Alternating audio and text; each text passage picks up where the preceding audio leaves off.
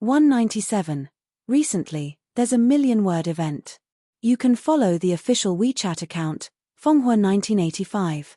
I hope everyone will participate. Chen Ping'an's breathing suddenly stopped. This was a kind of instinct, just like when the little boy in blue and the girl in pink met GQ.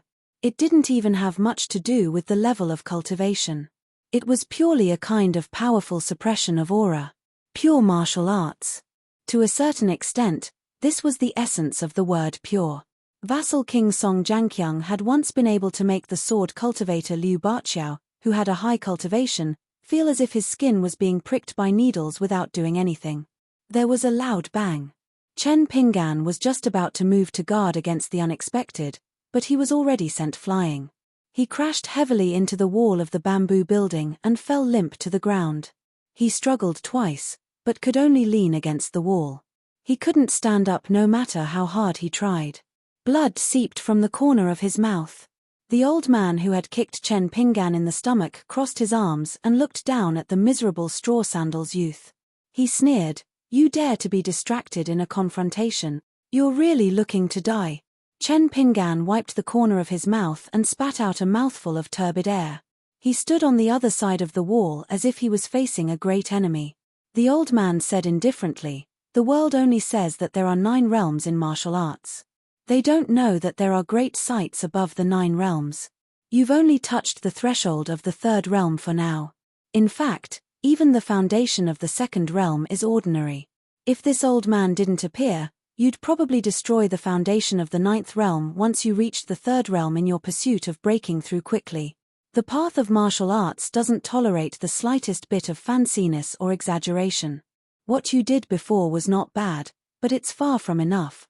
Because your dispersing of qi in the 1st realm was very bad." Chen Ping'an's breathing gradually smoothed out. In the end, he was a youth who had never slacked off in tempering his body. His foundation was very good. It had to be known that the ordinary and not bad from the old man's mouth were very high evaluations. If a secular martial artist like Zhu He could receive such an evaluation, he would probably be moved to tears on the spot. Chen Ping'an still hadn't understood all these twists and turns. He only said in a trembling voice, "I've learned a lot." As the old man took a step forward, the entire bamboo building shook slightly. The invisible characters that Li Shixing had drawn on the green bamboo slightly appeared and flowed with an imperceptible pure radiance, just like the scene when the moonlight bottle poured on the water of the stream. It was especially moving. The old man's thoughts moved, but he did not care about these things. He stared at Chen Ping'an and said, "The mud embryo stage is to find that breath of Xiantian qi and build the framework of martial arts. Qi is the pillar, qi is the high wall." However, before he could do it, he had to disperse the qi thoroughly. He had to get rid of all the filthy qi and even the spiritual qi of heaven and earth. Pure martial arts. What was the meaning of purity? It was pure and unadulterated, to compete with the world. Don't learn from those qi refinement warriors on the mountain. They are sneaky and sneaky. In the end, they are just watchdogs who have to obey the orders of others. Chen Ping'an only understood half of it. Moreover, deep in his heart, he did not completely agree with the old man's words.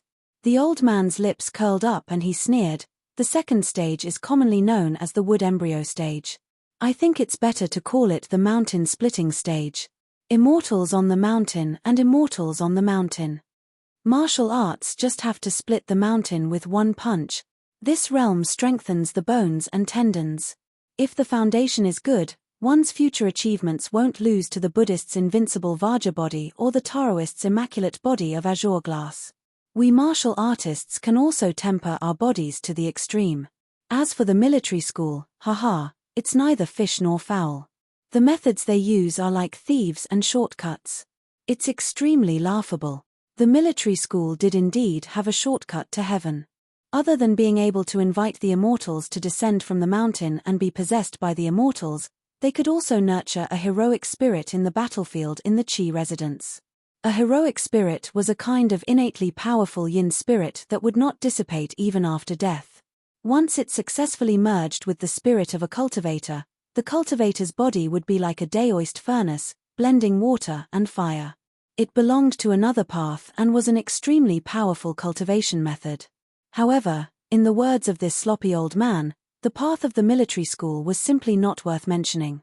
The old man hooked his finger at Chen Pinggan. Come, come, come. This old man will suppress his realm to the third stage. Use all your strength and beat me to death.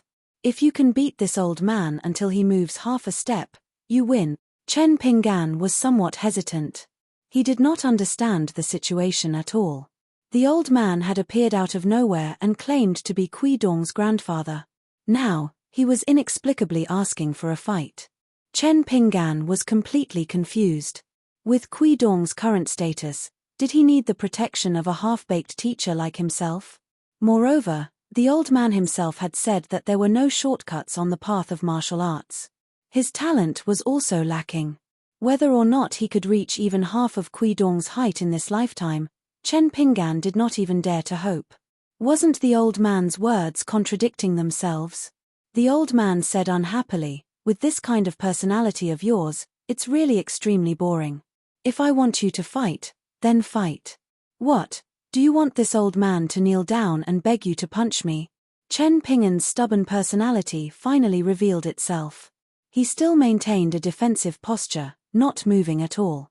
The old man's eyes were dark and unfathomable. This old man will only ask you one thing. Do you want to ascend to the third stage and become one of the top 3 in the world? Chen Pinggan nodded and said without hesitation, yes. The old man tilted his head slightly, stretched out a finger, and pointed at his head. His expression was extremely domineering. Then fight here.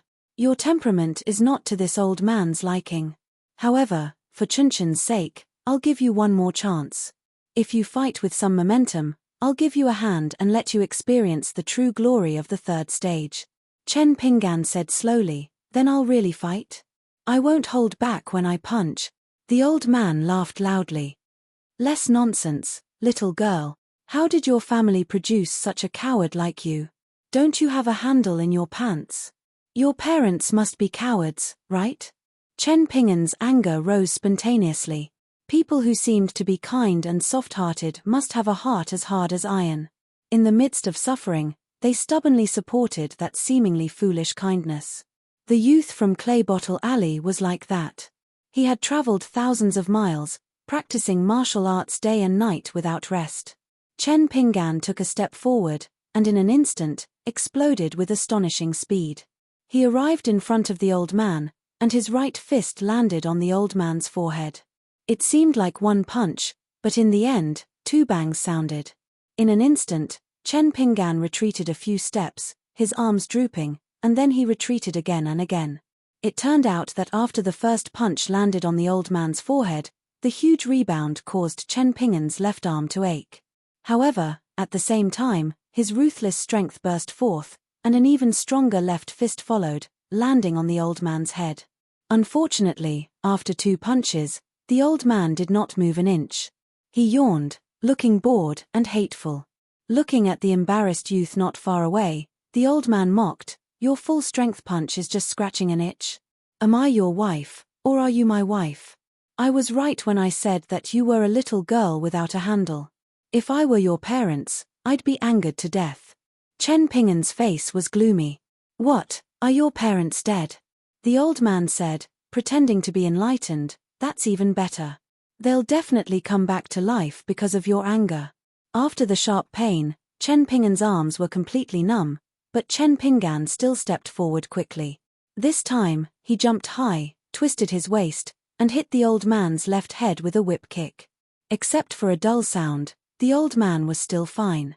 Chen Pinggan took advantage of the momentum to turn in the air, and the second whip kick landed on the old man's right head. This time, after Chen Pinggan landed on the ground, his legs were weak, and his shoulders were high and low. He had to stabilize himself several times. The old man stared at the lame youth as if he was an idiot, and asked, "Since your left leg has suffered enough, why did your right leg exert more strength the second time? Don't you feel pain?" Chen Pinggan did not speak. His face was pale, and his shoulders were undulating. His legs must have been seriously injured. The old man nodded. "It seems that this is your bottleneck. How disappointing. Chen Pinggan rushed forward for the third time, using the 6 stances of the mountain quaking fist. Although his speed was slower than the previous 2 times, his momentum was not reduced at all. The old man was slightly surprised. He stood in place and waited calmly. After countless stances, the spirit of the mountain quaking fist had already merged with Chen Pinggan's soul. Even if his hands and feet were injured, his momentum was still strong when he started his stances. After the pale-faced but determined youth skillfully completed the boxing stance, he leaped high into the air, raised his head, and suddenly hammered down on the old man's forehead. The youth fell backward and fell to the ground, breathing heavily. His eyes were filled with helplessness. Smart people know how to retreat. You're far from that. But not smart, that's right. If you want to be a pure martial artist, you don't need to be too smart. Cleverness may lead to a disaster. For this reason, A look of admiration flashed across the old man's face. He walked forward step by step, his face full of smiles, and said, "I'll reward you with a kick." The kick was as light as lightning, just enough to hit the side of Chen Pinggan's temple. Chen Pinggan used all his strength to raise an arm to block the vicious kick. In the end, his arm was pressed against his head, and his whole body was kicked to the foot of the wall. He curled up there, his whole body in pain. The old man stood in place, looking down at the poor youth. "I've already thoroughly understood your martial arts foundation. That was just the appetizer. What comes next is the real pain. Go outside and tell them to prepare a large bucket of water, the best nourishing herbs, and the best wound medicine. Of course, it would be best to prepare a coffin as well. Haha, this old man is afraid that you will take things too hard and commit suicide by hanging. That's good, the family can be reunited underground." Chen Pinggan rested for a full incense's time before he could get up and limp out of the house. In the corridor outside the house, he saw the little boy in green and the little girl in pink looking at each other, as well as the slightly gloating immortal in white. When Wei Pai saw the battered and exhausted Chen Pinggan, he held back his laughter and said, "I'll go prepare the best medicine vats, herbs, ointments, and elixirs. Don't worry, the Oxhorn Mountain has everything. As for the money, I'll help you pay it first. You can pay it back when you have the money. There's no rush. Friends are friends, but business is business, so there's still some interest." Chen Pinggan squeezed out a smile that was uglier than crying and nodded. After Wei Pai disappeared, he sat down in the corridor with his back against the wall. The little boy in green asked softly, "Master, is it hard to practice martial arts?" Chen Pinggan sat on the ground, paralyzed. His body could not help but tremble slightly as he said bitterly, "It's so bitter." The little boy in green had seen Chen Pinggan's walking and standing stance in the snow. He believed that with Chen Pinggan's second-realm martial artist physique, there was no way he could endure such torment. It was too torturous. It was not the kind of torment where one's arm was chopped off with a swoosh, bleeding profusely and wailing loudly. It was another kind of cutting flesh with a blunt knife. Every breath he took was like drinking astral winds and eating a knife. However, if even Chen Pinggan felt that he was suffering, the little boy in green could not imagine the torment. The little girl in pink turned her head and sobbed silently. About an hour later, the old man who was meditating in the house stood up and said in a deep voice, "Chen Pinggan, start practicing martial art." Chen Pinggan sighed, pushed open the door, and entered. The little boy in green swallowed his saliva and helped close the door gently, and he didn't even dare to look at the old man. After closing the door, the little boy in green jumped onto the railing and sat down, feeling extremely melancholic. "To think that I've dominated the pugilistic world in Yujiang for hundreds of years and am a famous hero in the entire Huangting country. I can summon the wind and summon the rain, and I have many friends. Why am I hitting walls everywhere in this tiny Longquan County? My luck has been too bad recently, hasn't it? In the future, will I accidentally splash some deity when I go out to pee and get punched to death? This doesn't conform to my expectations of killing everyone in the pugilistic world." The little boy in green had a sullen expression as he slammed the railing with both hands, extremely frustrated. The little girl in pink was on the first floor. Together with the mountain deity Wei Pai, they helped to start a fire and boil a huge vat of medicinal soup that was fragrant. The huge vat of medicinal herbs was not expensive. If converted to silver, it would only cost Wei Pi 80,000 taels of Dali silver. The poor learn literature while the rich learn martial arts. The ancients did not lie. Of course, most martial artists in the world would definitely not be as extravagant as Wei Pi. Otherwise, no matter how rich they were, they would be emptied. In the room on the second floor of the bamboo building, the old man glanced at the young man who was in good spirits. Other than helping you completely dissipate your qi, I'll also temper your body and soul at the same time. As long as you persevere to the end, breaking through to the third level will be a matter of course. If you're lucky, it's not impossible for you to reach the fourth level. If he was lucky. When Chen Pinggan heard that, he felt that there was no hope. The old man smiled. From today onwards, I'll pay attention to the strength of my attacks. I won't let you feel that it's unbearable at the beginning. However, the feeling at the end, hey, you'll have to experience it yourself. Chen Pinggan had an ominous feeling. The old man's smile disappeared. His state of mind suddenly became tranquil. He slowly made a simple and ancient fist stance. When I was young, I liked to travel far and wide. I never carried any divine weapons. I only relied on my fists to fight my way up and down the mountain. I once saw a Taoist master beat the spring drum. According to legend, in ancient times, the god of thunder drove a carriage and beat the drum. It deterred all the evil spirits in the world and purified them. The old man's face was calm. After one observation, I had an epiphany and comprehended this style. It's called the god-beating drum style. Chen Pinggan listened attentively. He did not dare to miss a single word. The reason was very simple. He could not suffer for nothing. The old man said sternly, "Boy, stand firm. Take 10 punches first." There was a crisp sound of firecrackers exploding in the bamboo building. 10 continuous punches landed on 10 places on Chen Pinggan's body. The force penetrated his qi, causing his qi to become unstable. It was like a broom sweeping through, causing dust to fly everywhere. After he stopped punching, the old man smiled strangely. Chen Pinggan, who was prepared for the worst, was a little surprised at first. He thought that the old man's punches were not heavy and that his body could withstand them. Then, Chen Pinggan suddenly bled from his 7 orifices. He fell to the ground and began to roll. Chen Pinggan bit his lips tightly to prevent himself from crying out loud. When he was practicing, besides hearing from Zhu He that one should not drink alcohol in the early stages of martial arts, he had also heard many times that one should not give up. Chen Pinggan finally learned a little bit of boxing theory. He cherished it very much. Until today, he still persevered.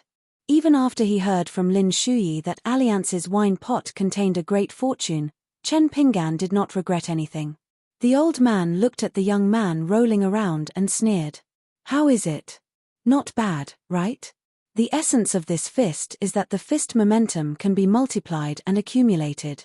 Even if you are a Deluo golden immortal with an indestructible golden body, as long as you punch fast enough, you will still be smashed to pieces." After saying this, the old man looked a little absent-minded. When he was at the peak of martial arts, he had always wanted to know one thing. If the Tao ancestor and Buddha were willing to not fight back, then with the accumulation of this move, could they withstand hundreds of punches? And he himself could deliver hundreds of punches? The old man quickly came to his senses and explained, "Don't worry. I have used a lot of strength in these 10 punches.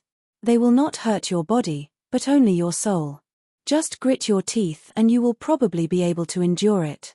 The youth rolled on the ground for half an incense stick's worth of time, then sat on the ground, relying on the breathing technique taught by Old Man Yang and the qi circulation technique taught by a Liang. After an incense stick's worth of time, he slowly got up, covered in sweat, like a drowned rat that had just come ashore.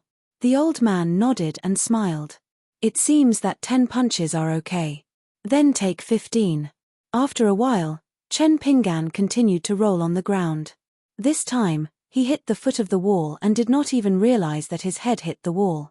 Chen Pinggan lay on the ground for half an hour. He could not even sit up, let alone stand up and say anything to the old man.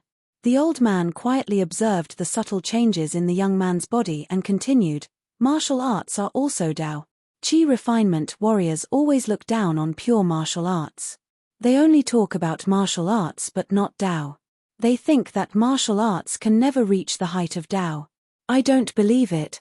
I went to read hundreds of ancient books. One day, I read a paragraph of content. There was a picture of a graceful lady with a beautiful figure. The text said that this lady was the Rain Master.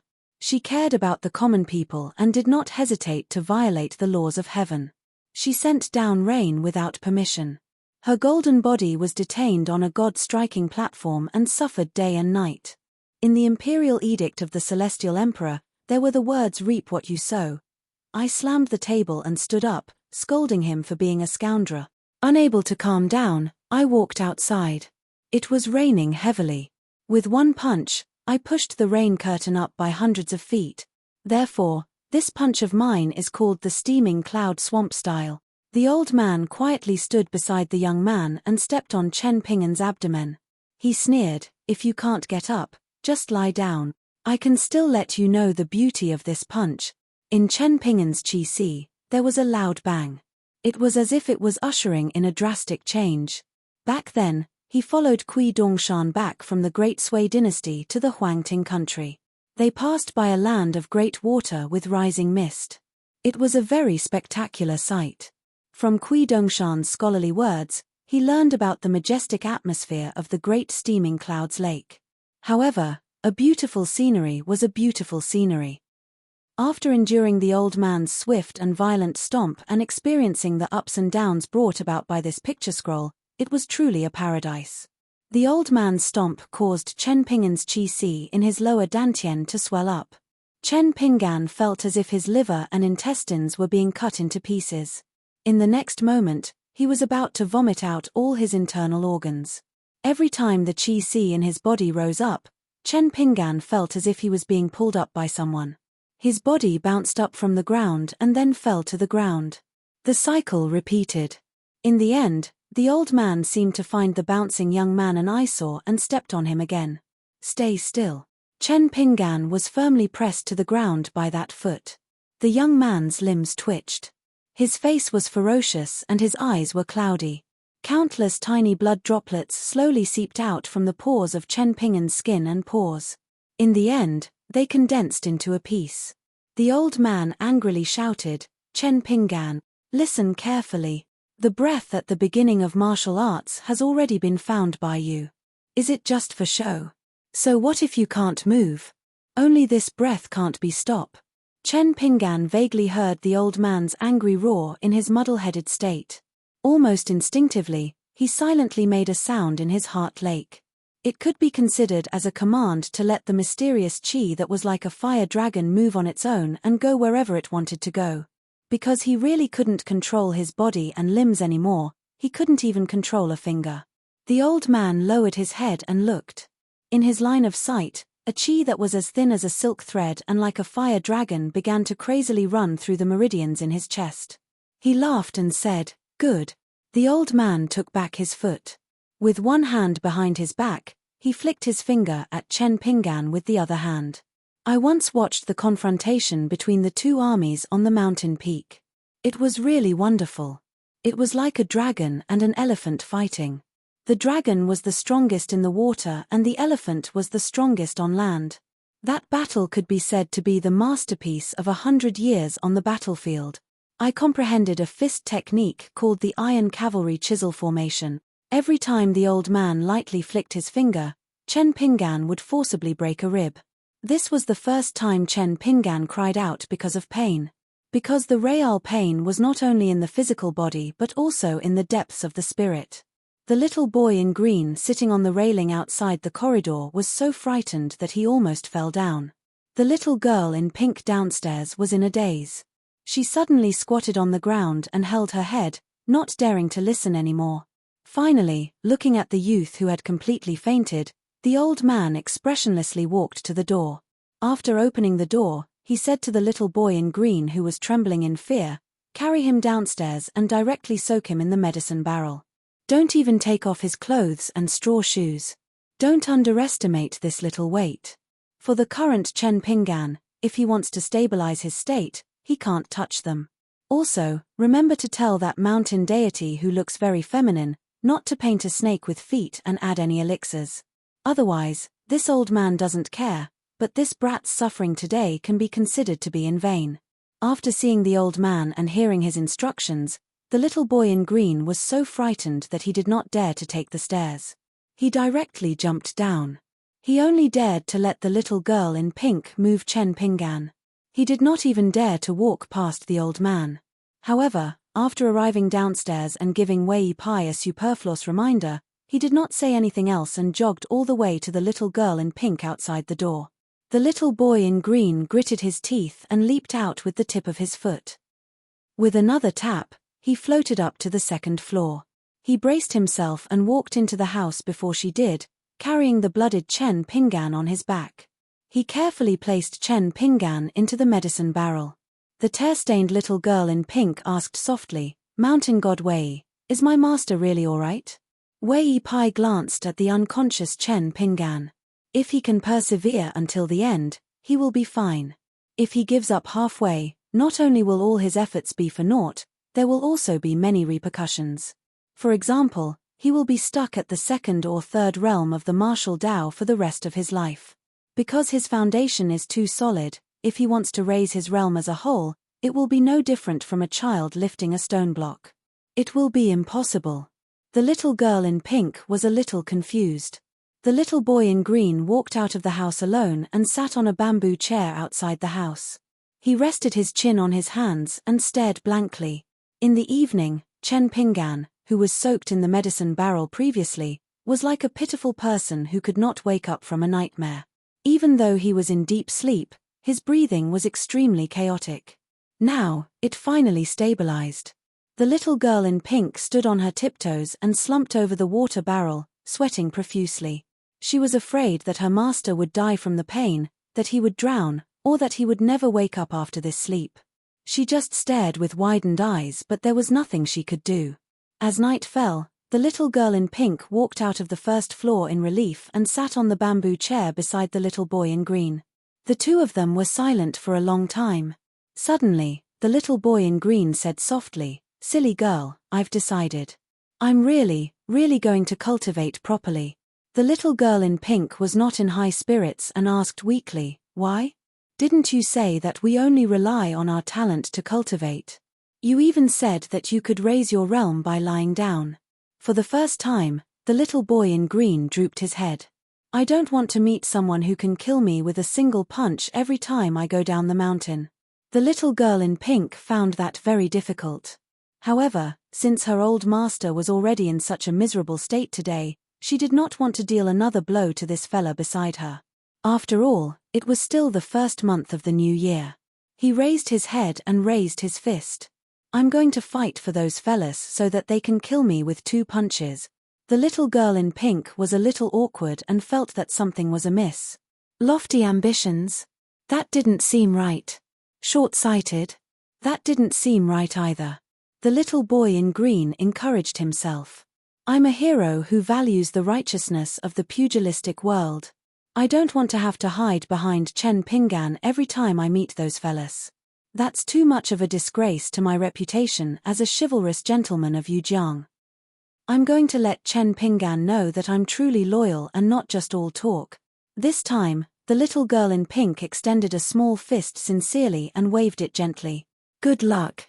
It was only at this moment that the little boy in green who looked down on the fire python from the bottom of his heart was touched.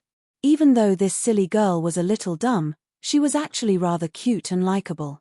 Instantly, he returned to his cheeky self and asked with a cheeky smile, "Silly girl, have you thought about what we talked about previously? Be my little wife and roll in the bed with me for no reason? Even if I don't like you very much right now, feelings can be nurtured for couples in the secular world through matchmaking and a prenatal marriage. It's fine as long as you like me. Then, as long as you're sincere enough, I'll be as fond of you as you are of me. Thinking about that makes you happy, right?" The little girl in pink was on the brink of tears. "You're shameless. I'm going to complain to old master. Our old master is sleeping and can't be bothered with you." The little boy in green chuckled. You don't even know how to catch a pie falling from the sky. Forget it, forget it. You're truly a silly girl. It's only Chen Pinggan who hasn't seen the world and treats you like a treasure. If it were me, I'd give you a superior snake gallstone at most. The little girl in pink puffed up her cheeks and said angrily, Please call him old master. The little boy in green fell silent. He held the back of his head with both hands and looked into the distance. He said softly, Yes, Chen Pinggan is our old master. Chen Pinggan woke up in the middle of the night. He could walk without any problems, but the condition of his body could be said to be tragic. For some reason, his broken ribs had been reconnected. Of course, he had not fully recovered, but it was enough to see that the 80,000 taels that Wei Pai spent was not wasted. In fact, if it was someone else who bought it from the baggage shop, they might not even be able to get it for 160,000 taels of silver. This was the value of the North Mountain god. Chen Pinggan changed into a new set of clothes and did not dare to walk out of the bamboo building.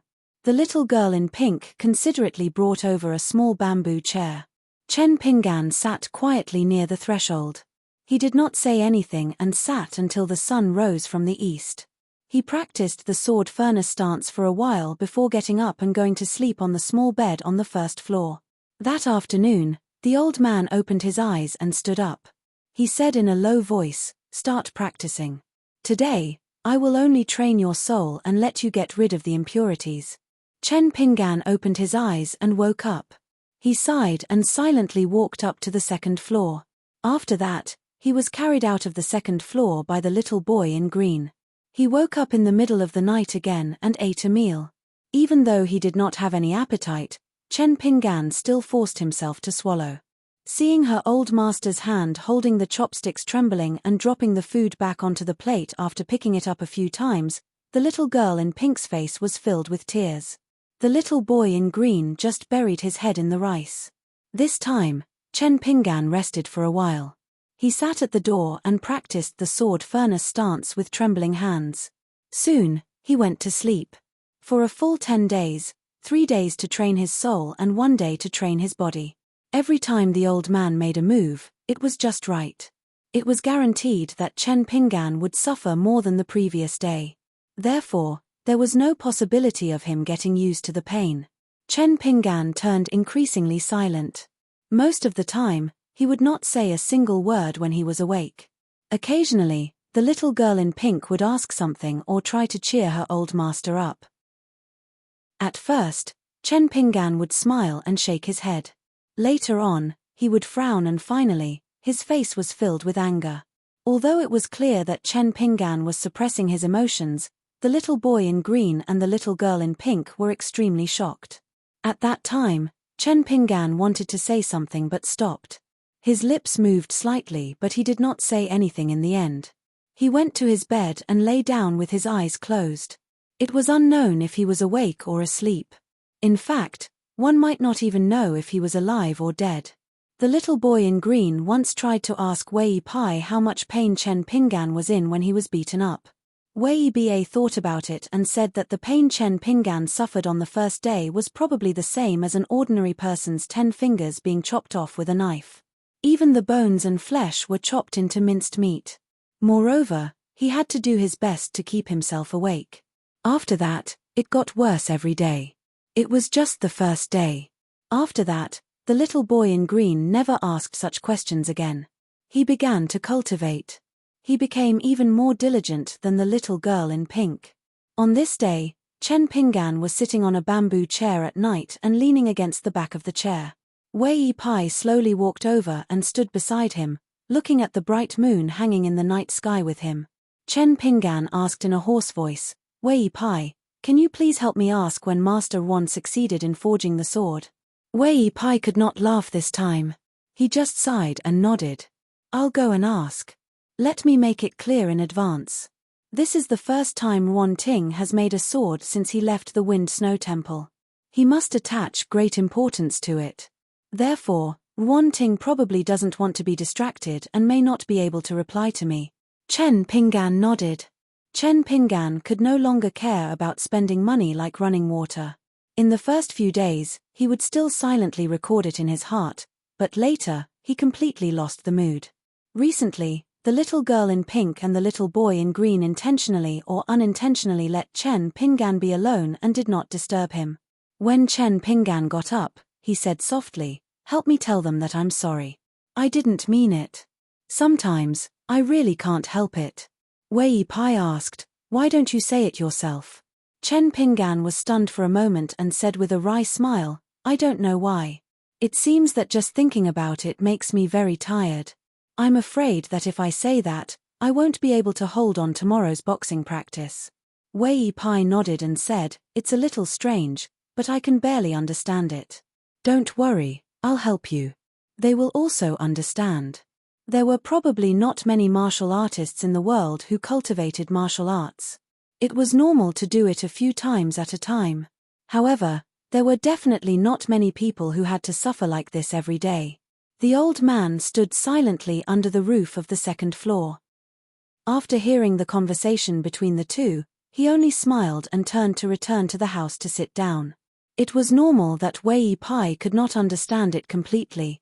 After all, the old man's punches were a type of deity drum beating stance that was constantly accumulating. It was a hidden tempering that went deeper in one's heart. Tempering one's body, cleansing one's meridians and regenerating one's marrow was the first step. Strengthening one's courage and soul was the second step. The true test was still the heart. The old man was like a sharp awl that was ruthlessly hammered into the young man's heart time and time again. One could imagine how it felt. The old man was actually very surprised as well. Firstly, the young man had not lost his mind yet. He was still gritting his teeth and enduring it, unwilling to say, "I don't want to practice boxing anymore." Secondly, the mysteries of this bamboo house were truly indescribable. Chen Pinggan lay on the bed. After rolling up the blanket, he curled up and faced the wall, covering his mouth with one hand. There were whimpers in between his fingers. Another 10 days passed. During this period, the calamity they suffered became even more tragic. Among them, the old man asked Chen Pinggan to peel off the skin and pull out the tendons himself. He did it himself. One night, Chen Pinggan, who was bandaged up like a dumpling, suddenly stood up from the bamboo chair. His body swayed slightly as he walked towards the cliff outside the door. He seemed to want to practice the walking stance that he had not practiced for a long time. However, after one practice, he could only give up. Chen Pinggan turned his head and looked towards the direction of the small town. His lips trembled as if he wanted to cry. He suddenly asked, "Wei Pai, I know you are nearby. Can you bring me a pot of wine?" Wei Pai nodded. "I have it with me." An opened wine pot slowly fell in front of Chen Pinggan's eyes. After Chen Pinggan reached out and caught it, he turned to look at the bamboo house. "Can I drink?" A sneer came from the second floor. "Drinking wine is nothing. If you have the ability, you can arm wrestle with Daozu and Buddha. That is heroic." Chen Pinggan turned his head. The moon was bright and the stars were sparse. He looked at the distant mountains and rivers in the south. He lowered his head and sniffed the wine. He once carried a drunk old scholar on his back. The old man patted him on the shoulder and shouted, "Young man, you want to drink wine?" The young man, who looked dull for a long time, suddenly smiled brightly. He gulped down a mouthful of strong wine and coughed non-stop. He raised the wine pot high and shouted with all his strength, "Drink wine.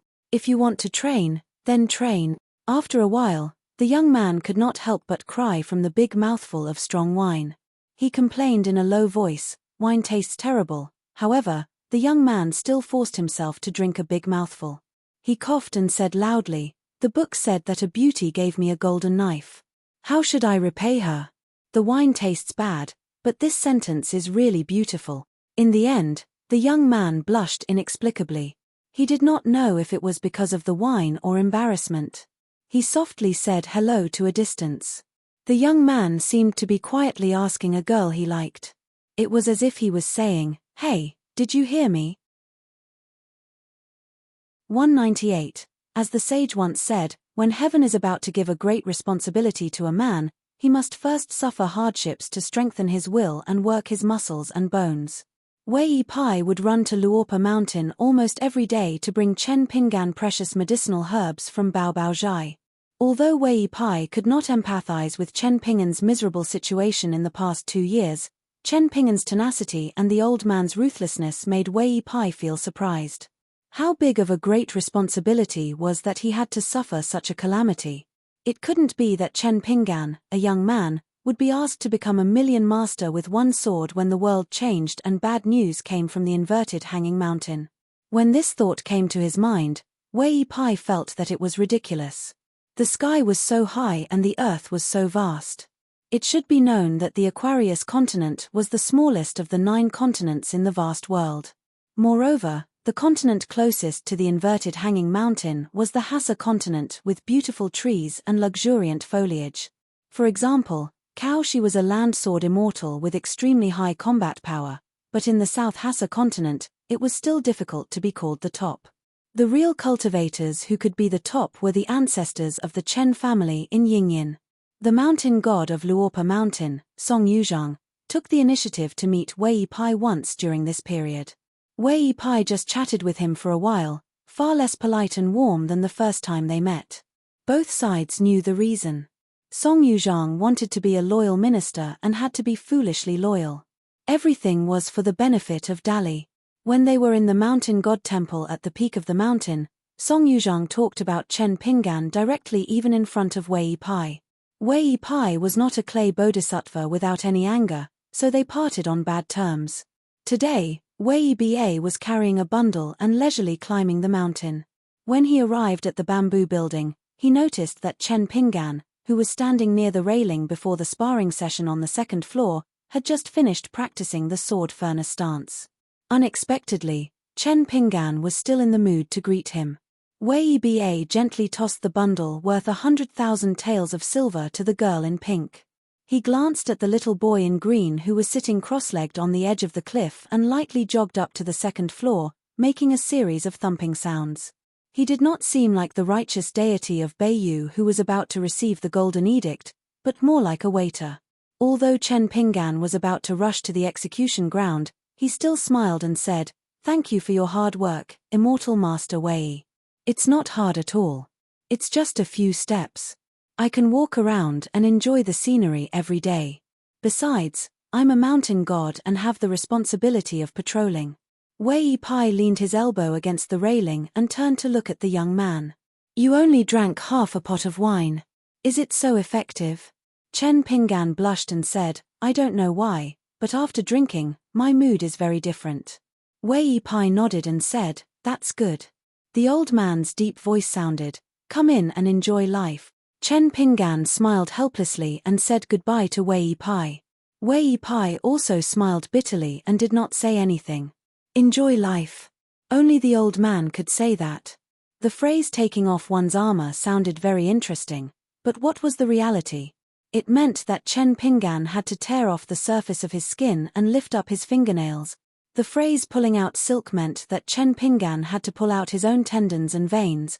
This kind of cruel method really tested one's heart. It meant that Chen Pinggan had to do it himself. Furthermore, he had to open his eyes wide and his movements could not be fast. Bit by bit, he had to pull out silk from his own cocoon. However, while Wei Pai's scalp was numb, he was also full of expectations for Chen Pinggan's martial arts realm. How strong would his foundation be if he could reach the 3 realms in such a way? How strong would his combat power be when he fought with his enemies in the future? Chen Pinggan took off his straw sandals and walked into the empty house. After closing the door, he found the old man sitting cross-legged and flipping through the book. The old man frowned as he looked at him. Today, when Chen Pinggan was practicing the sword furnace, the old man suddenly had an idea and said that he wanted to see the manual of the sword furnace stance. After Chen Pinggan explained, it was similar to what Miss Ning had said. The manual was kept on behalf of someone else and did not belong to him, Chen Pinggan. The manual was kept on behalf of someone else and did not belong to Chen Pinggan. The manual and the pictures recorded in the manual were not to be divulged. This is the manual of the mountain quaking fist. The old man casually threw the manual back to the youth and laughed. His face was full of sarcasm as he said, At the beginning of the manual, there is a little bug in my hometown called Swan Ni. Throughout its life, it is different from its kind in other places. Ha ha ha, so it is a martial artist from the Jianghu in the southeast of the Julu continent. Listen to these petty words, it is full of the smell of dirt. You can imagine, how great would the martial artist who wrote this manual be in his lifetime? Fortunately, this fellow has some self-awareness and knows that in the manual, it is clearly written that it has never been ranked among the top martial arts manuals in the world. Otherwise, this old man would really scold him for being shameless. My fist technique is determined by life and death, not victory or defeat. It focuses on the fist intent and not the moves. TSK, this sentence is really like a toad opening its mouth and wanting to swallow the heavens and spit out the earth. What a big tone. Chen Pinggan, do you know why the manual states it like this? It is very simple. Because when it comes to victory and defeat, it is always more likely to lose than win. That is why it talks about life and death. At worst, it is just a matter of death. Chen Pinggan said unhappily, if the manual is so unsightly, why is Senior still willing to remember the fist principles in the book so clearly? The old man laughed heartily. The fist techniques recorded are really sparse, but this brother isn't afraid of biting his tongue when he speaks. This old man is quite happy to see it. Just treat it as a messy travel book of mountains and rivers. Chen Pinggan did not refute anything, but he was somewhat unhappy. He cherished this manual very much, very much. Deep in Chen Pinggan's heart, he was grateful for the mountain-quaking fist. It was not inferior to the 3 strands of sword energy of the sword spirit. One was a life-saving medicine, the other was a life-saving talisman. There was no distinction between the two, and there should not be. Chen Pinggan had a rough idea of the pros and cons of the mountain-quaking fist manual, because Ning Yarrow felt that it was very ordinary. She could learn it step by step, but she did not feel that there would be any great achievements. After that, Zhuhe also witnessed Chen Pinggan's walking and standing stance with his own eyes. Similarly, he did not feel the least bit stunned. But Chen Pinggan did not care about this. Even if Chen Pinggan had another 10 years, or 100 years, no matter how high his martial arts achievements were at that time, his fondness for the manual would only increase, not decrease. The old man smiled and asked, "Before you practice today, this old man will ask you a small question. If you answer correctly, there will be a surprise. If you answer incorrectly, hehe." Chen Pinggan swallowed his saliva, feeling a little scared. The old man stopped smiling and asked in a deep voice, "In the manual, aside from the moves and stances, what do you think is your favorite sentence?" Chen Pinggan did not hesitate and said, "Those who practice the mountain-quaking fist in the future, even if they face the ancestors of the 3 sects, remember that our fist technique can be weak, we can lose the momentum to win, but only our fist intent. Never retreat." The old man suddenly stood up. Practice. At the blacksmith shop in the south of the town, a young girl was complaining to her father, "Why don't you want me to help you forge a sword?" The man glanced in the direction of the brand new sword furnace. "Do you know why father promised that young girl to forge this sword for her?" The young girl nodded, "I know. She gave us such a large piece of the beheading dragon platform. It's enough to buy a good sword." Ruan Tong shook his head, "Not only that. Father hopes that the first sword that I, Ruan Tong, establish a sect, no matter who it is forged for, will be able to amaze the entire Aquarius continent, and even the sword cultivators of the Julu continent know of the incomparable sharpness of this saw." Speaking of this, the blacksmith man, who even dared to tease the wine lady of the town, exuded a strange brilliance from head to toe. He was like a teacher talking loudly, like a Daoist discussing the Tao, or like a monk preaching. The man sitting on the chair clenched his fists and gently beat his knees. His eyes were sharp, and he did not have the usual rough and dull feeling. Then who is the most suitable to give it to? Originally, Wei Jin, who came from the Wind Snow Temple, was half a family member. It was reasonable and appropriate. Unfortunately, before Ning Yarrow appeared, Wei Jin had been in seclusion. Since Ning Yarrow took the initiative to request to forge a sword and even took out the beheading dragon platform, of course, I will not refuse. After passing through the inverted mountain, it will be even more amazing than the holy lands of sword cultivators in the Julu continent. It will be able to win the attention of sword cultivators in the world. The existence of the inverted mountain was known as the world's largest mountain seal. It was originally a small seal, but after it fell from the sky, it became a towering mountain. This was obviously to disgust the scholarly saints. The second disciple of the Tao ancestor of the Tao court, who was elsewhere in the world, not only hammered such a nail into the vast world, but also required all Qi cultivators from various continents who passed through the inverted mountain to go to the Great Wall of Sword Qi to sign a mountain alliance. Ordinary people did not know about the existence of the inverted mountain and the Great Wall of Sword Qi. After all, it was almost at the edge of the vast world. For example, the ordinary mountain sects in the Aquarius continent were located in a remote corner, and they would never hear of these two names in their lives. If they went further, they would have heard of it before, and then they would just brush it aside. It would be a very difficult topic to talk about in depth. Firstly, the news was blocked. Secondly, after all, they were separated by thousands of mountains and rivers.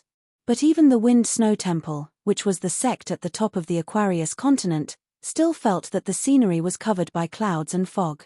It was because of the inverted mountain, and also because it was the work of the second disciple of the Tao ancestor. It was like a private courtyard built in this world. It was really domineering to the extreme. The entire vast world is the door of your scholarly school. I just want to open up a small garden in your home.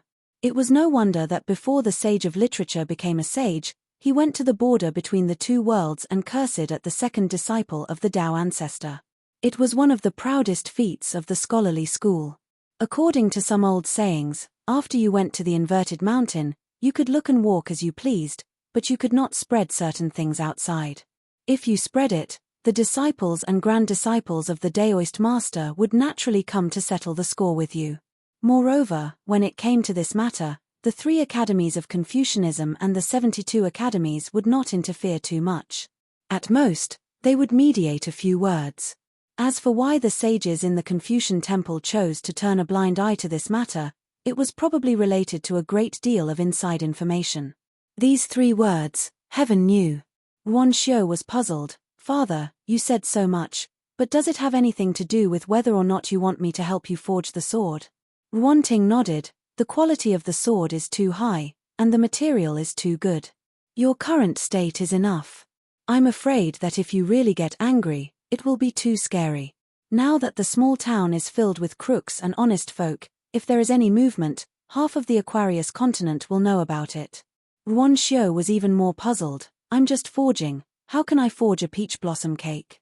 Yuan Qiong snorted. If it's just a peach blossom cake, it will save me a lot of trouble. Yuan Xiu awkwardly gave a ha, and did not speak anymore. In the past year, she had not eaten many pastries, and whenever she talked about it, she would drool, and it was a little embarrassing. Yuan Ting held it in for a long time, but still could not hold it in. When that brat heard that he was gifting the sword to Ning Yao, he agreed without hesitation. He did not even ask how far the Aquarius continent was from the inverted mountain, a toad wanting to eat swan meat. He does not know the immensity of heaven and earth. Yuan Xiu turned her head, and said softly, Father, he just likes a lady, there's no need to care about their social status. It's not like we're getting married. At that time, it's still reasonable to care about one's social status. Now, it's just who he likes, the heavens do not care. Yuan Ting was startled. You know he likes Ning Yao? Yuan Xiu's eyes opened wide. I'm not blind, and Father, you know that I can see through people's hearts, so I knew long ago. Yuan Qiong was so angry that he could not say a word. He wished that he could walk to Luo Po Mountain Bamboo Loft, and punch that clay bottle Ali's bumpkin to death. No one bullied their own daughter like that. Yuan Xiu suddenly laughed. Father, don't tell me you think that I like Chen Pinggan? Yes, the like I'm talking about is the kind of like between a man and a woman. Yuan Ting was confused. Although he was feeling guilty, he still pretended to be relaxed, and said stubbornly, How can you like that brat? It has nothing to do with your social status. Father is also a poor brat from a poor family. I don't need to say much, but Chen Ping'an's looks, talent, personality, and temper, Father really does not like him. How can he be worthy of my Xiu Xiu? Yuan Xiu replied with an O, both of her arms stretched out, her fingers interlaced, and looked into the distance. "So father, you don't like him?" A dignified military saint was almost angered to death by his own daughter's words. Ruan Ting braced himself and asked, "Then what about you, Xiao Xiao?" Ruan Xiao's answer seemed to be somewhat irrelevant, and also seemed to be avoiding the important and dwelling on the trivial. "Chen Pinggan will only like one girl, I know that better than anyone." When she said this, the girl smiled happily. This made Ruan Ting somewhat confused. He did not know what Xiao Xiao was thinking. After all, he was not Xiao Xiao's mother. These matters of love, as a man, it was not good for him to get to the bottom of it. Ruan Xiao narrowed her watery eyes, giggling, "The peach blossom cake is really delicious." Ruan Ting suddenly stood up, and said sullenly, "Father will go to the small town to buy it for you." Ruan Xiao said weakly, "Okay." Ruan Ting was angry as he walked. "That damn Chen Pinggan, he caused my Xiao Xiao to be gluttonous for half a year, not eating any snacks. My daughter has lost weight." Regarding the matter of Saint Ruan Ting opening the furnace to forge a sword, those monsters and wild cultivators who entered the territory last year had been secretly informed. Whether they were willing or not, they all rushed to the mountains in the west. As for whether they could successfully enter the mountains and use the luck of the mountains and rivers to resist the sword intent emitted by the sword furnace, it still depended on the attitude of those forces on the mountains.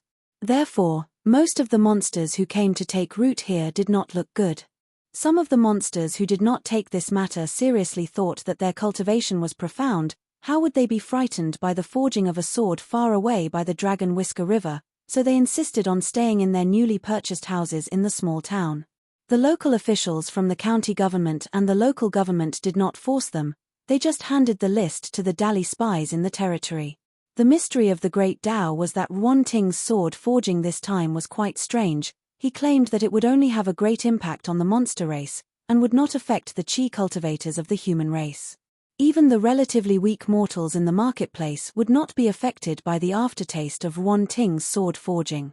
No wonder there was an old saying at the foot of the mountain of the immortals, "If you don't enter the mountain, you won't enjoy great fortune, but at the same time, you can save a lot of troubles."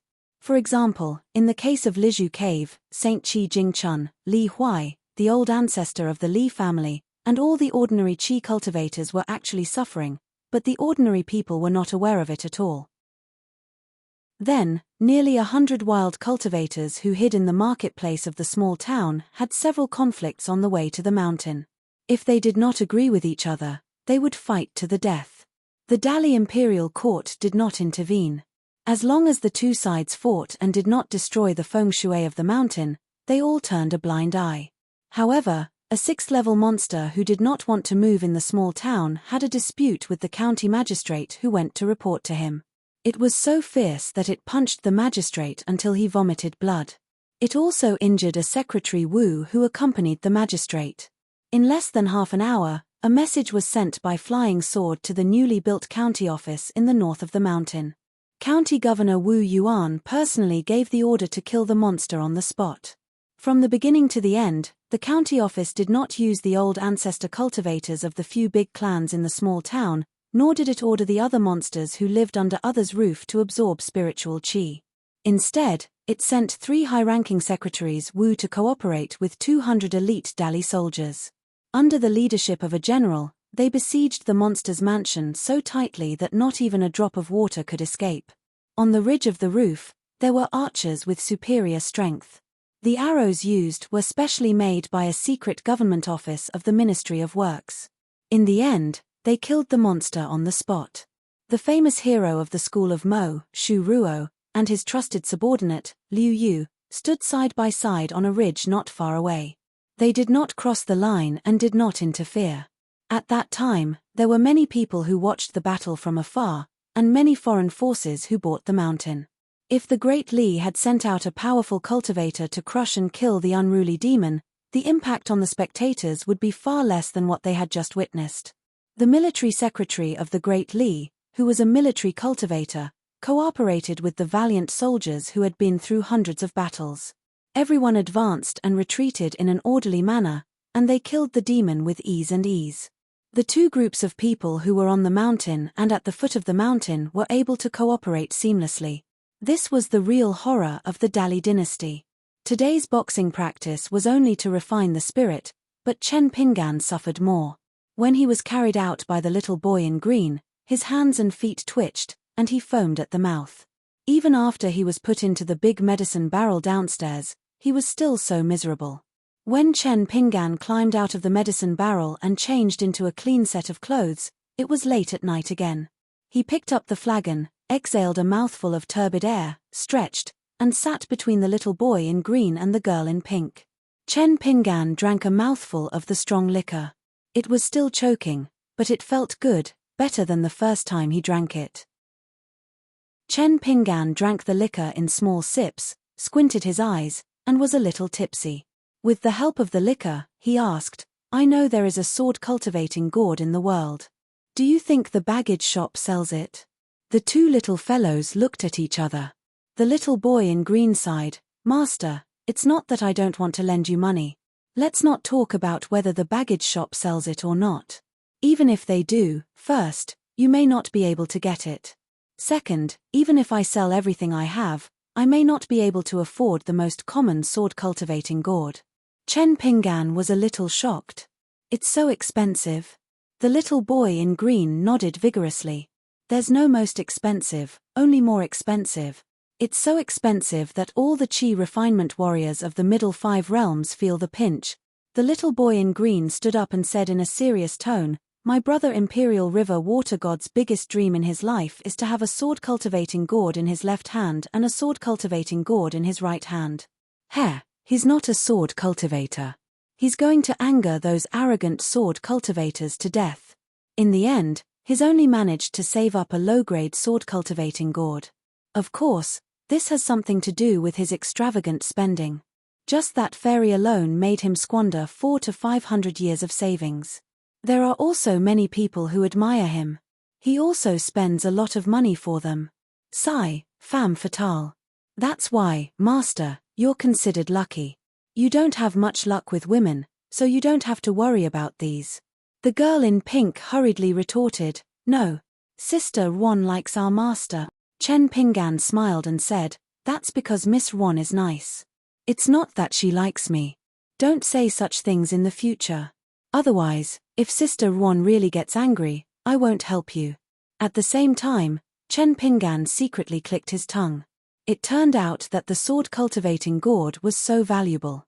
Then, the first thing he'd do when he went down the mountain was to send a letter to Li Baoping at the relay station. He'd ask her to take good care of the silver-white sword-cultivating gourd and not knock it. He knew that Baoping was very playful. Maybe one day she'd run around the mountain with the red string and the small gourd. Maybe the small gourd would be smashed away. The two little guys stared at each other and didn't say anything. Chen Pinggan thought carefully and added, "Miss Ron is different from ordinary people. I don't know the specifics. If Miss Ron likes me, then I also like Miss Ron. But this kind of like is not what you think." The little boy in green was relieved. He was a little worried that the middle-aged man who didn't like to talk and didn't look like a saint would one day come to Luopa Mountain aggressively and kill Chen Pinggan with one punch and then kill him with one punch. The girl in pink was a little disappointed. Of course, she liked her master the most. Then, she also liked Sister Ron. If the two people she liked could like each other, wouldn't that be great? Then, who did the master like? The girl in pink knew that the master secretly liked a certain girl. For example, now she was secretly looking at the master's side profile. Looking at Chen Pinggan's eyes and expression, she knew that the master was starting to miss that girl again. Chen Pinggan's mind was thousands of miles away. There was a girl with brows like distant mountains. Other than being very pretty, she was also very good. Even if she just sat in the shabby house in Mud Bottle Alley and didn't say anything, she could make the young man full of hope for the future. But Chen Pinggan also knew that whether he liked her or not was his business. Whether she liked him or not was her business. No matter what, Chen Pinggan felt that he had to tell her face to face. Just like when she was already far away, she suddenly felt that she had to say goodbye to him. Then, she would turn around on her sword and say goodbye to him face to face. Chen Pinggan didn't dare to say that he would only like one girl in his life, but he definitely wouldn't like two girls at the same time. So, he wanted to travel far away for himself. This was the first time the young man wanted to do something for himself so much. The next day, before practicing, Chen Pinggan casually asked if he needed a good sword manual to practice his swordsmanship. As a result, the old man was furious. Originally, he was going to train his body, but now, he was going to train his spirit. And before that, he used the excuse of learning from each other to test the effectiveness of his practice.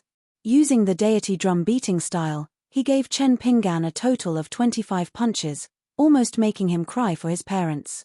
Chen Pinggan, who was on the verge of death, laid on the ground half dead. He had mistakenly thought that he was really going to die many times. The old man looked down from above and sneered, "A man who is never content is like a snake trying to swallow an elephant. You haven't even mastered your fist and you're already thinking of practicing your swordsmanship." Chen Pinggan, whose face was covered in blood and whose face couldn't be seen clearly, was devastated. As he vomited blood, he answered hoarsely, "I wanted to ask how I should practice my swordsmanship after I've mastered my fist." The old man was obviously stunned. When he saw that the young man's eyes were burning with anger, the old man smiled awkwardly and knocked the young man out with a kick. Helping to train his body didn't make much of a difference whether he was unconscious or awake. As a result, that night, Chen Pinggan came out of the medicine barrel and changed his clothes. From the first floor, he started cursing at the second floor. His face was ashen and his teeth were clenched. His curses were not vague at all. As expected of a young man from Mud Bottle Alley, the green-clothed child and the pink-dressed girl were sitting by the side, munching on sunflower seeds. Even the green-clothed child was beginning to admire his master. After practicing martial arts for so long, just his courage and spirit alone was already very effective. After that, Chen Pinggan sat on the bamboo chair and drank the remaining half of the pot. 199. This is not a long chapter. The long chapter will be delayed for a few days. Because it is about the people who went out, it needs a lot of space to explain it clearly. And the current chapter is pulling in a big net. After the new year, a few big events happened in the Aquarius continent. First, the young but senior Daoist of the Divine Grandeur sect was recommended by his senior brother, the Heavenly Lord Qi Jun. He was invited to the Divine Grandeur sect, a major Daoist sect located in the central Divine continent, to become the new immortal master of the Divine Grandeur sect. He was in charge of the precious Daoist book, the Dongxian Sutra, which was known as the Outline of Taoism. This news was not inferior to the celebration of Qi Jun being conferred the title of Heavenly Lord in the Divine Grandeur sect. Second, the Martial Mountain, one of the ancestral courts of the military school, had a new disciple who broke through 3 realms in a year. This made the Martial Mountain, which was slightly inferior to the Wind Snow Temple, suddenly become more powerful. It was vaguely showing signs of surpassing the Wind Snow Temple. One must know that this was based on the premise that the Wind Snow Temple became a sword immortal on the land. This showed that the young man was very talented. Third, there was a rumor that the northern barbarians of the Dali dynasty were crazy and wanted to upgrade a mountain in the south of their territory to the north peak of a country. There was a lot of discussion, and most of them were ridiculing that the country bumpkin song family was not only shallow, but also ignorant of the north, south, east, and west. Only the Lakeview Academy prohibited the students from talking about this, which was worth pondering. As for the other few matters, they were not as shocking as the first 3, and most of them were just rumors spread through the grapevine, and it was hard to tell if they were true or false at the moment. For example, in the southernmost part of the old Dragon City, the young city lord Feng Nanhua was going to marry the first daughter of a powerful family in the southern stream country, and the girl's family was one of the largest families in the Aquarius continent, but it was rumored that the girl was extremely ugly, and was a 30-year-old lady. Another example was the Great Sui Kingdom in the north. It was turbulent and there were many great cultivators who secretly left the country and chose to travel to the south. It was said that they wanted to avoid the Flying Sword Tower of the Beko Kekyung building in Dali. As for the Cliff Academy, which had been stripped of its title as one of the 72 academies, it had taken root in the capital of the Great Sui Kingdom last year, which was not considered big news. Also, the Great Sui Kingdom announced to the outside world that there was a new martial artist of the 10th level, and the southern Aquarius continent thought that it was a clumsy cover-up by the Great Sway Kingdom. It had only been a few days since the Lantern Festival, and so many things had already happened. The eastern Aquarius continent had never been so lively before. As Wei Pai went to Luo Po Mountain for a walk every day, the mountain also became lively. The immortals of the 3 nearby mountains only treated Luo Po Mountain as a joke because it was unwilling to build a mansion for a long time. Now, they began to visit Luo Po Mountain frequently, either to meet the great god of the North Peak or to offer incense to the mountain god temple at the top of the mountain. This action was not simple. There were big rules and regulations when immortals entered the temple to offer incense. Immortals usually did not set foot in the temple and would not offer incense easily unless it was the first incense that was similar to an alliance. For example, if I built a mansion on a mountain and there was an ancestral temple on the mountain, then I would offer 1 incense instead of 3. It was considered a greeting. If the incense burned out, it meant that the mountain god in the ancestral temple had nodded his approval. If the incense in the incense burner could not burn down, it meant that the fire was not right. As for whether the immortals would shed all pretense of cordiality or try to win them over, it depended on each person's confidence, or how thick the arms and fists of the dynasties below the mountain were. It was just that in the end, the little treasured vase continent was not the Central Plains divine continent where hundreds of flowers bloomed. It was rumored that there was once a powerful dynasty that stood for 1,000 years there. Every time the power of the country declined, there would definitely be a wise monarch with great talent and great strategy, as well as civil and military officials who would try their best to turn the tide. That dynasty highly revered pure martial artists. They had once done a magnificent feat that was unprecedented and would never be replicated in the future. A certain muddlehead monarch who had almost severed his country's throne was enraged for a beauty. He used the power of the entire country to besiege a large mountain. Other than the treasures of the chi cultivators, the flying swords of the sword cultivators, and so on, there were also countless strong bows and crossbows of pure martial artists. 6,000 trebuchets inscribed with the Taoist cloud seal talisman were set up. There were even more than 10,000 gigantic bed crossbows specially made by the School of Moism's mechanical engineers. They took out all of the dynasty's reserves, and every single bed crossbow arrow was as thick as a pillar of a large hall. In the end, they forcefully shot that large mountain into a hedgehog. Longquan town was still bustling with noise and excitement, but in the mountains to the west these past 2 days, it was abnormally quiet and peaceful. Let alone the foreign immortals who had settled down here, even those wild and untamed demons and monsters did not dare to breathe loudly. This was because the Dali imperial tutor, Kui Dong, had begun patrolling the mountains. It was said that this was the Confucian-robed old man's first time setting foot in Longquan County.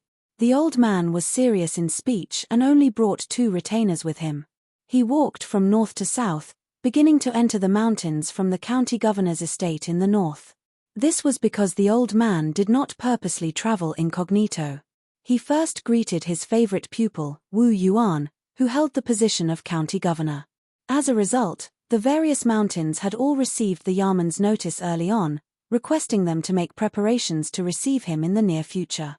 The imperial tutor could go up the mountain to view the scenery at any time.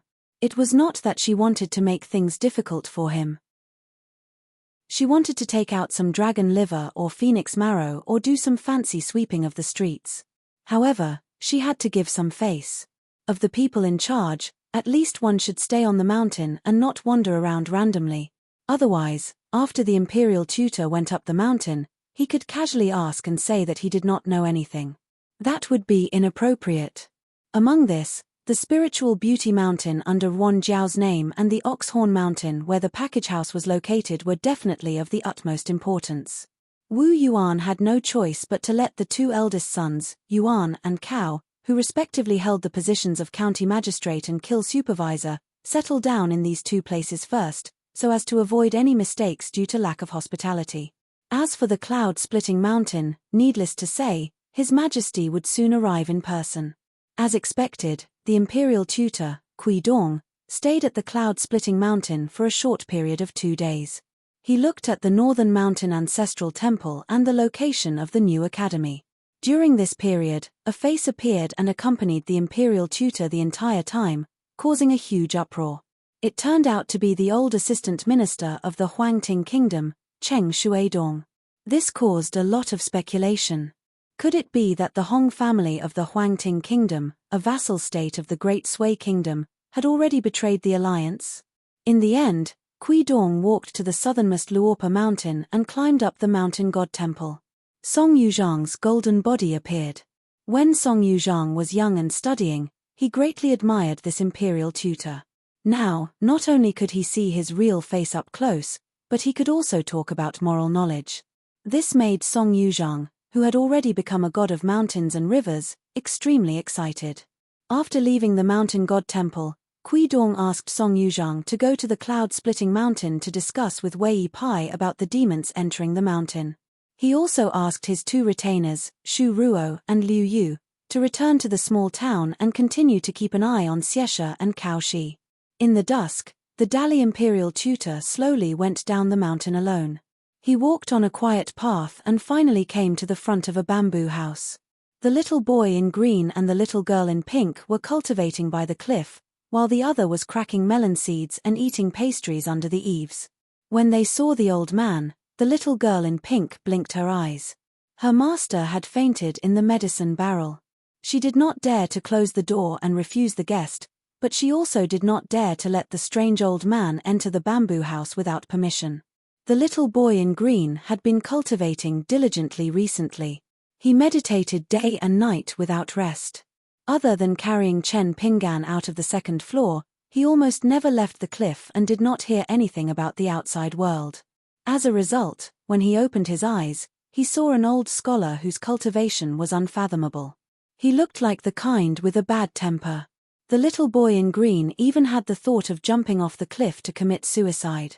When he was walking on the streets of the small town or on the streets of Mud Bottle Lane, he met someone who could kill him with one punch. But when he was walking back to the wilderness of Luopa Mountain, he met someone again. He endured it. What? He was quietly cultivating in front of his own house, and at the door, there was someone who could kill him with one punch. The little boy in green looked numb. He was not afraid of death. He said to the old man, "My master is not receiving guests recently. If you are not happy, you can kill me with one punch. Anyway, you have to step over my dead body first." The old man nodded and looked indifferent. "You want to die, right?" The little boy in green was about to speak when the little girl in pink asked in a childish voice, "Old mister, who are you looking for?" Kui Dong turned his head and smiled. "My name is Kui Dong. I am the Dali imperial tutor. I am not looking for your master. I am looking for the person on the second floor." The little boy in green looked as if he had been struck by lightning. Then, he rolled his eyes. He held his head with one hand and waved the other. "What did I say just now? Why can't I remember? Why is it like this?" There was an old man standing by the railing on the second floor. He said to the little girl in pink, "Let him come up. Take that little water snake and go somewhere else to play. Don't worry, it has nothing to do with your master, Chen Pinggan." The imperial tutor Kui Dong carried 2 chairs and walked up to the second floor. He gently placed them on the corridor and each of them sat down. The old man asked, "What happened?" Kui Dong said indifferently, "For my own Tao, I found the skin of an ancient deity and put half of my soul into it. I split into 2 and walked in Liju Grotto Heaven as a young man. In the end, my scheme against Qi Jingchun failed. Instead, I was harmed by him and my realm dropped greatly. My soul became unstable. After that, I made a deal with a felon who had lived for a long time and learned a secret technique. Only then did I manage to stabilize my mind. After that, the old scholar came here. He chose me, who had the appearance of a young man, and abandoned me, who was in the capital of the Great Li dynasty. He cut off the connection between our souls and completely split into 2. Thus, there were 2 Kui Laos in this world." The old man's expression was also cold. He clenched his fists and rested them on his knees. He looked into the distance. "Wrong. He is Kui Dong." Kui Dong did not comment. "I am Kui Dong. I have been like this since the moment I left my hometown. As for the young man who took half of my soul, he has now chosen a new name related to mountains. Kui Dong Shan. I think it is more appropriate to call him Kui Sha. Kui Dong, Kui Sha. Mountains and rivers are inseparable. If they meet again, it will be a good omen. The old man turned his head. How did you become so old? Kui Dong said self-deprecatingly, I left home when I was 20. I went to the central divine continent when I was 24. In the next 100 years, I had many ups and downs. After betraying my master, I wandered the world for 30 years. After returning to the Aquarius continent, I stayed in the Dali dynasty for so many years. I am already 200 years old. I am not young anymore. The old man shook his head. This is not the Kui Dong I remember. Kui Dong smiled and said casually, Grandpa, do you know? You have always been like this. Everything you say is I think. It is as if all the people and principles in the world revolve around you. I am afraid that only after you have gone mad would you not be like this. Although I am not sure of the reason and changes, or why the Kui clan did not imprison you, I do not think that your visit to me has any meaning. The old man still shook his head. I am here to find your teacher. Kui Dong sneered. Old Shotsai?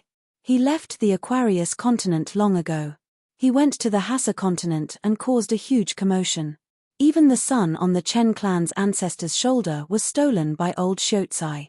Now the entire world is in an uproar. It is just that old Shotsai does not care about anyone now. He is very carefree. The old man smiled and said, when Kui Dong was young, he would not say such things. He would say bad things about someone, but at the end, he would add, but that person is good to his family, but that person's poetry is really good, but... Kui Dong snorted. Enough. Old scores of old and rotten grains, flipping over and over again, are all dust. The old man laughed. As expected of the imperial tutor of Dali, the big shot who controls half the continent. Kui Dong sighed. The old man said self-deprecatingly, no wonder I did not recognize you at that time.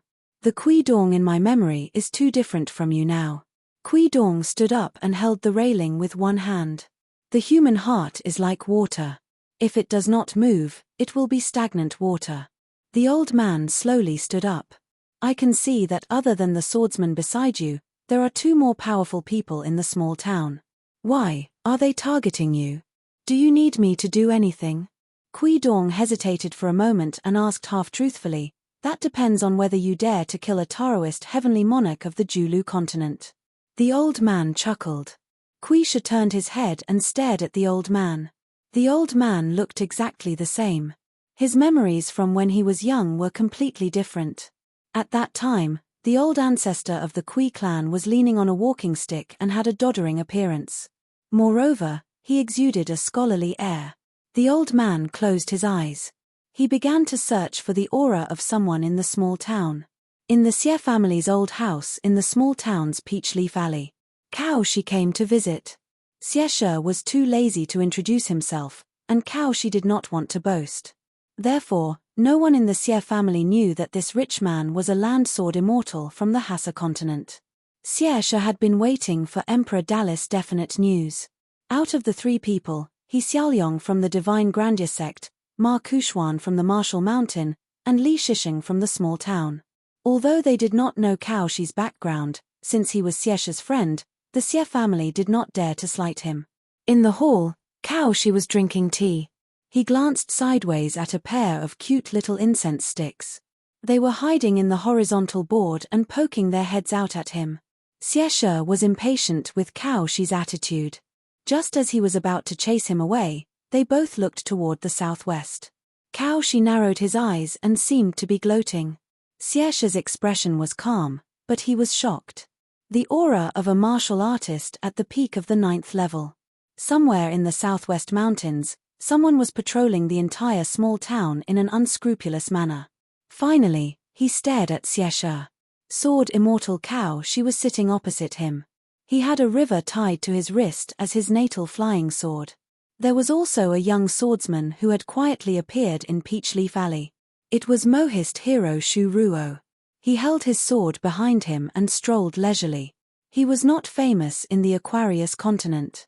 But in the Central Divine Continent, he was famous. But even in the Central Divine Continent, most people only knew that the sword of the school of Mohist, Shu Ruo, focused on defense rather than offense. His sword moves were simple, his sword chi was profound, and his sword will was heavy. He was famous for his defense. But they did not know that Shu Ruo's Tongshan swordsmanship was used to kill. How could it be used to be undefeatable with the sword in hand? Mohist heroes ran rampant in the world. Although their purpose was to eliminate the strong and help the weak, but whether it was in the Jianghu or on the battlefield, Mohist disciples were not weak. Therefore, other than the militarists, Mohist was one of the 100 schools of cultivators that the generals relied on the most. Now, a pure martial artist who was at least at the peak of level 9 suddenly appeared. He was restless and had ill intentions towards Xieshe. Plus, there was Sage Ruanju whose position was still unknown. Xieshe drank a mouthful of tea and looked around. Just as Xieshe was about to put the teacup back on the table. From the courtyard, a small oriole flew through the air. The courtyard on the roof rippled, but it quickly returned to normal. The small and cute oriole stopped on Xieshe's shoulder and pecked at his clothes. Chen Pinggan had seen this oriole before. Qi Jingchun had seen it before. In fact, many people in the small town had seen it before. Cao Shi's face was puzzled. Then, his expression changed. Finally, his forehead was covered in sweat. His smiling face was pale. He was in awe, but also a little glad. Shu Ruo sighed and let go of the hand that was holding the sword hilt. He felt that whether his sword was unsheathed or not, the result would be the same. He was still too slow. Ruanju only stopped his forging for a moment, and immediately continued to forge the sword. Only the old man in the bamboo house of Luopo Mountain laughed loudly. Set a small goal first, such as 1 second to remember. Book Guest House Mobile Version. 200. After the oriole stopped, Xieshe put down his teacup as if he was completely relieved. He laughed and said, "Is this Dallas hospitality?" Cao Shi was a little embarrassed. He wanted to kill Xieshe, and at the same time, implicate a certain Taoist elder behind Xieshe. By then, it would be a mess. The Yingyan Chen clan of the Hassa continent, the local Saint Ruanting, the Wind Snow Temple and Martial Mountain of the 2 Aquarius continents, the unknown White Jade Tower of Dali, the shrewd imperial tutor Kuidong of Dali, and so on. If Cao Shi could fulfill his promise with the Chen clan, he could successfully control his natal porcelain and become in-laws through marriage. After that, he could find a chance to escape and watch the fire from the other side of the river. Even if the sky fell, there would be a tall man to hold it up. He could just hide in the Zhenhai Tower in the future. However, Cao Shi did not want to be a bird out of the woods. He first confronted Xieshe. After sensing the appearance of the oriole, Shu Ruo, who was experienced and knowledgeable, had already given up on the idea of using his sword. However, after hearing Xieshe's words, he was displeased. He held the hilt of his sword again. This Mohist hero who was strolling in the peach leaf alley slowly walked towards the Xie clan's old mansion. As he walked, he said, "I, Shu Ruo, don't need to say much about how Dali treats his guests. If he was determined to harm you, the young girl Jigue would not have appeared in this small town. But you, Xieshe, stood at the table and talked big. You did not put Dali in your eyes at all. Now, you want to continue to show off because you have the support of your grandmaster? Fine, I, Shu Ruo, will fight you to the death today as Shu Ruo." Shu Ruo walked to the door of the Xie clan and smiled, "Don't worry. The disciples of the Mo clan always keep their promises. I, Shu Ruo, will only end this matter between you and me. In the future, Dali or the Mo clan's elders will not cause you any trouble." Kuidong, Cao Shi, Ruanting, Shu Ruo, and Wu Fu. These 5 people were the leaders of the small town, and they formed an invisible net to encircle and annihilate Xieshe. Logically speaking, Shu Ruo was the least likely person to be the first to make a move. Who would have thought that in the end, it would be this wanderer from the school of Mo who wanted to be the first to make a move? She wanted to single-handedly experience the skills of a Taoist heaven lord. Xieshe frowned and looked at the entrance of the mansion. He said in a deep voice, "Shu Ruo, Are you really going to make a move? Shu Ruo patted the hilt of her sword and said with a smile, "It has been 60 years since I was able to fully wield my sword. I have nurtured it for 2 or 3 times. I believe it will not disappoint you, Master of Heaven." For the first time, Xieshe found himself in a difficult position. If it had been a personal grudge, Xieshe would have gone all out in the Julu continent. However, it was not so simple to cross continents to the south this time. To be able to make Xieshe do these things that he did not like, this in itself was very clear. As the Daoist master of a continent, how could he swallow the humiliation and return south just because someone threatened him with his natal porcelain? She was somewhat gloating. Shu Ruo was famous for being amenable to coaxing but not coercion. She belonged to the group of wanderers with the best temper in the world. Shu Ruo's ability, cultivation level, and backing had always been a mystery because she rarely made a move. However, everyone believed in one thing. To be able to live for a long time and win a great reputation, the more good-tempered a cultivator was, the more shocking he would be when he was in a bad mood. At that moment, an old voice resounded through the old mansion of the Xie clan. "Shu Ruo, don't compete with me. You're Xieshe, right? Let me practice my skills. It's a good opportunity to celebrate my return to the 10 realms of martial arts. If the opponent is not strong enough, I won't be able to enjoy the fight to my heart's content.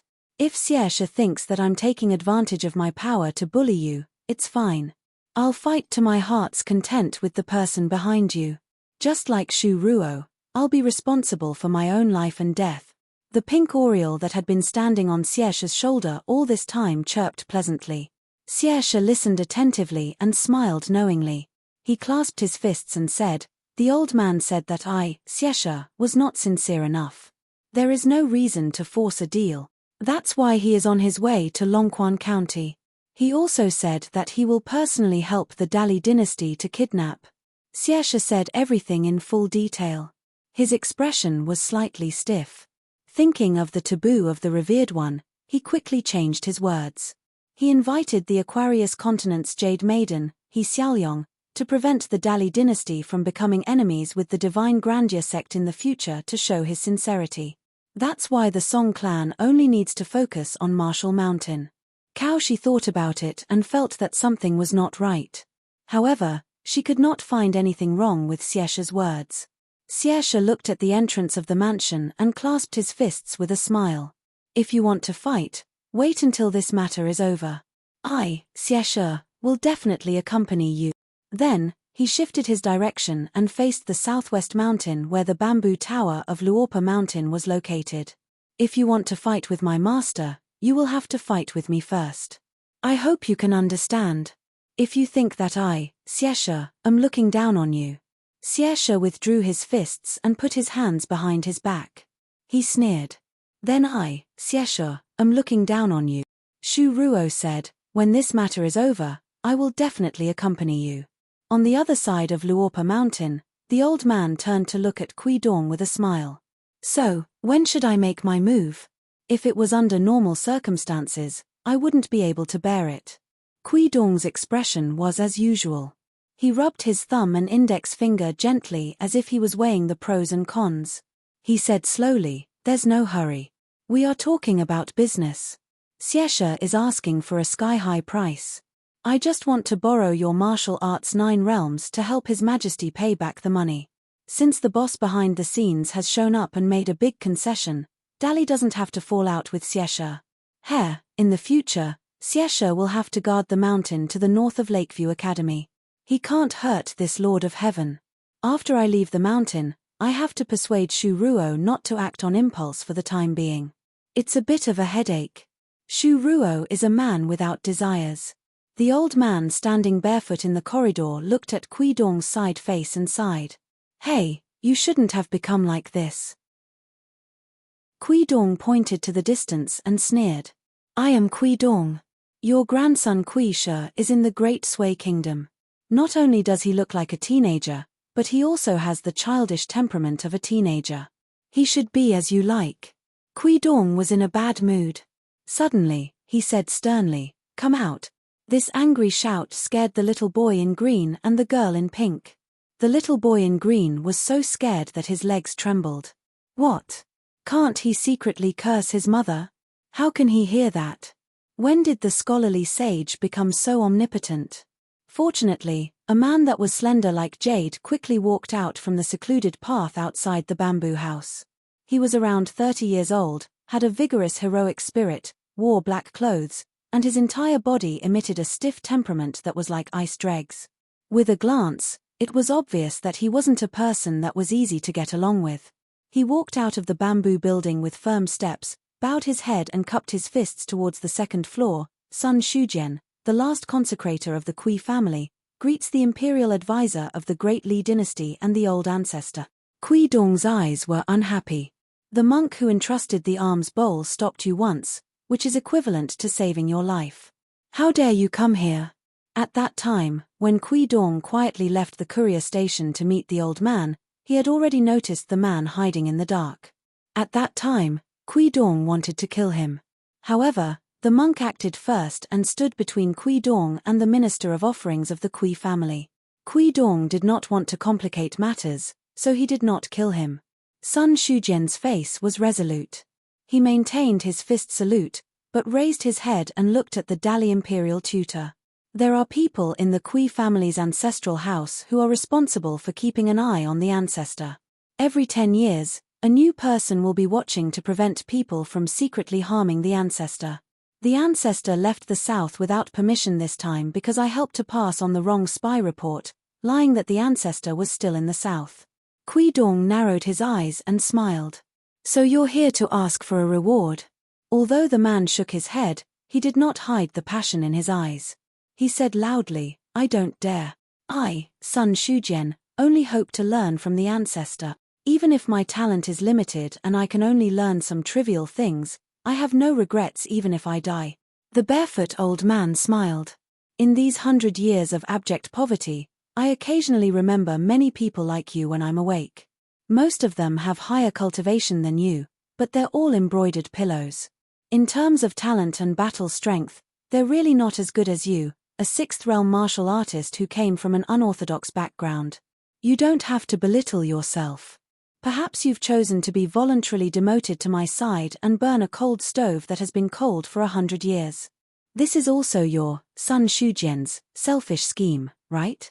Sun Shujian had the demeanor of a true villain. He nodded and said, Indeed, I'm hoping to borrow the ancestors' favor to reach the sky in a single bound. Oh, ambitious. This Dali imperial tutor beside me might like you. The old man pointed at Kui Dong beside him, then pointed at himself, and finally pointed at the pure martial artist downstairs. Ungrateful thing. Since you know that I'm the Kui family's ancestor, you still dare to act like this. Kid, you're really bold. Aren't you afraid that I'll beat you into a pulp when I'm awake? Sun Shujian's eyes were resolute. I only know that if I don't take the risk and gamble, I'll definitely regret it for the rest of my life. Kui Dong narrowed his eyes. For the first time, he carefully sized up this young junior. Somewhat interesting. The old man took in Kui Dong's expression from the corner of his eye. He smiled and lightly leapt down to the second floor. After floating, he stood still. Behind the old man was the first floor of the bamboo building with its door tightly shut. Inside, there was a miserable youth lying in a large medicine barrel. The old man stared at the low-level consecrator whose muscles were all tensed up. If you want to learn from me, you must have some real ability. Do you dare to take a punch from me? If you do, Sun Shujian, not to mention 9th realm, 8th realm is already in the bag. If you can't take it, then there won't be a second punch. A great opportunity was right in front of him, but Sun Shujian still didn't lose his mind. He asked straightforwardly, Dare I ask ancestor, which realm is your punch at? On the second floor, Kui Dong smiled slightly. He was indeed qualified to be his chess piece. The old man on the first floor laughed wantonly and was extremely cheerful. Your 6th realm. I won't bully you. I'll reward you with a punch as a 5th realm. How about it? The man stepped forward with one foot and pulled back with the other. He assumed his fist stance. A wave of fist intent flowed through his body like a stream of spring water. It was completely natural. It was clear that Sun Shujian, who was self-taught, not only had great willpower, he also had great comprehension. With his identity as a wild cultivator, it was very likely that he had put in a lot of effort that outsiders didn't know about in order to reach his current height. A peak 6th realm martial artist, a grandmaster of martial arts who dominated the Jianghu in a province. Sun Shujian held his breath and focused. Vaguely, he already had some of the demeanor of a great master. Ancestor, please punch.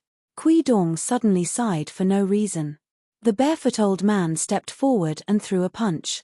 A simple and unadorned punch landed on Sun Shujian's forehead. Sun Shujian, who couldn't stop the old man in time, was instantly sent flying dozens of feet away. He lay in a pool of blood, his limbs twitching and blood gushing out of his orifices. On the verge of death, this arrogant young martial artist stared at the sky with his eyes wide open. His eyes were filled with confusion, indignation, and resentment. The girl in pink covered her eyes, not daring to watch this scene. The little boy in green swallowed. Look, wasn't it just a punch that killed someone? On the second floor, Kui Dong asked, why did you do this? The old man turned and leaped back under the eaves of the second floor.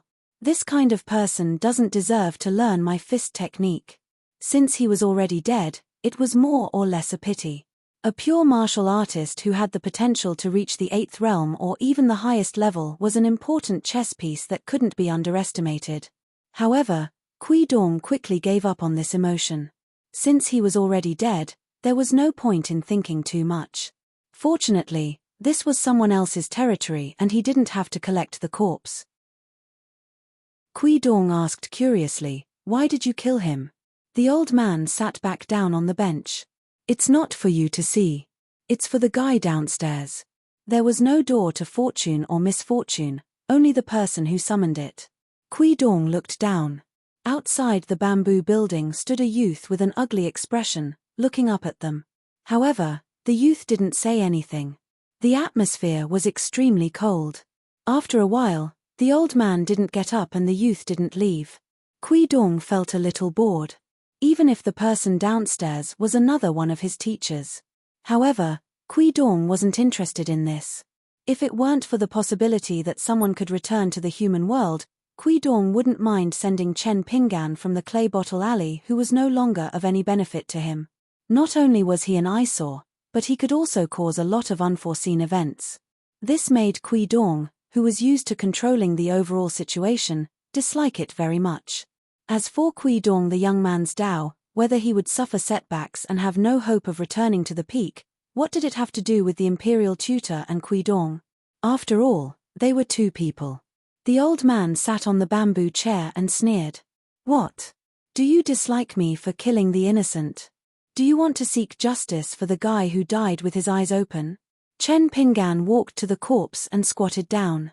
He found that the corpse was already dead. Chen Pinggan said softly, I don't know why you came here, and I don't know why he killed you. So the only thing I can do is to bury you. If I know your hometown in the future, I'll try my best to bury your body. It was not only for the dead, but also for the two people on the second floor. It was more like he was saying it to himself. The old man suddenly roared. His face was full of anger, ferocious and terrifying. He said in an imposing manner, there are thousands of good people in the world, but there are only a few pure martial artists like me in the world. There are so many practitioners in the world. Do you think those who reach the top can distinguish between good and evil? Chen Pinggan, do you want to learn boxing from me or learn how to be a man? Chen Pinggan stood up and waved his hand to ask the little boy in green to help with the funeral. He looked at the second floor and said, I only want to learn boxing. The old man stood up and laughed heartily. Good, good, good. When do you want to learn boxing? Chen Pinggan walked silently to the bamboo house and climbed the stairs. The old man turned and walked into the house. Call me if you need anything. Don't worry. Kui Dong turned and walked to the stairs. He said firmly, I won't. The old man's footsteps paused slightly. Soon, he strode over the threshold and the door slammed shut. Kui Dong stopped at the entrance of the stairs. Chen Pinggan stopped halfway when he saw that Kui Dong didn't want to give way. The old man in a Confucian robe looked down at the young man and said with a smile, "Chen Pinggan, you were the most pitiful in the Lizhu wonderland before it fell and broke. You were so weak that you almost had no fate. So you could only brush past all the opportunities and become the bait for others. Now that these mysterious restrictions are gone, and there is even a hint of happiness after extreme misfortune, such a big meat pie has fallen from the sky. Grab it properly, grab it tightly. Even if your hands are broken, your legs are crushed, even if you use your mouth to hold it until your teeth are all broken, you have to fight for it with your last breath. Grab it tightly." Quisha walked down and said, "I'm telling you this on behalf of that old man. He never likes to speak properly. Whatever he does, he says it as if it's right and proper. In fact, he's quite annoying. If it were me, I wouldn't have come to see you this time. Your life and death are actually not important now. You have to thank Qi Jing-chun, my junior fellow apprentice. Of course, if you, Chen Pinggan, don't live up to expectations, Qi Jing-chun will die unjustly." Kui Dong said with a complicated smile. "I have to admit that my vision is better than old Yang's, but not as good as Qi Jingchun's." In the end, the two of them brushed past each other, each slightly moving to the side to make way. At that time, Kui Dong paused slightly and whispered, "Do you know what was the most dangerous moment of your life?" The teenager slowed down almost at the same time. Kui Dong whispered, "It was that stick of sugar-coated haws that some kind-hearted person wanted to give you. If you had accepted it at that time, everything would have been for naught." Chen Pinggan was shocked to the extreme. Many past events flashed before his eyes. Imperial tutor Kui Dong continued to walk down. The moment he took the last step, his figure dissipated, disappearing in a flash. Today's boxing practice not only tempered his body but also his spirit. Compared to yesterday's torment, it could be said to be even more severe. No matter how hard Chen Pinggan clenched his teeth and held on, he still fainted several times. However, he was beaten awake by the old man again and again. It was truly a life worse than death. When the little boy in green carried Chen Pinggan out of the house, he almost thought that it was the second time today that he had to collect a corpse. At that time, Chen Pinggan's breath was already as weak as a gossamer. His breathing was even weaker than that of an old man with one foot in the grave. So much so that Wei Pai had to go to the second floor and knock on the door to remind the old man that he had gone too far. Separated by a door, the old man angrily replied, "There aren't many people in the world who have the right to tell me who to teach boxing." Wei Pai angrily went downstairs. He was really worried and could only personally watch Chen Pinggan's breathing in the medicine barrel to prevent any accidents. In the night, the dispirited Chen Pinggan changed his clothes and walked out of the door. The little boy in green was cultivating by the cliff. The girl in pink carried a small bamboo chair. Sitting on the bamboo chair, Chen Pinggan rubbed her head and smiled. "I'm fine." The girl in pink squeezed out a smile and learned from the little boy in green to suck up to him. "Of course, my master is the best." Chen Pinggan made a face at her. Finally, the little girl was amused. After that, Chen Pinggan sat on the chair quietly and placed his hands casually on his legs. His sitting posture was lazy and unintentional. However, now, Chen Pinggan finally had an indescribable sharpness.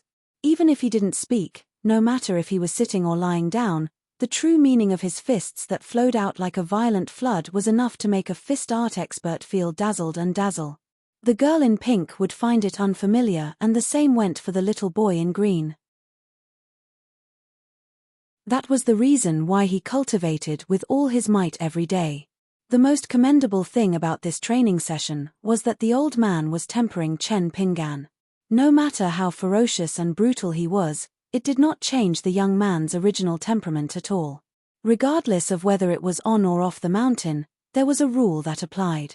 When it came to imparting the Tao, teaching and dispelling doubts, the old man was undoubtedly the first class of martial arts master. A master might not necessarily be a top expert.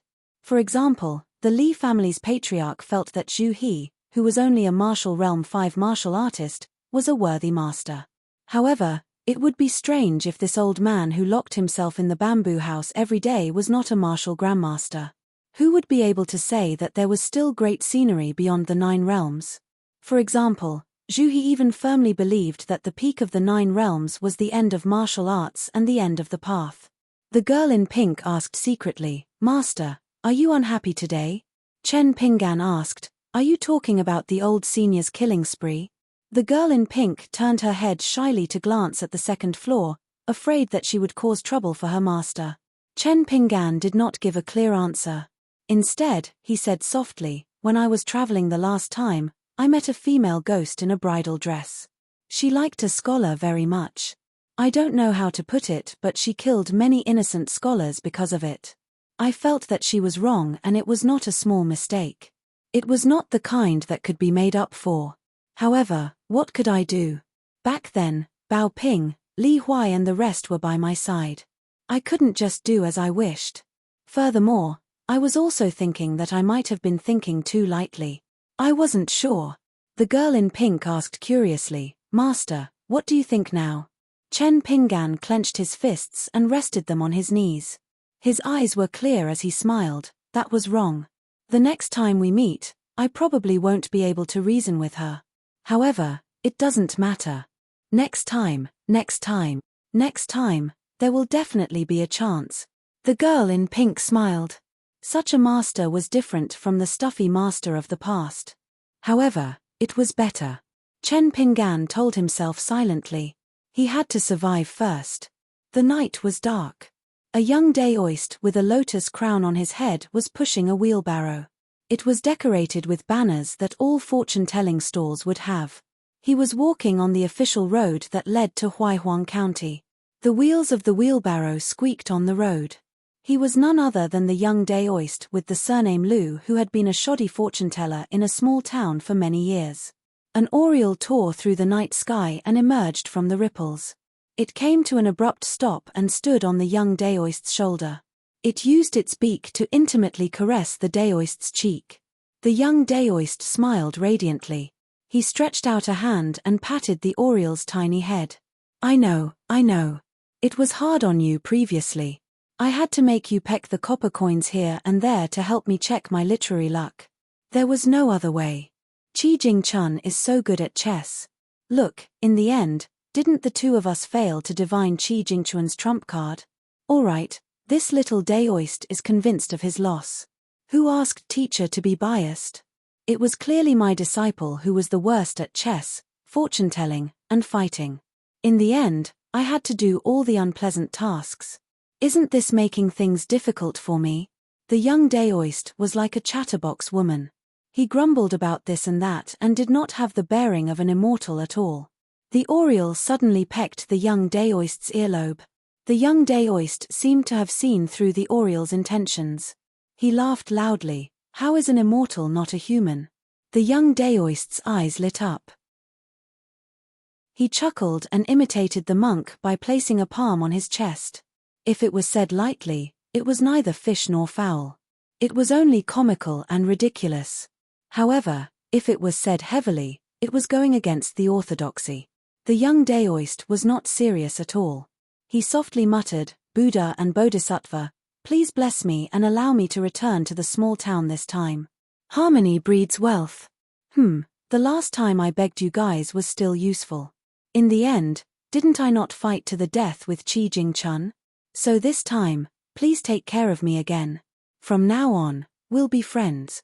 The young Daoist raised his eyes and looked over. The small town under the night sky could be seen clearly in his eyes. Regardless of whether it was after the Black Pearl Grotto heaven fell and lost the protection of the Great Formation, or before it was destroyed and the spells and restrictions were intact, to the young Daoist, it was exactly the same. There was no difference. The young Daoist stretched out a finger and gently tapped on the simple Daoist crown. He seemed to be pondering over a troublesome problem. The young Daoist named Lu Chen. It was the deadlock that Qi Jingchun had to die regardless of whether he left the Black Pearl Grotto heaven or not. However, Qi Jingchun unexpectedly chose to take a huge step back.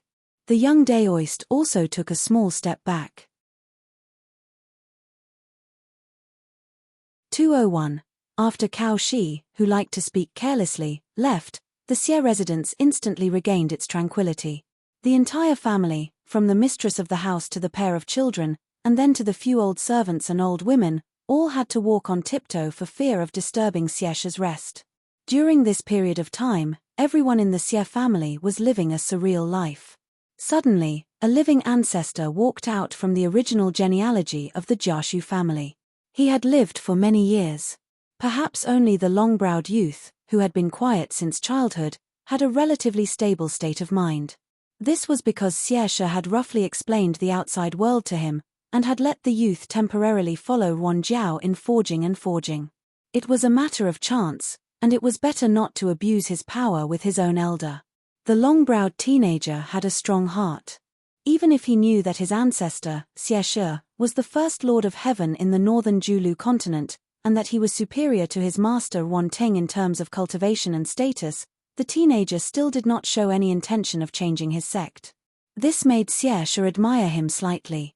This was the magnanimity that the Xie family's descendants should have. The teenager was destined to not know that if his long-browed son's heart was slightly unstable, Xieshe would give up the idea of nurturing him. He would even take the initiative to speak to Wan Ting to prevent misfortune from befalling the family. This meant that the long-browed son had almost completely lost the possibility of attaining immortality and reviving the family's reputation. When the mountain immortals took in disciples, especially the land immortals of Taoism, they attached great importance to the cultivation of the heart. It was usually not something that could be decided in a few years.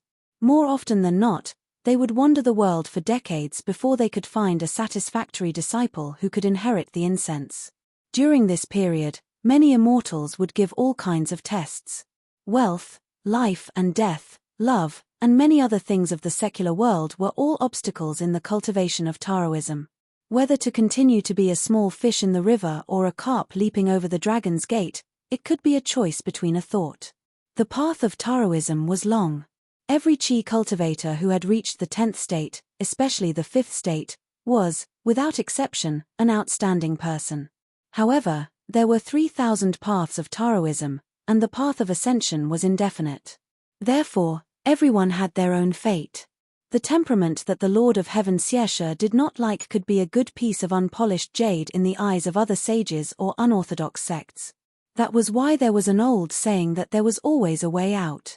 Of course, with Xieshe's lofty status, his vision was naturally far-sighted. In fact, with the young man's aptitude and talent, he would be a highly sought-after cultivator in the immortal sects of the Aquarius continent. No matter what, they would definitely take him as a disciple first. Every immortal of the 5th state in the Mountain Gate would be of great help, whether it was to deter the emperors of the secular dynasties or to maintain a subtle relationship with the neighbors of the surrounding mountains. They would not nitpick like Heavenly Lord Xie. Xieshe sipped his wine slowly with a worried expression. "Ancestor, is there something on your mind?" The young man with long eyebrows sat across the table. Seeing that there were no outsiders at home, a pair of small incense sticks jumped down from the plaque in the hall and played happily on the young man's shoulders and head. The long-browed teenager had long been accustomed to this. Xieshe drank his wine. "I'm just feeling guilty," the long-browed youth said in astonishment. "Old ancestor is so powerful, yet he still needs to do things against his will." Xieshe smiled. "You will still be unhappy in the future. There's no need to make a fuss. Your personality is more straightforward than smart. It's good for you to learn the sword. Taoism cultivates tranquility. It sounds like a pool of stagnant water, but in fact, it's not. You need to ask yourself the most. Every path is not easy." The young man with long eyebrows nodded. Xieshe looked at his slightly young face and sighed in his heart. Troubled times were coming, and heroes were fighting for supremacy. It was destined to be exciting, but there would also be many helpless parting of life and death. Xieshe waved his hand, indicating that the young man could leave. The pair of incense sticks jumped back to the plaque and stayed there, leaning against each other and whispering. Xieshe closed his eyes and rested. He was in a trance. After Cao Shi left the Peachleaf Alley, he strolled casually. He walked in the streets and alleys. Outsiders didn't know his prominent identity, but Cao Shi could chat with anyone. If it weren't for the fact that all the treasures in Liju Cave had been plundered, Cao Shi would have turned the town upside down. Cao Shi hated it. He was angry that the Dali dynasty forced people to buy and sell treasures. According to the secret letter of Dali Kao's descendants, Dali's trip to collect treasures was really fruitful. Even Cao Shi, who had high personal ability, was a little envious.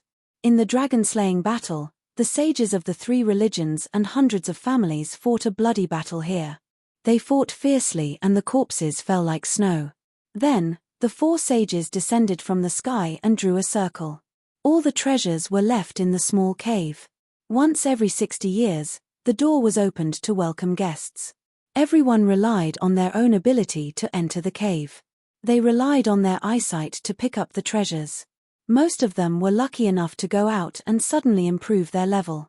Cao Shi hesitated for a moment and said to himself, "Children and grandchildren have their own fortune. If I don't remind them, I think it's dangerous." When he arrived at the construction supervisor's office, the gatekeeper had poor eyesight and was not qualified to know about the Cao family's affairs and the mountain's affairs. He aggressively blocked Cao Shi outside the door. Cao Shi was not angry. He stood outside the office with a smile and chatted with the gatekeeper. After a while, they became quite friendly. In the end, Cao Jun, who had moved out of the Cao clan's ancestral home to temporarily stay here, noticed the abnormality and warned the construction supervisor, Cao Mao. The eldest grandson of the Cao clan, who was the pillar of the country, was so frightened that he immediately ran to the gate. When he saw the old ancestor that he had been thinking about day and night, he fell to the ground without a word and kowtowed repeatedly. The gatekeeper was scared out of his wits. Although Cao Mao talked and laughed in front of Wu Yuan, the county governor, he did not take Wu Yuan, the disciple of the imperial tutor, who was born in a humble family, seriously. He was also a famous young master in the capital city of Dali. Today, he was not careless in front of Cao Shi. It was no wonder that Cao Mao lost his sense of propriety. Cao Shi was the most important ancestor of the family and the ancestor who won the title of the pillar of the country for the family. He had a high position. Only the legitimate sons of each generation of the Cao family were qualified to know this big secret and could reveal it at the critical moment. Cao Mao's own ancestor, the land sword whiz of the Hassa continent and half the owner of the Zhonhai Tower, was a life-saving talisman. Cao Shi walked to Cao Mao and kicked him. "Get up. Don't make a fool of yourself here." Cao Mao hurriedly got up, not even willing to wipe the dust off his official uniform. The young man was so excited that his eyes turned red. How could he meet an immortal in the 5 states just because he wanted to? Moreover, he was the ancestor whose name was clearly written in the family tree. With such a big backer, the descendants of the Cao family could not do whatever they wanted in the whole Aquarius continent, let alone in this corner of the Dali dynasty. Cao Shi asked, "About Chen Ping'an's ancestral home, have you checked it out?" Cao Mao said respectfully, "Patriarch, I've checked it out. There's nothing special.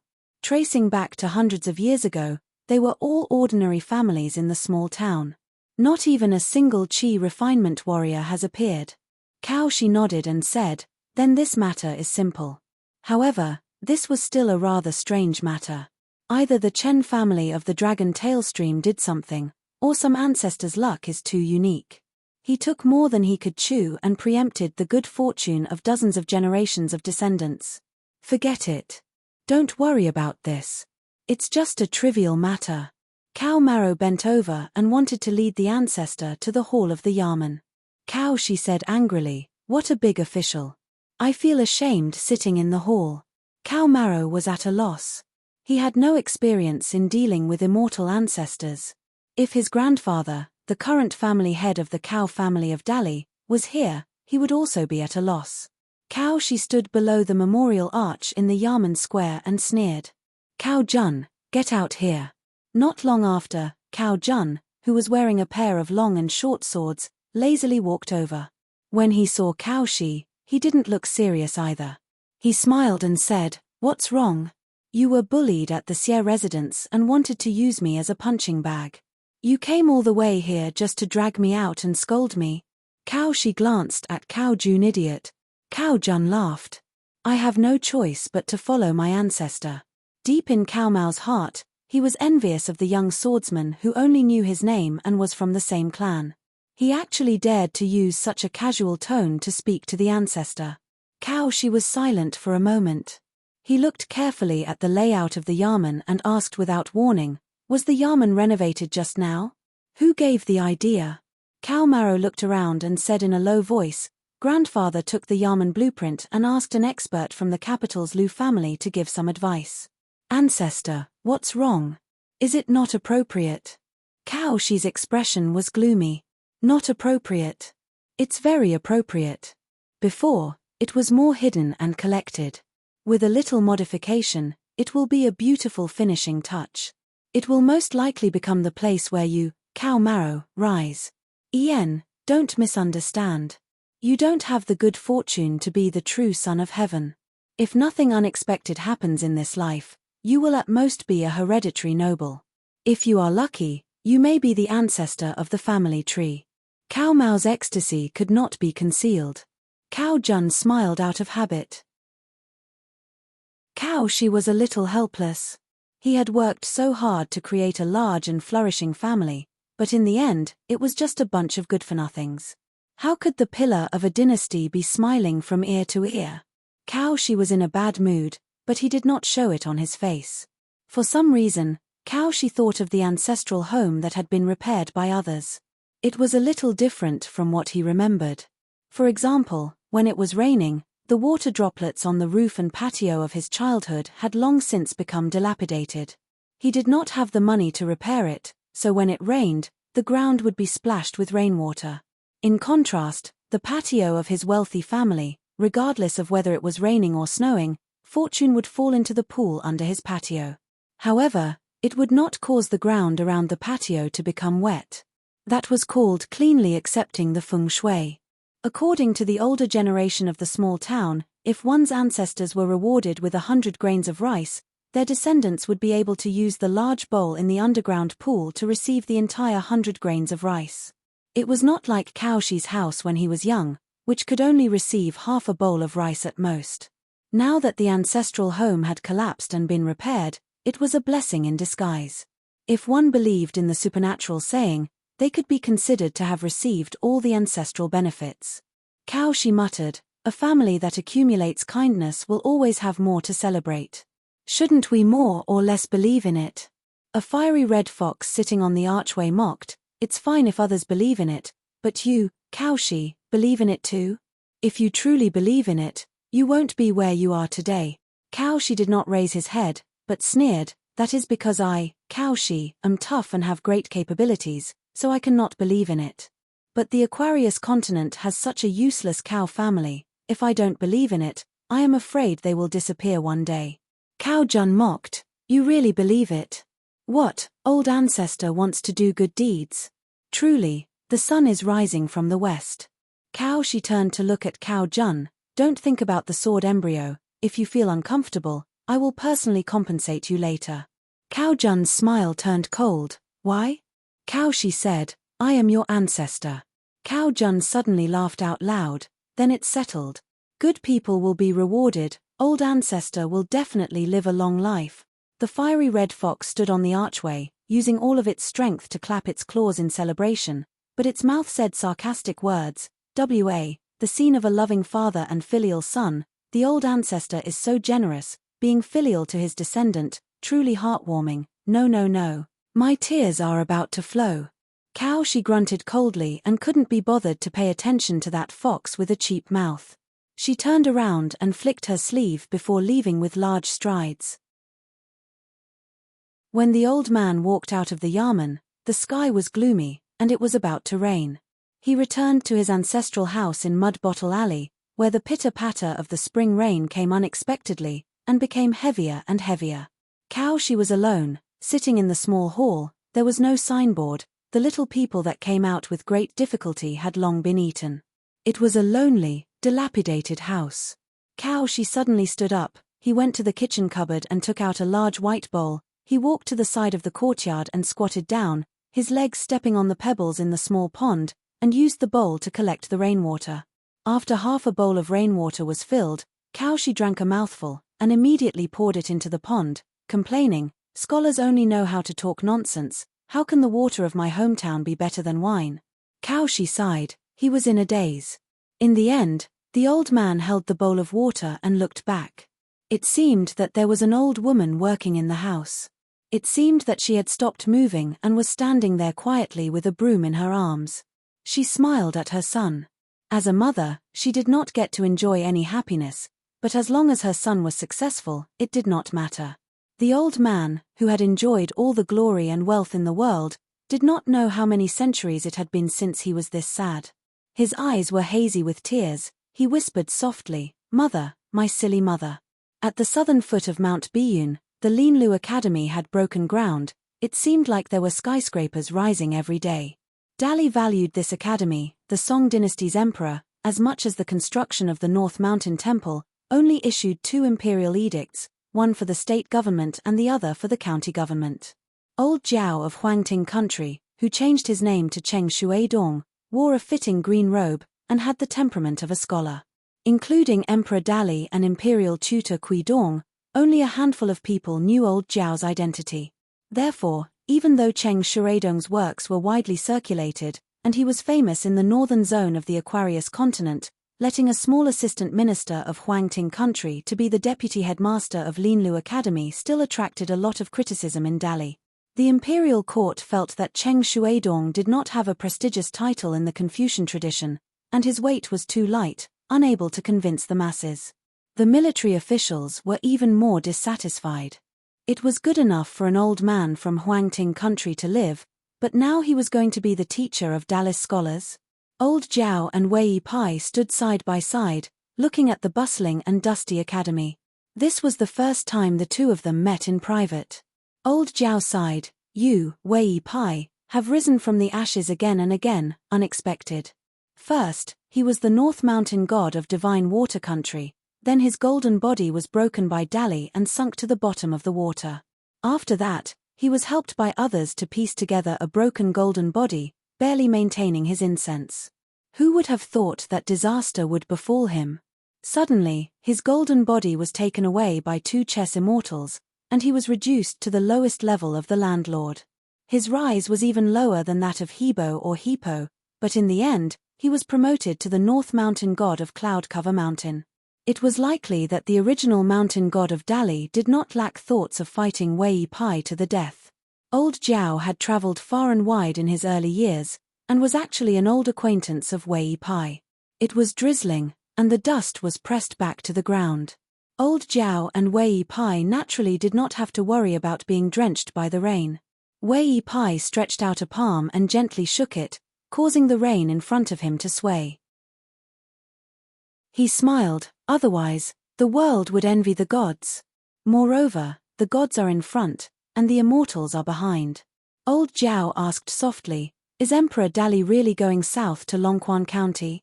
Wei Pai did not hide anything, and said with a smile, "That's right, I am going there soon. At that time, it will be fun for you, old Jiao, to meet the true dragon son of heaven. How's the preparation of your meeting gift?" Old Jiao smiled, "It's ready, it's not worth mentioning." Wei Pai pointed at the town and asked, "Will they fight? If they fight, will you make a move?" Old Jiao hesitated for a moment, not willing to treat this future mountain god as a fool. "What else can I do?" Wei Pai had a headache. "Don't break my cloud cover mountain." Old Jiao laughed, "You've made this place your home so quickly." Wei Pai laughed, "I am a person who likes the new and never gets tired of the old." Old Jiao stretched out his hand and pointed at the white-clothed deity beside him. "It's rare to see someone like you who doesn't get tired of the old." Wei Pai laughed heartily, "That must be because you haven't seen enough." Old Jiao immediately stopped laughing, and reminded him, "There are some things that others can do, but we can't say."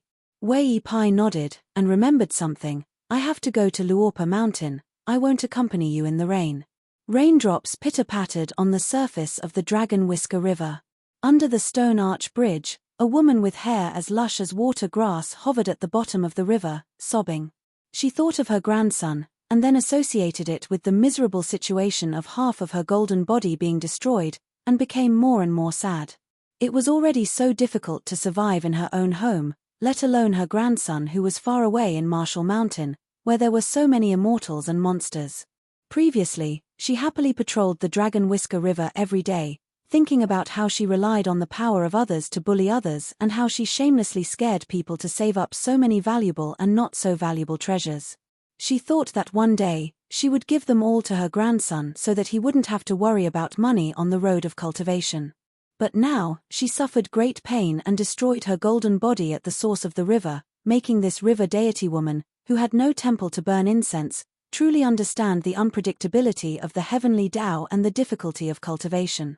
Recently, she had been hiding under the stone arch bridge every day, washing her face with tears. Then, the woman suddenly stopped sobbing. Holding back the horror in her heart, she quickly swam to a place near the shore and obediently made way for a supervisor. Of course, the woman recognized the Tiefu River god. Her name was Yang Hua, and she was most likely the youngest high-ranked river deity in the eastern vase continent. She had golden hair that was 10 feet long, and her face was covered with a mask. She held a long sword in her arms and had a very bad temper. Countless monsters passing by had died in her hands. The Dragon Whisker River was the swimming section of the Tiefu River, and of course, it belonged to the waters of the Tiefu River. Therefore, it was natural for Yang Hua to patrol the river. However, after Yang Hua was promoted to a river deity, she had never climbed the waterfall at the boundary of the river. Today was the first time.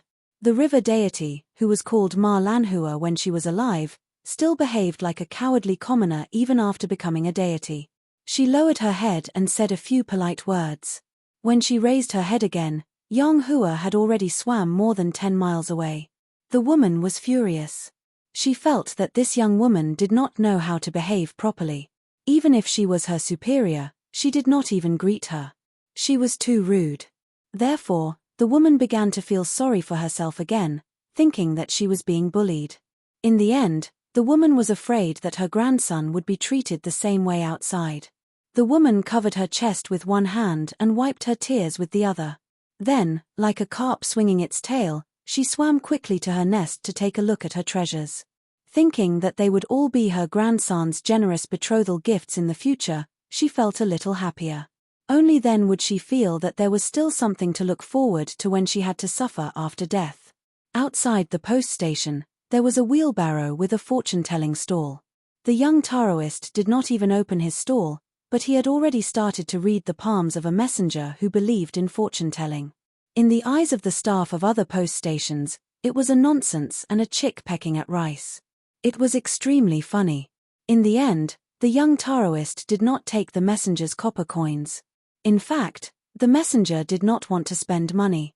Fortunately, the Taoist was very tactful and only asked for a bowl of hot water. He stood beside the wheelbarrow and gulped down the water happily. The young Taoist wiped his mouth and waved goodbye to the post station with a bright smile. He continued to push the wheelbarrow forward. Over at the post station, someone rubbed his eyes hard. Hey! Why did a woman dressed like a Taoist nun appear behind the fortune-telling swindler out of thin air?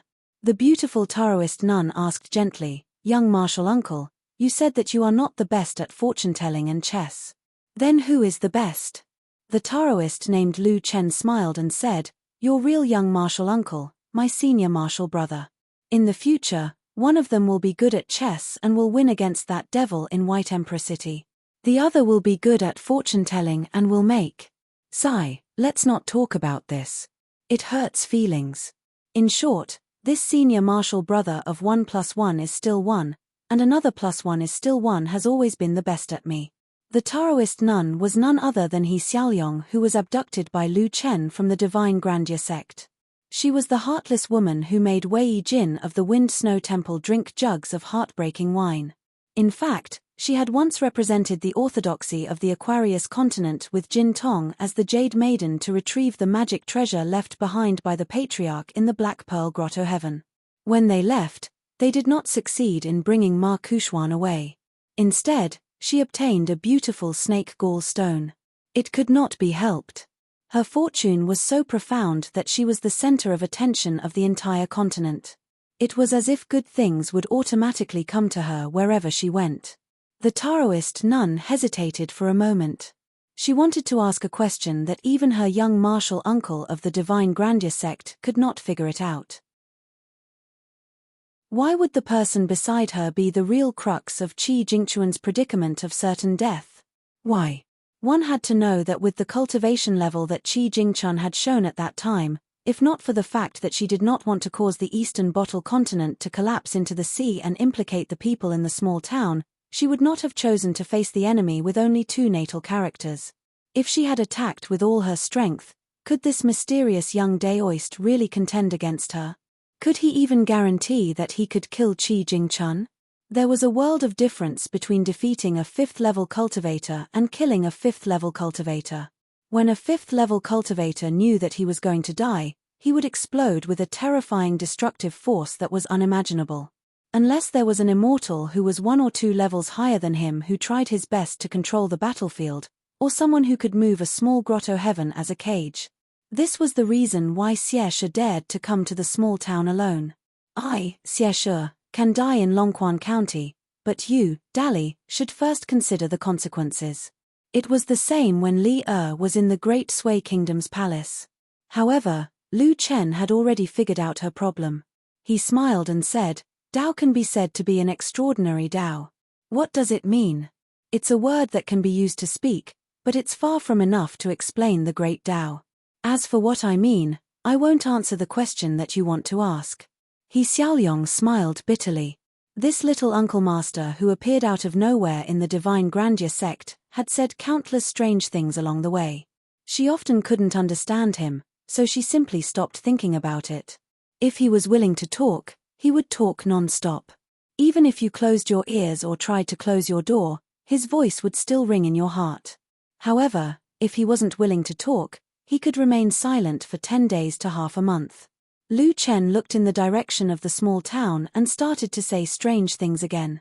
Everyone envies how good immortals are. Whether immortals are good or not, it's naturally good.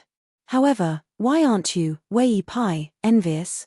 That's because you've never been a real immortal. Ask yourself honestly, you're guilty. If you're guilty, the word guilty means that you have an ulterior motive. Your path to becoming a heavenly lord will be a little difficult for you. TSK, your grandson is being bullied? It's already kind of him not to bully others. He's promising, but his personality is really unlikable. However, it can't be helped. He has a good life. It's funny. Both of them came from the same small town and returned to their hometown at the same time. Xie Shi has been a good immortal all his life, but he has to do something guilty. Cao Shi has been a bastard all his life, but he has done something kind. At this point, the young Daoist suddenly turned to look at He Xiaoyong behind him and asked with a smile, "Can you hear the thoughts of a mortal teacher?" He Xiaoyong said helplessly, "Only a 10th realm Qi cultivator can vaguely hear about it." "How can I do it now?" The young Daoist said, "Then you really need to cultivate well."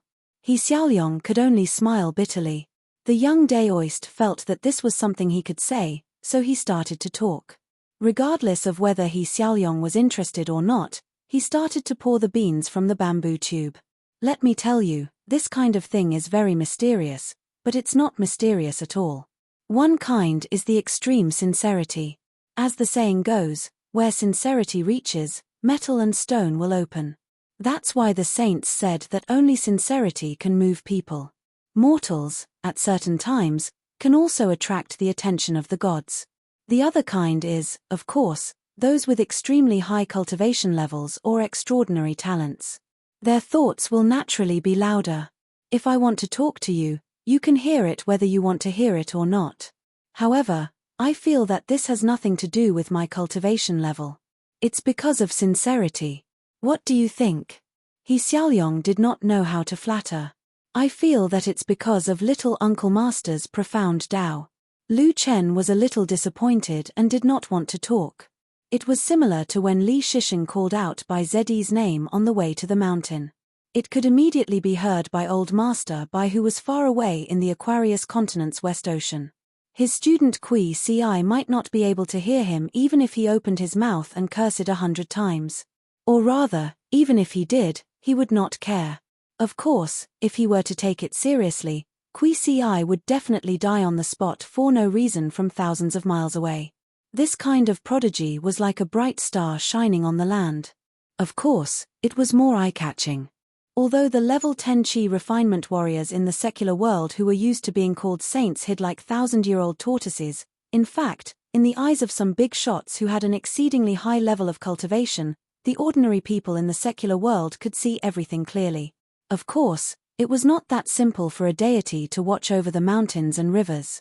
There was an invisible barrier in the land of a country and a continent that blocked the vision from other places. This was the root of the saying of the boundary of the blessed paradises. If one wanted to spy on the inside of the blessed paradises from across the world, the cultivation level required must be as high as the sky. In the south of the small town, the sound of metal striking could be heard from time to time. Ordinary people would not be able to hear the sound of metal striking. However, to the Qi refinement warriors, the commotion was not small. In fact, the sound of metal striking from Wan Jiao's sword furnace was like thunder in spring to the ears of the demons. The demons who were lucky enough to stay in the town showed their true forms one by one. Their sea of Qi shook violently, and they went crazy. Then, they were first subdued by the Dali Qi refinement warriors and pure martial artists who were already prepared and then threw into the mountains. This favor was no different from a life-saving grace. At the same time, the scene of Wan Jiao's sword forging made others sigh with emotion. A saint was a saint. However, He Xiaoliong was a little surprised. The sword forging is nearing the end. Why is there still such a big commotion, causing the mountains and rivers in the boundary to shake a little? Could it be that the quality of this sword is so good that it can be famous in the world? Lu Chen smiled but did not say anything. The saints also had to do business. However, since Qi Jingchun and his master had reached an agreement, he would not interfere in this matter. This was not only to respect his master, but also to express his respect for that scholar. Thinking back to the past. The fortune-teller Lu Chen had his back to the school, telling people's fortunes. Behind him was a scholarly sage who was teaching the Tao to the children. As for why Qi Jingchun had to die, it involved a very big Tao. Qi Jingchun had read the ancient books of the three sects in the Dragon Pearl Grotto Heaven. Qi Jingchun had said that he had the chance to establish a sect. What sect did he establish? No matter what it was, he thought of the same thing as someone else. Therefore, as that person's junior brother, Lu Chen had to come here personally. Lu Chen looked at the sky. There was once a scholar who sat there and fought against the immortals of the three sects alone. Admiration was admiration. Respect was respect.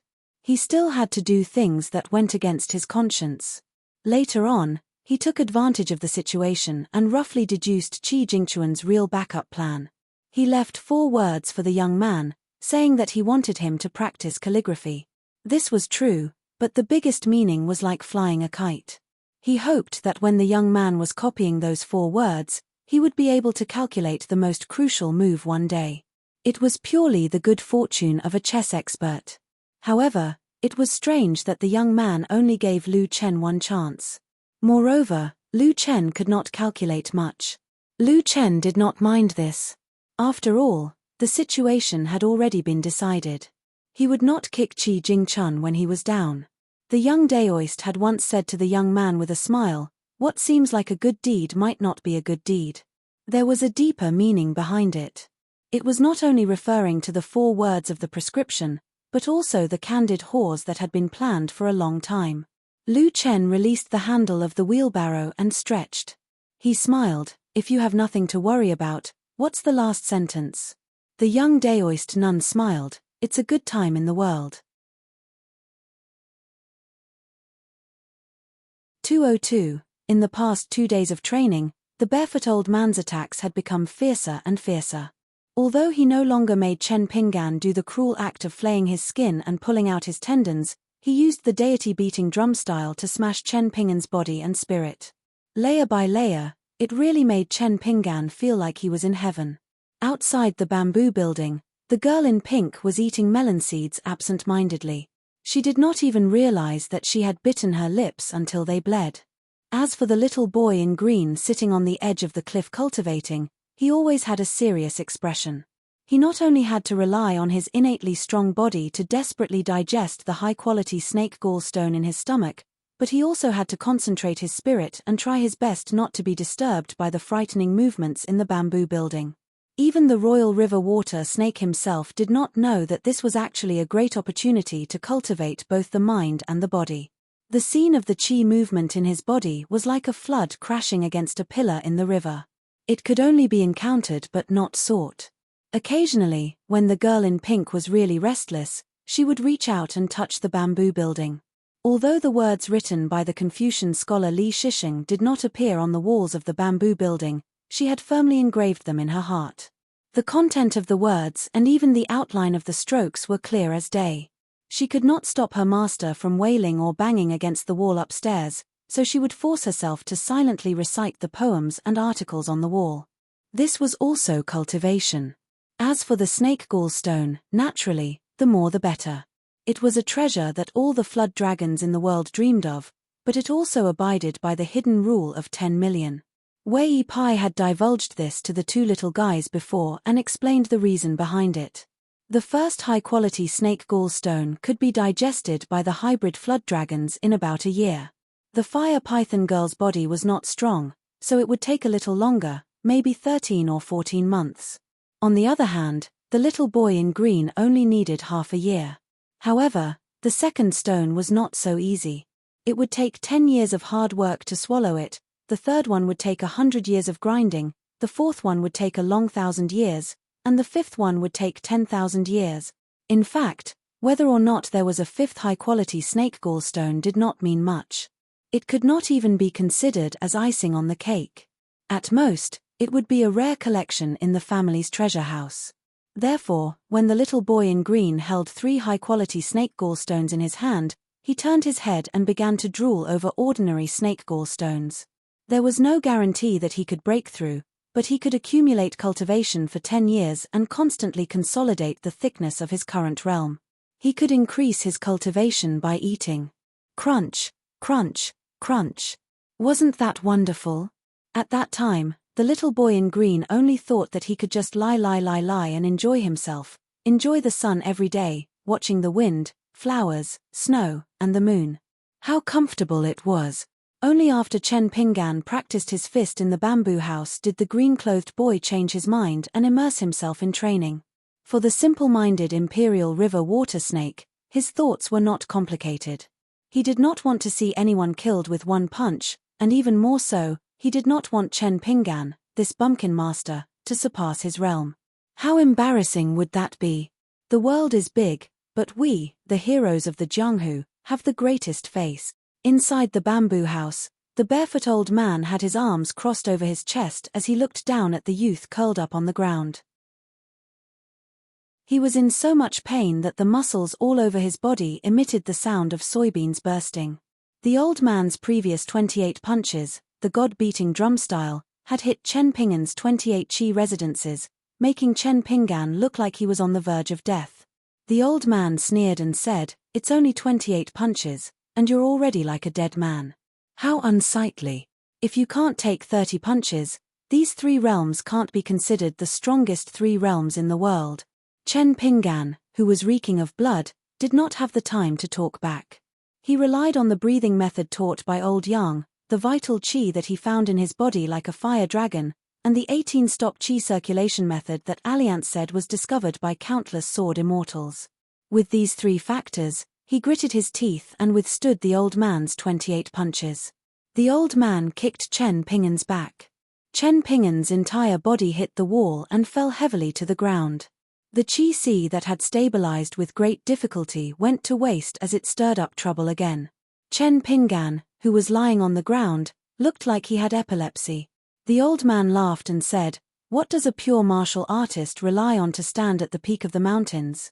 Just by relying on one breath, you can forcefully exhaust those qi refinement warriors who can freely borrow the spiritual energy of heaven and earth. With your breath, if you suffer a little, you will lose the ability to punch. You still want to hide and recuperate. Will the person who punched you give you this chance? Therefore, the breath that you, Chen Pinggan, have accumulated is far from enough. Suffer a little. Chen Pinggan, whose face was covered in blood, could not say a word to refute. Although the old man's mouth was vicious and he was extremely mean and sarcastic, if a martial arts grandmaster who had a life-and-death battle with the old man, or an immortal on the mountain who was seriously injured or killed by the old man, they would definitely feel incredulous. Apart from his superb fist skills, the old man was also famous for being arrogant. At his peak, as the only 10th realm martial artist in the Eastern Treasure Bottle State, he only relied on his physical body and a pair of fists to dominate the land of the 3 continents. Before he punched, the old man did not announce his name. After he punched, he did not announce his identity. He came in a hurry and left in a hurry. After a fight, he would leave. If he accidentally killed someone, if his disciples and grand-disciples had the guts and ability, they could just seek revenge on him. Even if you were to be ganged up on by 10 people for 100 years, even if you were to use all sorts of magical treasures and schemes, he would still use his fists to take them all. At that time, the 3 continents only knew that this nameless immortal with an eccentric temper rarely showed any respect to those who had lost to him. Even if it was an opponent who was on par with him, the old man would not take him seriously. He did not even have the slightest thought of taking in disciples. This bamboo house of Luo Po Mountain was very mysterious. The old man surnamed Kui could stay awake for 2 hours every day. Now, as he returned to the peak step by step, he could keep his mind clear for half of the time. This grandfather of the Dali imperial tutor Kui Dong, after falling from the peak to the bottom of the valley, he had completely lost his good impression of the family. Because of his grandson's incident, he was once heartbroken by the bunch of bastards in the family who wanted to curry favor with the rich and powerful. Now that he was in Luo Po Mountain, he stayed in the bamboo house every day. From time to time, he would stand on the 2nd floor and look at the scenery in the distance. The old man began to like such a quiet place. It was not as simple as the bamboo house being his blessed land. Wei Pai walked out of the bamboo house and just happened to hear the old man roar, "Chen Pinggan, why are you lying down? If you can't stand up, you have to crawl up. Do you know who is the only person I respect when I travel far and wide in my life, killing and injuring countless people with my fists? It's an 8th realm martial artist whose name I can't even remember. When this person was on the verge of death, I stepped on his face. Before the 8th realm martial artist died, he tried his best to raise his fist and gave me the last punch of his life. Even if that punch was weaker than that of a young woman, that punch is a punch that all the 10th realm martial artists in the world, even the legendary 11th realm martial gods, have to respect and admire. That punch is where the true divine will of us martial artists lies. Bam, bam, bam, bam. Obviously, Chen Pinggan, who had struggled to get up, was hit into the wall again and again. Chen Pinggan, come again. This little bit of pain is nothing. If you have a penis, stand up and take another punch. The old man was silent for a moment, and then suddenly became angry. He cursed and swore. Many of his curses were actually learned from the young man in Mud Bottle Alley. It turned out that Chen Pinggan's heartstrings were almost broken. Going too far was as bad as not going far enough. Chen Pinggan was unwilling to admit defeat. Not only did he rely on his last breath to hold on, he even unintentionally used the illusory heart chi. After he was sent flying by the old man's punch, his heart chi plummeted. It was truly a matter of life and death. This was also the first time an accident had occurred after the old man had taught him martial arts. The old man, who was unforgiving, had already squatted down and hurriedly covered the young man's chest with his palm. He looked down and saw the young man's dark face that was twisted in pain. The young man's arm on his chest was clenched into a fist. It was purely an instinctive action. The old man stretched out his other hand and gently grasped the young man's fist that had cracked skin and exposed white bones. He showed a rare kind look and laughed softly, "Boy, not bad. The fist moves are in the lower part, the fist intent is in the higher part, and the fist technique is in the depths of the heart.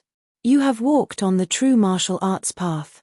However, at this time, Chen Pinggan murmured curses.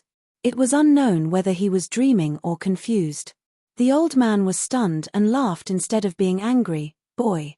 The next day, Chen Pinggan took 29 punches before he fainted.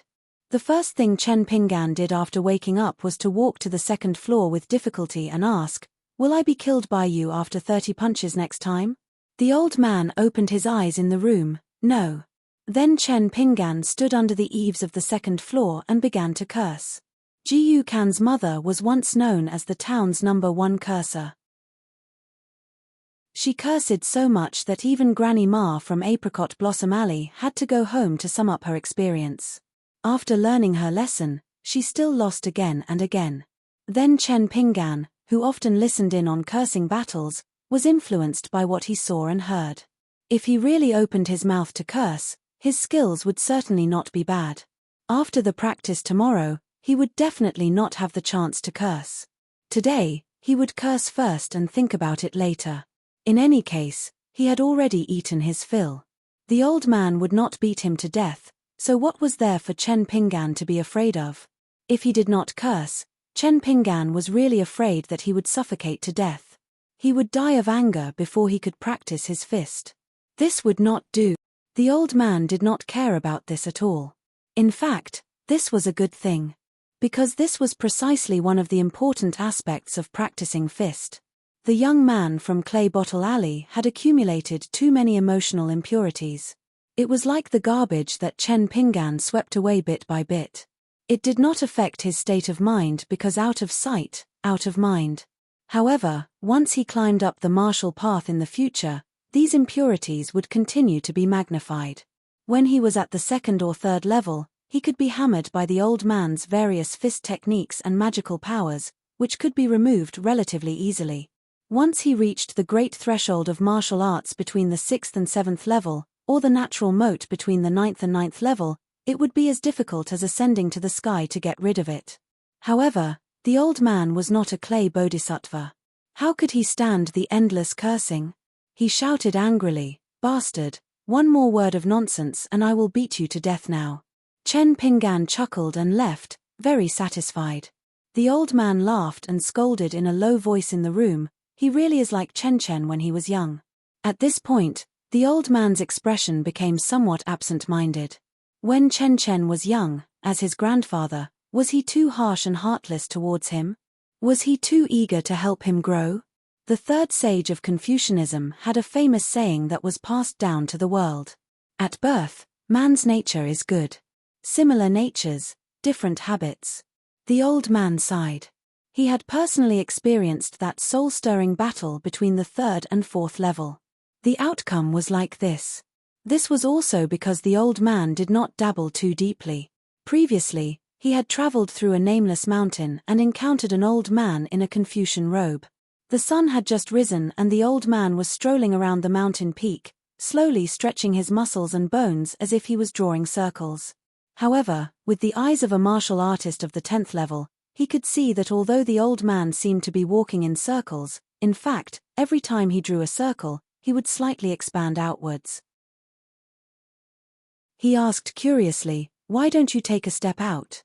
The old man in a Confucian robe smiled and replied, "It would not do to break the rules." They talked about everything under the sun. After that, he never saw the figure of the old scholar again. On the 3rd day, before the old man practiced his fist, he smiled and said to Chen Pinggan, "Since you've already established yourself in the 3rd level, then let's continue. I'll solidify your 4th level martial arts foundation.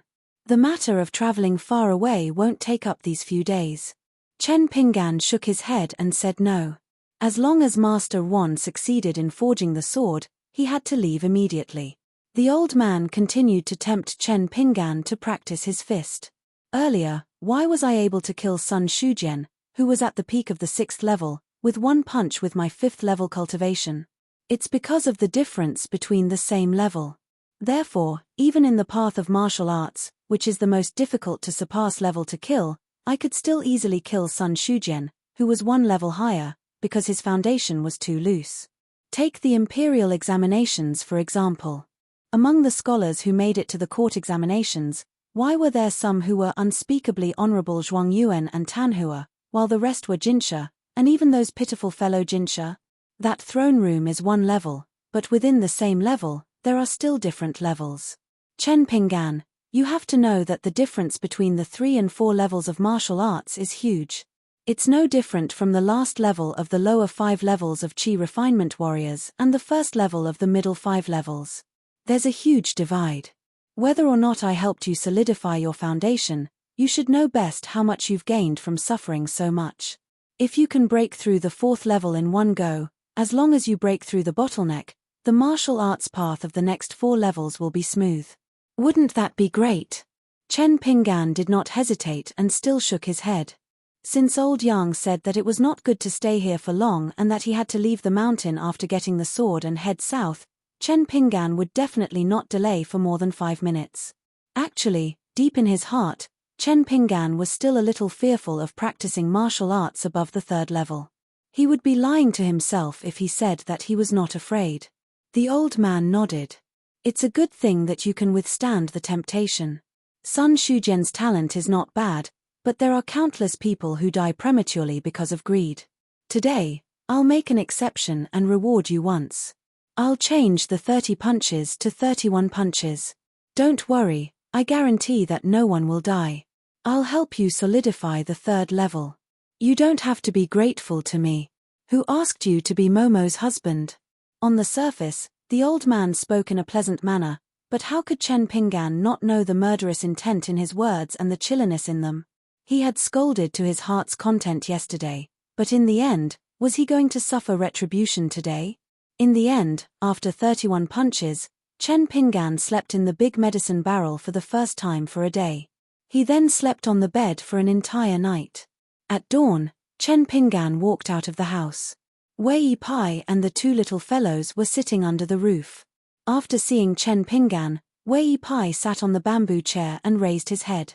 He cupped his fists and said joyfully, "Congratulations, congratulations." Chen Pinggan cupped his fists and returned the greeting. He smiled bitterly and said, "It's a long story." The girl in pink gave the bamboo chair to her master. After Chen Pinggan lowered his voice, Wei Pai said, "Ruan Ting will open the furnace in 2 days. Previously, when I was chatting with Little Snake, I heard that you wanted to buy a blade-strengthening gourd. Then, I made the decision on my own and changed the original betrothal gift from Dali Imperial Court to a mountain. I didn't want 5 transcendent artifacts and only accepted 1 gourd. Chen Pinggan, if you feel that you've suffered a loss, you can change it and continue to accept the original 5 transcendent artifacts from Dali." The girl in pink and the boy in green exchanged glances with each other, persuading Chen Pinggan not to be blinded by greed and to take the 5 transcendent artifacts. Chen Pinggan smiled and said, "Of course I want that blade-strengthening gourd." Wei Pai laughed heartily and waved his sleeve. In an instant, a small vermilion gourd was held in his palm. Compared to the small silver gourd hanging from Alliance's waist, it was slightly smaller. Its color was warm and its style was simple and unadorned.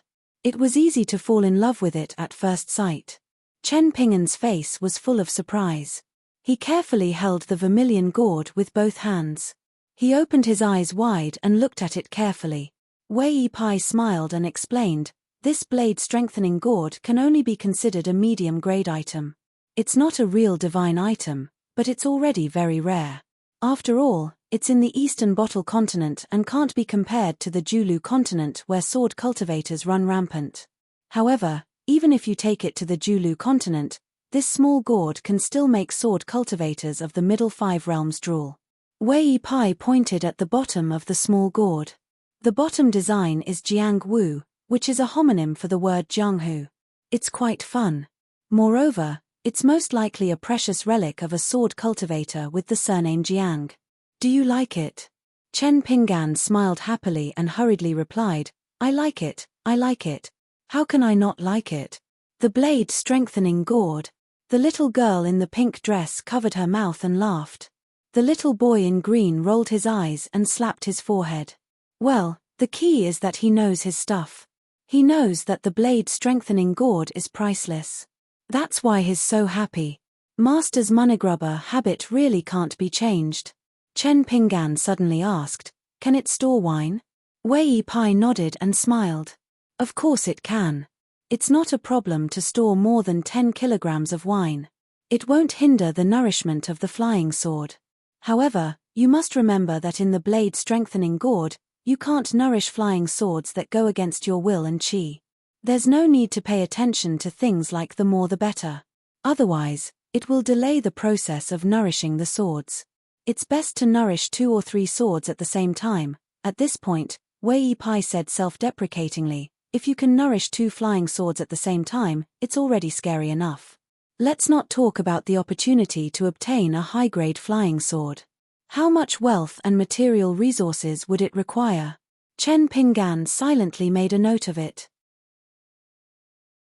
Then, with 2 whooshing sounds, Chuyi, whose original name was Little Fengju, and the dark green 15 that old Yang gave to Chen Pinggan, flew out of Chen Pinggan's 2 chi palaces one after another. In a flash, they scuttled into the vermilion blade-strengthening gourd. The 2 flying swords seemed to be extremely happy. They flew around randomly inside the gourd, constantly crashing into the inner walls of the gourd. As a result, the small gourd shook slightly in Chen Pinggan's hands. Wei Pai's eyes widened. He felt that he had lost all face. He helplessly shook his head and said, "Well, just pretend I didn't say anything." The little boy in green felt proud and said angrily, "Now you know how rich my master is, right?" Wei Pai didn't argue with this little snake and said cheerfully, I know. In the end, Wei Pai smiled and said, "Oh right, there's wine in the gourd. With Chen Pinggan's alcohol tolerance, drink as much as you want." After Wei Pai left, Chen Pinggan carried a bamboo chair and sat on the edge of the cliff, sipping wine by himself. The girl in pink wanted to follow him, but the little boy in green grabbed her arm and shook his head, indicating that she shouldn't join in the fun. Chen Pinggan leaned comfortably against the back of the chair and stretched his legs. His hands held the small gourd that temporarily served as a wine pot. After a few mouthfuls of wine, he felt his cheeks and throat burning. His entire body warmed up. Chen Pinggan looked toward the distant south, full of longing. It was as if the mountains and rivers there were homonyms for the blade-strengthening gourd in his hands. This was a life that Chen Pinggan had never imagined. Living, and being able to live well, it was really good. The orphans in Clay Bottle Alley, after their parents passed away, suffered the most from the age of 5 to 7. Sometimes, when they were so hungry that their intestines were in knots, they were so hungry that they wanted to dig the soil to eat. Whenever it was time to eat, smoke rose from the chimneys of every household in the vicinity of Clay Bottle Alley. Even if they were just walking in the alley, the children could smell the tempting fragrance of rice and coriander. The children wore the clothes left behind by their parents. They cut them into the size that they could wear. They couldn't throw away the corners and accumulated them piece by piece. The first time the child ate someone else's food, it was after the family had used up all their money. Everything that could be sold had been sold. The 6-year-old child, on a cold winter day, could not go up the mountain to pick herbs to earn some copper coins. He had completely lost his livelihood, but he was unwilling to steal. He was hungry and cold. Like a little lonely ghost, he walked in the alley from one end to the other, all the way until dusk. When the smoke rose from the kitchen chimneys, the child did not know how to continue living. Previously, a kind-hearted person had asked little Pinggan to come to my house for dinner. The child would always smile and say no, there was still rice at home. Then he would quickly run away. But that day, the child really lost everything. During the day, he first went to the young family's shop and wanted to buy on credit from the old man, but the old man didn't want to see him at all. Then in the dusk, the child felt wronged and wondered if someone would see him and say with a smile, "Little Pinggan, come in for dinner." But that day, no one opened the door. The door was closed. There were laughter and curses inside. The child finally returned to his yard hungry. He lay on the cold bed with thin bedding and silently told himself, "I'm not hungry. I won't be hungry when I sleep. I won't be hungry when I think of my parents."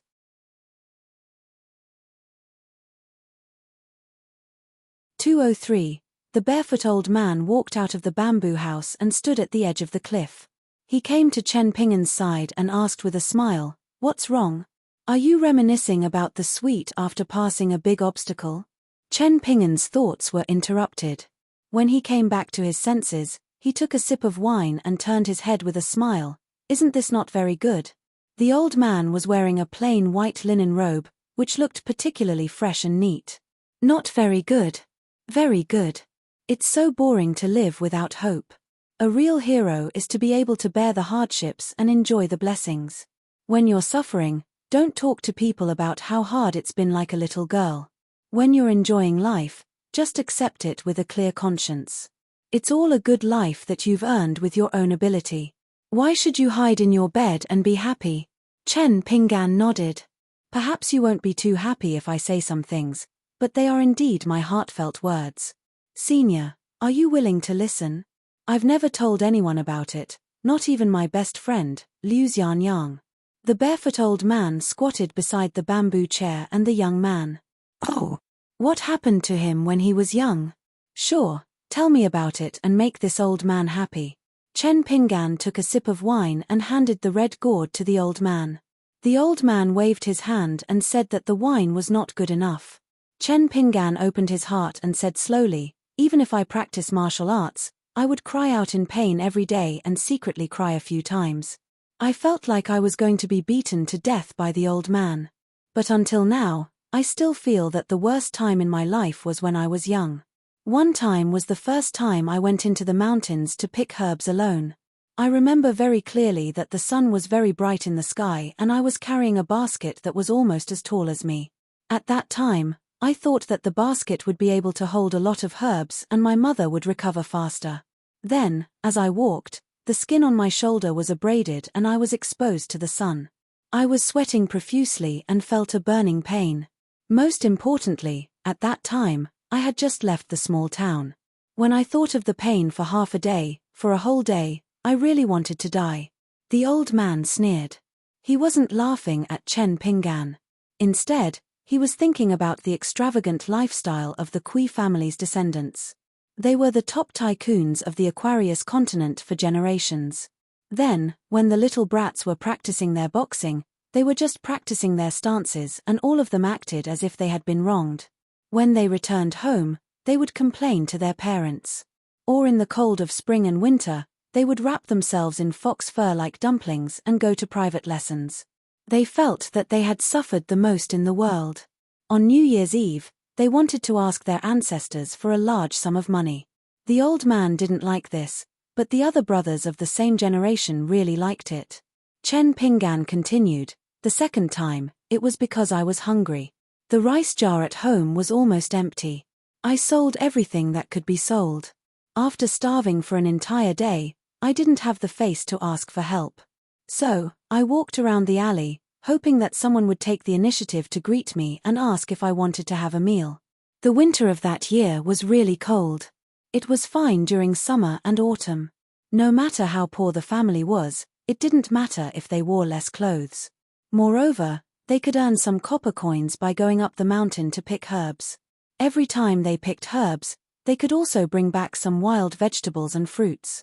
Or, they could borrow a hammer from the neighbor and go to the stream to knock out the small fish hiding under the rocks. When they returned home, they could hang it on the wall and dry it.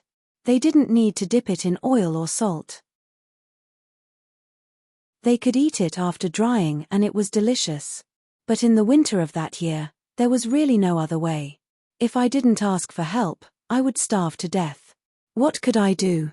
At first, I was shy and kept telling myself, Chen Pinggan, you promised your mother that you would live well in the future. How can you be like a beggar after your parents have only been gone for a year? So, at that time, I was lying on the bed, thinking that I would be able to endure the hunger for a while. But I didn't know that hunger was hunger. I didn't faint from hunger. Instead, the hungrier I was, the more awake I became. With no other choice, I got out of bed and walked out of the courtyard. Then, I walked around the alley. There were a few times when I wanted to knock on the door, but I retracted my hand and couldn't open my mouth no matter what. Later, I told myself that I would take one last trip to Mud Bottle Alley. I would walk from one end to the other. If no one opened the door, then tell me, little Pinggan, have you eaten yet? If not, then come in and eat something. Then I would really knock on the door and beg. But I silently swore in my heart that when I grew up, I would repay the family who was willing to give me food to eat. In the end, I started walking from the alley at the end of the Cow family's ancestral house. In the end, I walked all the way to the end of the alley where Gu Kan's family lived. Still, no one opened the door. The old man laughed without the slightest bit of compassion. What? Which family did you finally knock on the door of? Were they willing to take you in for a free meal? At this point, Chen Pinggan, who didn't have much dispirited and sad expression, became even more spirited, as if he had drunk the best wine. I could only walk back while crying. But after a few steps, the courtyard door behind me creaked open. At first, I didn't dare to look back, but someone took the initiative to greet me. I hurriedly wiped my face and turned my head to look. I saw a neighbor holding a stove in her hand. It was a small stove made of copper on the inside and bamboo on the outside. It was the kind that could be carried around casually. She seemed very surprised to see me. The old man clicked his tongue and said, "There's always a way out. Kid, you ate a full meal for free just like that." Chen Pinggan fiercely wiped his face. It was full of tears, but his face was full of smiles. "No." That neighbor thought about it and asked me with a smile, "Little Pinggan, do you really know how to go into the mountains to pick herbs? Do you really recognize those herbs?" Of course I said I recognized them. And I really wasn't bragging. I would go into the mountains to pick herbs every few days for 2 years. I was almost more familiar with the roads than Clay Bottle Alley. She smiled and waved at me, saying loudly, "That's fine. Little Pinggan, come here. I want to ask you a favor. My bones can't stand the cold and I need a few herbs to make a soup to nourish my body. But the young family's shop is too black-hearted and expensive.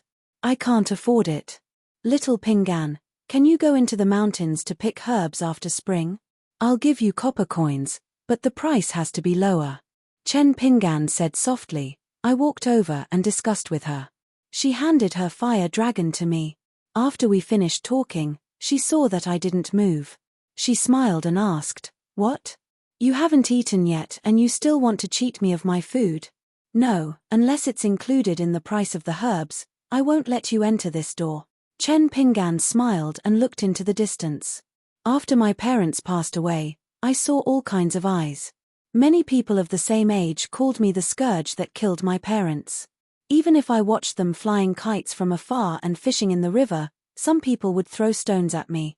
There were also some adults who liked to call me a bastard.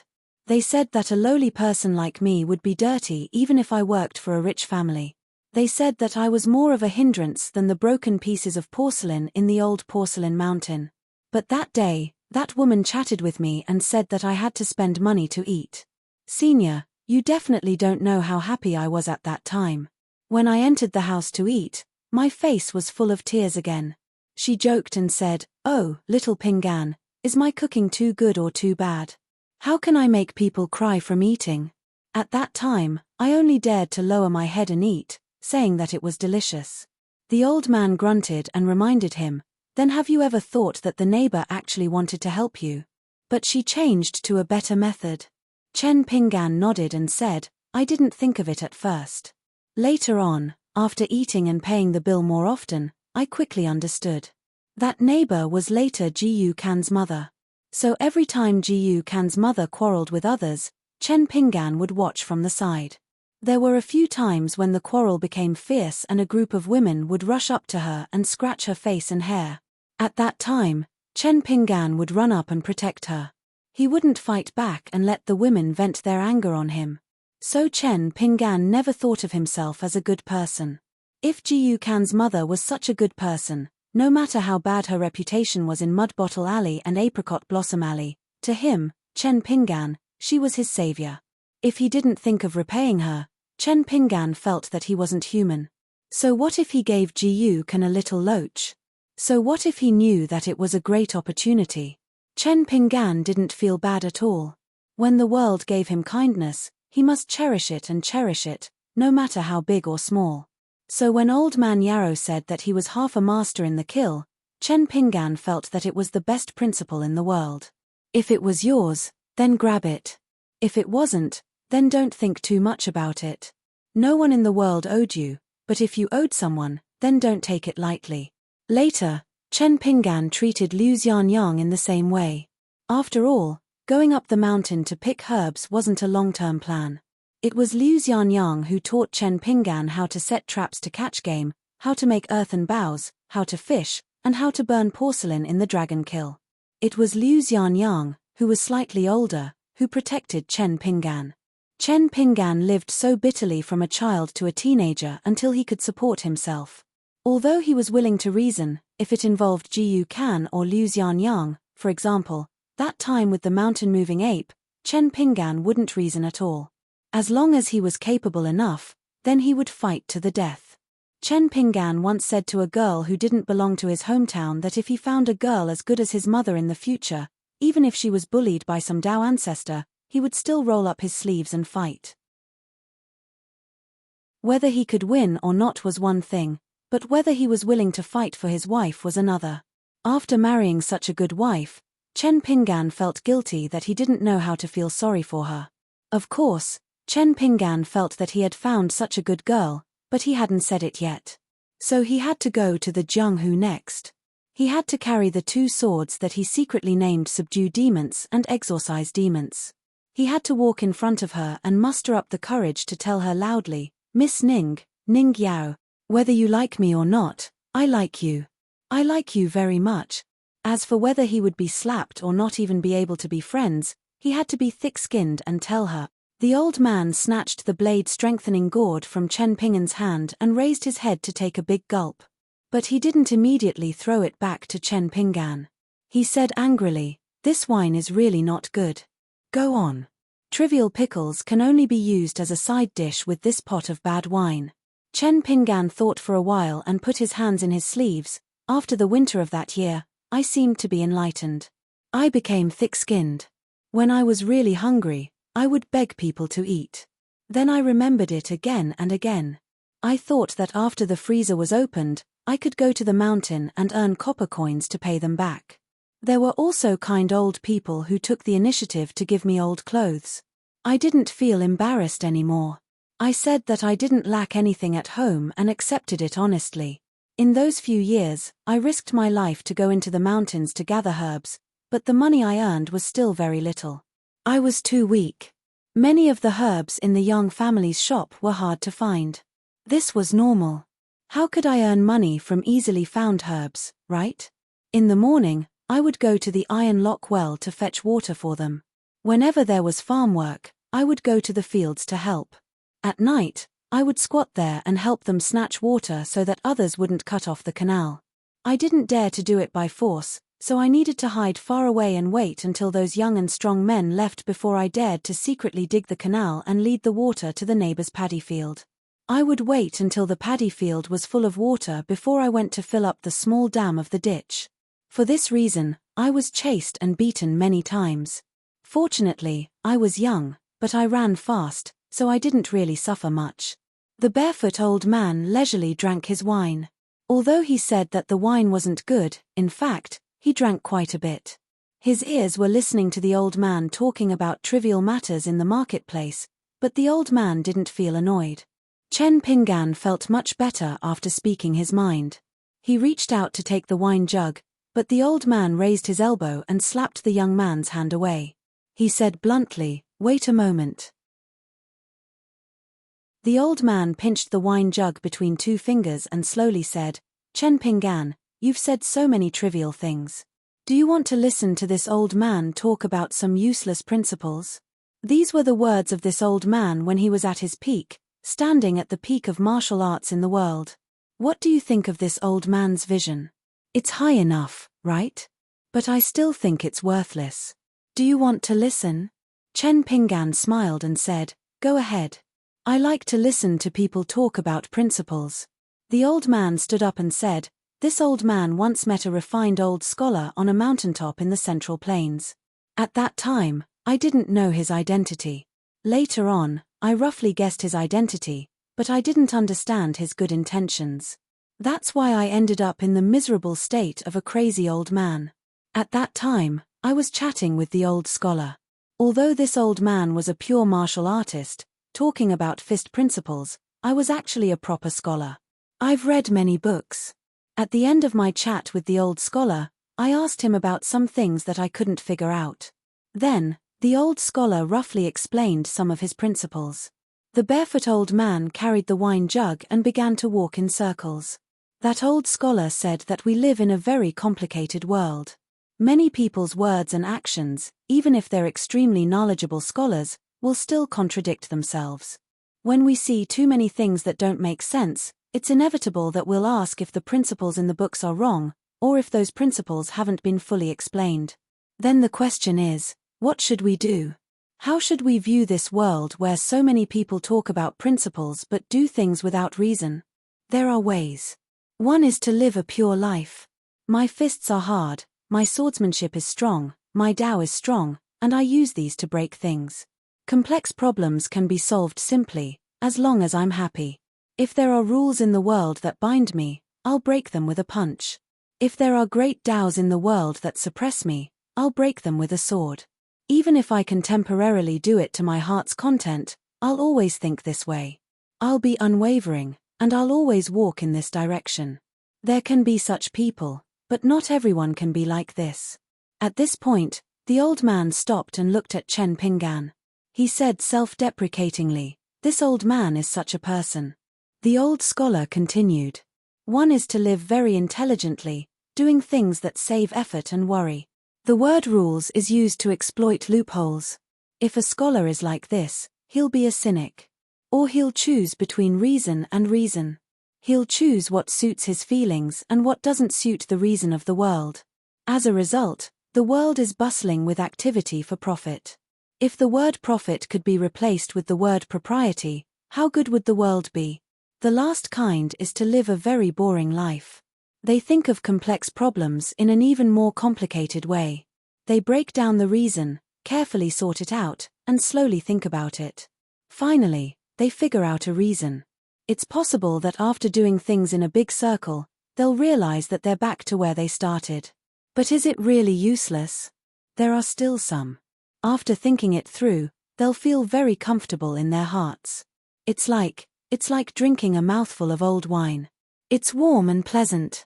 The Confucian sages that we scholars worship are actually not as kind and beautiful as the world thinks. They're full of humanity. However, the true knowledge of Confucianism isn't that bad. Even if they don't agree with the 4 words human nature is good, it doesn't matter. They can still persuade people to be good. The barefoot old man strolled in a circle before finally stopping. This old man isn't sure if that old scholar is that person. But now that I think about it, if he really is that person, then it's not easy for the old scholar to be willing to talk to me about this calmly. After all, this old man ran to the central divine continent and smashed their place. The old man raised his arm and fiercely gulped down a mouthful of strong wine. He casually tossed the sword-nurturing gourd to the youth and laughed loudly into the distance. In the past, I traveled far and wide. I have a bellyful of bold words. I won't be happy if I don't spit them out. The old man stood at the edge of the cliff. He stepped out and looked at the sky. When I walk between heaven and earth, the sun is blazing and the moon is bright in the sky. You have to ask me, is the world bright enough? The old man turned his head and smiled. Chen Pinggan, do you think it's enough? Chen Pinggan was just about to lower his head and take a sip of wine when he heard the question. He could only raise his head and say in a daze, "Not enough." The old man laughed loudly and stretched out his hand to point into the distance. When I walk in the pugilistic world, the river is surging and the river water is rolling. You have to ask me, is the river water enough to quench my thirst? Chen Pinggan hurriedly took the time to drink a mouthful of wine. After hearing the old man's bold words, he also felt a little heroic. He held the wine gourd in one hand and punched his knee with the other. He joined in the fun and said loudly, "It's not enough." The old man said again, "When I walk on the peak of the mountains, the immortals in the sea of clouds have to ask me, is the wind at the peak cool enough?" Chen Pinggan, whose face was flushed red, drank another mouthful of wine. With the strong aftertaste of the wine, his face was full of radiance. He laughed impudently for the first time. "Not enough, not enough. Far from enough. Not enough wine. Not enough wind. Not enough. Over at the bamboo house, the two little fellows looked at each other. The girl in pink was a little worried about her master. Would he turn into a little drunkard just like that? The little boy in green was full of doubts. Had the master gone mad? Had he become stupid from practicing martial arts? Does that mean I don't have to cultivate so diligently? Why don't I slack off for a few days? In the end, Chen Ping'an and his chair both collapsed from the alcohol. From then on, there was a young drunkard in the pugilistic world.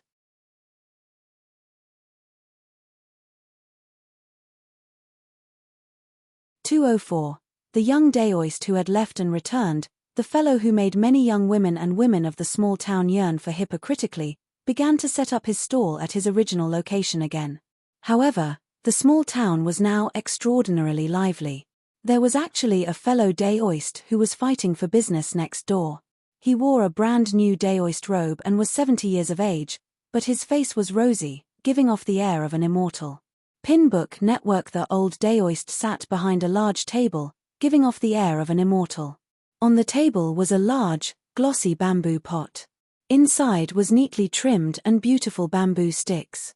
Beside the table was a luxurious silk banner, with a couplet written on the side. Know yin and yang, know the 8 trigrams, know the heavens, know the earth, the matter of a single stick. You can spend money to avoid disaster, you can accumulate merit, it's just a few coins.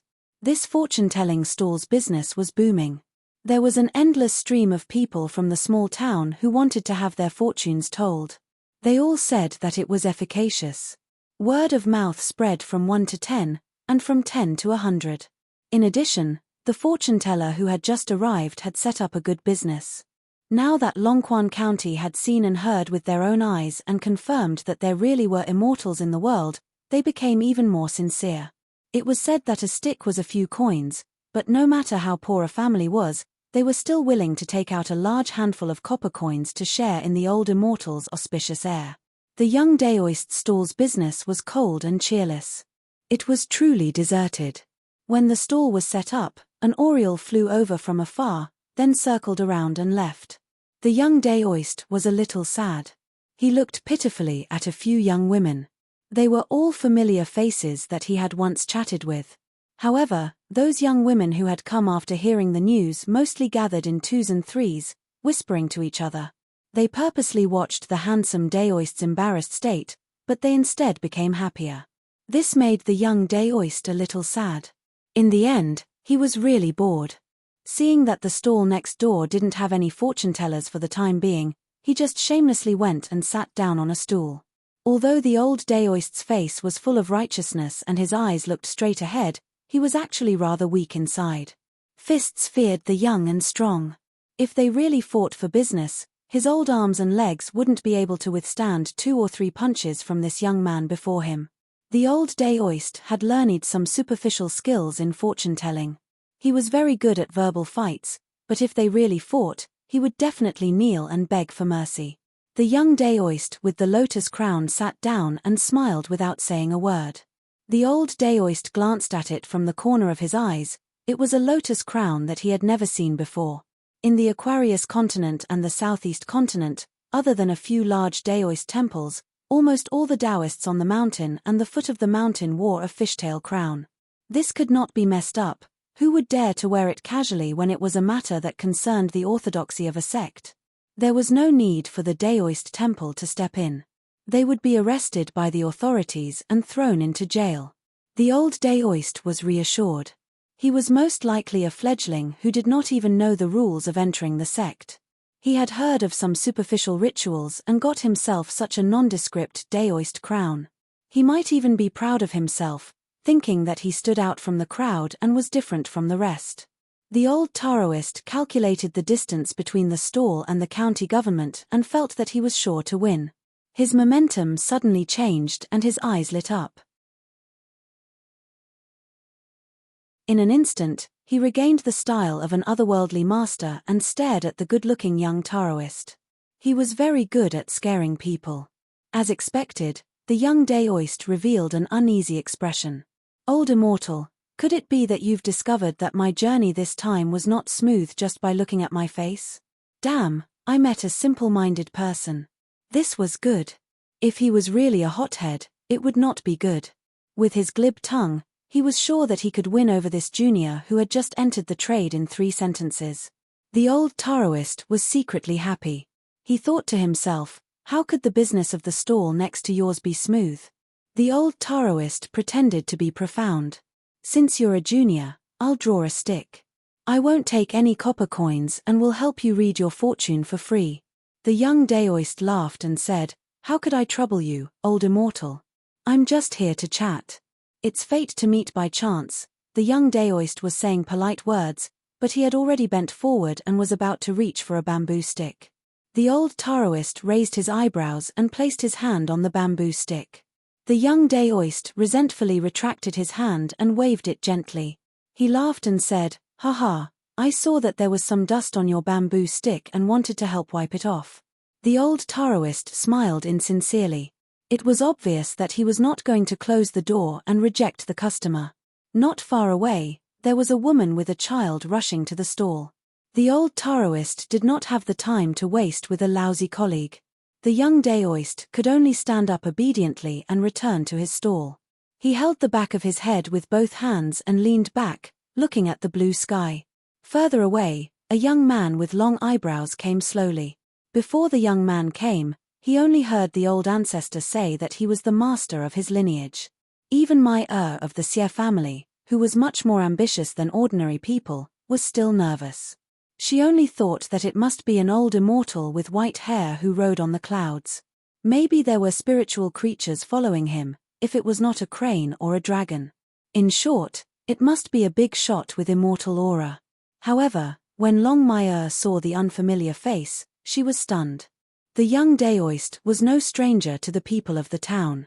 He could tell fortunes for woodcutters, read the palms of ladies and women, write letters for people, and do everything. When it came to some happy events, the young Daoist was not careless. He just helped to recite a few auspicious words and then began to eat meat and drink wine. He was a strong young man who lived in the mountains and went into the water. He was not inferior at all and could make people feel sorry for the cost of food. Maier's mother, the well-educated woman in charge of the Xie family, once brought the young man to have his fortune told. She drew a lot and said a lot of good things. The young Daoist was so happy that she turned her head and wiped her tears away. However, the young Daoist went overboard and said that he wanted to read his mother's palms with a sneaky smile. Maier was so angry that she pulled her mother home on the spot. How could there be such a shameless pervert? After holding her mother's hand and leaving, the young Daoist turned his head and glared at the young Daoist. Just as Xieshe was about to bow respectfully, the young Daoist shook his head slightly and gestured for Xieshe to sit down. Xieshe sat on the bench obediently. The young man with long eyebrows swallowed his saliva and stood beside Xieshe with his head lowered. His mind was a mess. The old Daoist glanced and found that someone went to the stall next door. He almost rolled his eyes. There was someone who was blind enough to look for that young man to have his fortune told. What else could it be if it was not a waste of money? Xieshe did not know what to say. The title of Heavenly Lord was already in his bag, but he could not sit still. The young Daoist ignored Xieshe and raised his head slightly to look at Maier. He joked, I didn't lie to you back then, did I? Your lot was genuine and honest. The young Daoist did not know why he wanted to kneel and kowtow, but he could not. The young Daoist who called himself Lu Chen at Chen Ping'an's stall laughed, don't be so nervous. You didn't do anything wrong back then. It's unreasonable for you to feel guilty. Why? Do you think you're wrong just because your ancestors' seniority is higher? Then you'll have a lot to worry about in this lifetime. The further you go, the more you'll feel that you're wrong. Why bother? You wasted my lot. The young Daoist used to be a smart and sensible child in front of him. How could he be so timid at such a crucial moment? This made Xieshe a little angry. However, just as he was about to scold him, the young Daoist glared at him. Xieshe was so scared that he kept quiet and did not speak. Xieshe smiled bitterly. It turned out that raising eyebrows was not good for him. Lu Chen chuckled, you really don't plan to keep him by your side? Xieshe sat upright and took a deep breath. He used his supernatural powers to straighten his heart and was no longer as timid as before. He replied, under the protection of a big tree, it's both a blessing and a bad thing. It's hard for a second tree to grow. Lu Chen nodded, that's right. After that, Lu Chen rubbed his chin and chuckled, when I return, I can tell my master about this. I'll ask him to stop nagging about how his disciples are useless and that his master is at least half in the wrong. Xieshe finally calmed down his emotions and was immediately in a mess. He did not say a word with a bitter face. If he wanted to become a heavenly monarch, he might not even be able to keep his title as a Daoist. Of course, his master's master would not be angry over this. However, everyone knew that his master's second senior apprentice brother had an unpredictable temper. If that person were to get angry, who could withstand it? Lu Chen waved to the young Daoist, come, help me look after the stall. I'm going to walk around and meet some acquaintances. How would Longmire dare to take over his place? He would not move even if he was beaten to death. Xieshe was relieved. He was really afraid that Longmire would stupidly sit down. Lu Chen did not mind. Lu Chen did not take it to heart as he instructed Xieshe, who had hurriedly stood up, I am not going to meet the others. Go and greet them and tell them not to stick their warm faces to cold buttocks. I am not in a good mood recently and I am afraid that I will not be able to hold back when the time comes. Hee. Also, if I want to meet your grandson in the future, there is no need for you to go through the trouble of bringing him here. Even if he is hiding in the blessed land below, I can still meet him. Xieshe lowered his voice and nodded, I'll follow your orders. Lu Chen coughed and asked with a smile, where's the child's mother? Why didn't she come? I haven't even had the time to read her palm. Xieshe, who saw the master of his lineage for the first time, stammered and could not say a word. The rumors that were secretly spread among the heavenly monarchs and Daoist masters were all lies. Longmire was completely stunned. Lu Chen swaggered away. When he passed by the stall next door, he said enviously, old immortal, you're really busy. The old Daoist nodded and smiled, but he cursed in his heart, get out of here. Lu Chen wandered all the way and finally entered the mud bottle alley. When he passed by the Cao family's ancestral house, the door was tightly shut. Cao Shi, the land-sword immortal of the Hassa continent, was silently bowing in the house. The fiery red fox was lying on the ground in a pious posture, trembling. Lu Chen was indifferent to this. He walked straight to a courtyard and jumped to look at the scene in the courtyard. The girl who was sitting in the courtyard next door, basking in the sun, stood up and frowned. What are you doing? Lu Chen looked away and pointed at his own nose. He laughed and said, girl, don't you recognize me? I stayed here last year. We know each other. Besides, you and your young master used to read fortunes at my stall. Don't you remember? The girl pretended to think carefully.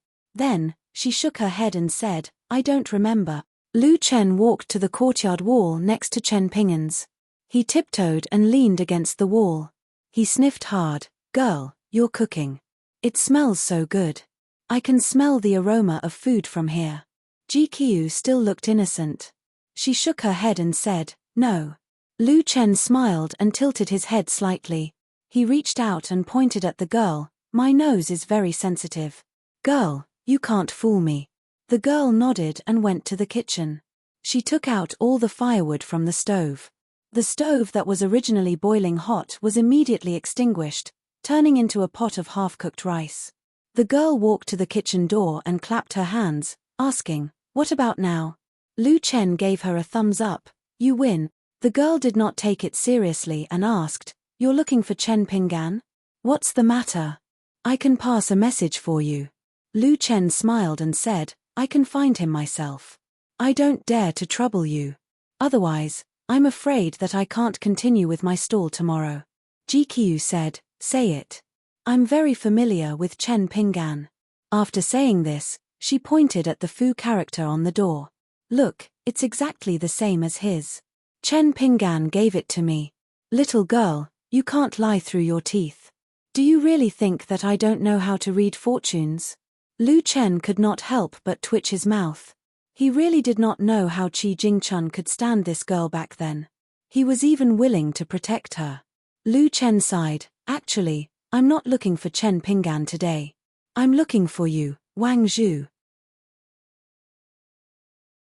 GQ looked at the young Daoist expressionlessly. Although my young master is not in the town at the moment, if you dare to bully me, Chen Pinggan will avenge me. Also, I know Qi Jingchun. He's the scholarly sage. Aren't you afraid that he'll suddenly come back to life and beat you to death? Lu Chen stretched out his hands and rubbed his cheeks. He said helplessly, let's not talk about whether Chen Pinggan will avenge you. Qi Jingchun is dead. He won't come back to life. GQ raised her eyebrows slightly. Like a willow swaying in the spring breeze. Lu Chen placed his hands on the wall again and smiled. Wang Zhu, I have an opportunity to give you. Do you dare to accept it? 2 green Daoist robe sleeves gently laid on the yellow mud wall. Like a dragon crouching and a tiger crouching. GQ crossed her arms in front of her chest as if to protect herself. She sneered, lecher, scoundrel, lecher, debauchee. Lu Chen retracted his hands and laughed out loud. Thinking back to those days, there were still millions of true dragons in the world. After being rewarded based on merit, they were responsible for overseeing all the lakes, rivers, and seas under the heavens. Among them, there was the most famous female dragon, whose status was already indescribably noble. How infatuated was she with him? How heartless was he in the eyes of the world? The young Daoist almost cried from laughing. No matter how great the great Tao was, it could not tolerate love. One only envied mandarin ducks and not immortals. There were books and mountains, but there were none at the top of the mountain. Lu Chen stared at the young girl who should not have appeared in this world. He remembered that he had once asked his master why the Pearl Grotto heaven existed even though the heavens were vast and unforgiving. The old man only smiled and said 2 sentences. The crux of the problem is the law of the heavenly Tao. It's no longer enough to stand on its own, so it collapsed. The great Tao is 50, and the heavenly Tao is 49. Man escapes from one, and all things are born. At that time, the old man was squatting beside the pond in the Lotus Grotto heaven. He scooped up a handful of water and sprinkled it on a slightly slanted lotus leaf. He sprinkled the water on a high spot and it flowed down with the momentum. It gradually diverged and finally returned to the pond. Then, the old man raised a palm towards Lu Chen. There was a water droplet in his palm. When his palm was slanted, the water droplet began to flow slowly along the fine lines on his palm. It was crooked and diverged continuously. Every time it paused and changed its direction, it meant that it was walking on a different path. If the inconspicuous water droplet was replaced by someone who walked on the river of time, it meant that they had become a different person. A slight difference in thought, a step away, there were 3 sects and hundreds of families. There were generals, ministers, peasants, and pawns. Lu Chen collected his thoughts. The young Daoist outside the wall smiled at the young lady inside the wall. You have to accept the opportunity that I've given you. The young lady laughed coldly. Do you know who I am? Lu Chen asked back. Do you know who I am? GQ's face darkened. You're just a stinky Daoist. Can you bear the responsibility? Lu Chen smiled. My secular name is Lu Chen. That's enough to explain everything. GQ really did not understand this time. What did you say? Lu Chen returned to his usual expression. He leaned against the wall and laughed. Miss, do you want me to read your palm? When you'll get married, whether you can give birth to a child early, whether you'll be a good couple, I can calculate all of that. GQ blinked her eyes and asked, Can we just eat? Don't you want to read my palm? Lu Chen flipped over the wall and snapped his fingers. Yes. GQ asked again, You don't mind the half-cooked rice, do you? If I mind, I'll cook the stove. The young Daoist rolled his eyes and walked into the kitchen openly. He began to add firewood again.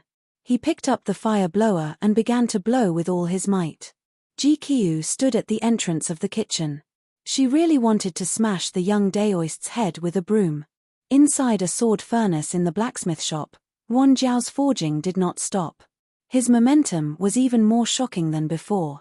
Sparks flew in all directions again and again. The large room was dazzling and brilliant. The dense clusters of sparks continued to accumulate and did not dissipate at all. They also did not flow out of the room, making it so that there was almost no place to stand in the room. However, today, not only had Yuan Xiu entered the room, even Wei Ba was present. Due to the limited space, the man and the mountain deity could only stand side by side. Yuan Xiu held a sheathless long sword in her arms. The blade was not sharpened, and it did not look conspicuous at all. In the eyes of a fifth realm sword cultivator, it was probably just a brand new sword. As Yuan Chen hammered, he turned to Wei Pai and said in a low voice, "I'll have to trouble you to send Xiuxiu to Luopo Mountain. Elder Yang has already concealed the secrets of heaven. There shouldn't be any accidents."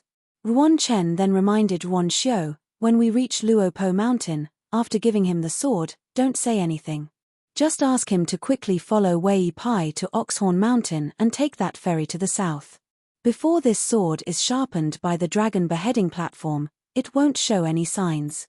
But if he encounters a big demon, it will still reveal itself. So ask that kid surnamed Chen not to court death on the way south. With his current martial arts realm, as long as he doesn't court death, he will have a chance to walk to inverted hanging mountain alive." Wei Pai was more considerate. "I still have a thick locust tree branch. When we reach Luopo Mountain, I'll send Chen Pinggan to Oxhorn Mountain and make 2 scabbards for him." Yuan Chen wanted to say something but stopped. Wei Pai smiled knowingly. "Don't worry.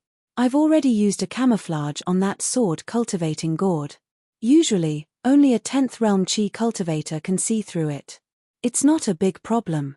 Yuan Chen continued to bury himself in his work, hammering the iron like thunder.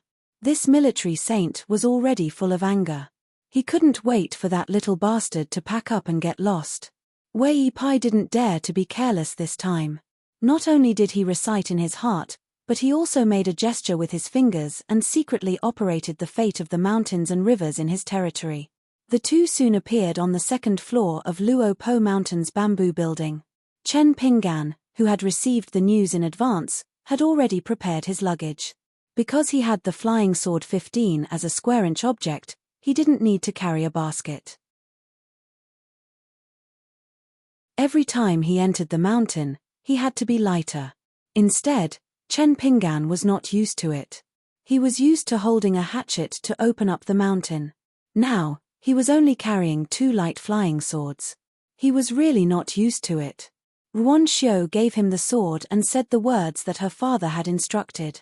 Finally, she handed over an embroidered bag and smiled. "Chen Pinggan, this is for you. It's a peach blossom cake."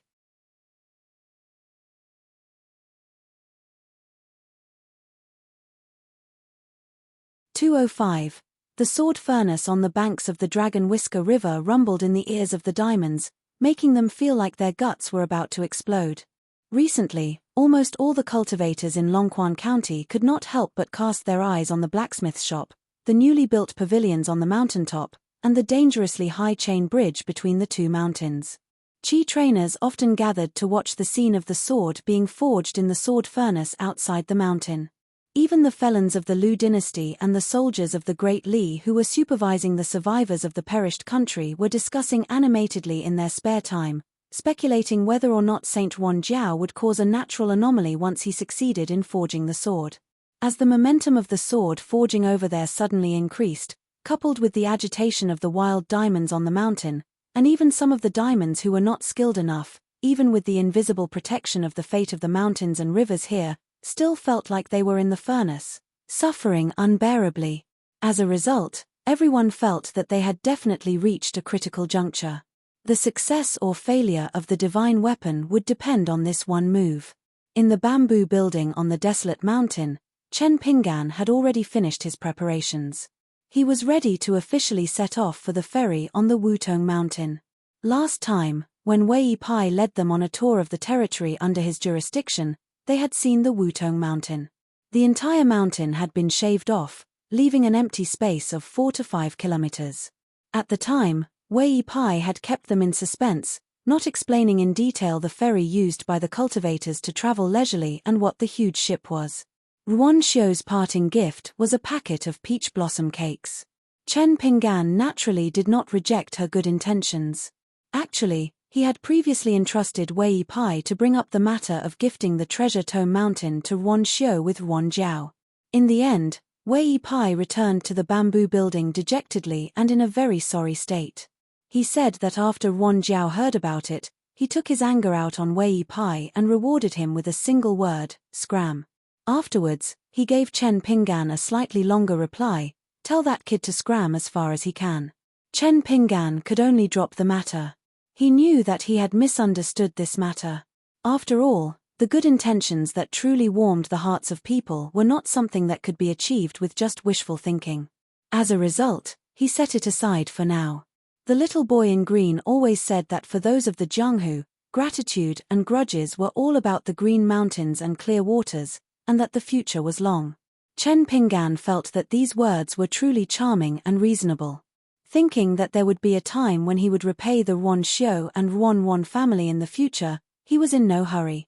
However, Chen Pinggan still spent a bit of effort and seriously discussed it with the little boy in green and the little girl in pink. Only when he felt that there wasn't much of a problem did he make up his mind to trouble Wei Ba again and have this Bayu god hire 2 exquisite pastry chefs. After he left Longquan County, he would invite them to the New Year's shop in Riding Dragon Alley to solicit business. Finally, he had the 2 little fellows inform Miss Ruan Xiu that in the future, if they wanted to eat the pastries from his shop, they would all be free of charge. As for the trip south, the little boy in green and the girl in pink both wanted to follow. One was afraid that without Chen Pinggan's protection, someone's head would explode with a single punch tomorrow. The next time Chen Pinggan returned to his hometown, they would have to go to his grave and burn incense for him. The other was the Imperial River water snake, who had already broken through a realm. He hoped to return to the Jianghu and live a carefree and happy life. He wanted to regain all the face and heroic spirit he had lost in Longquan County from the outside world.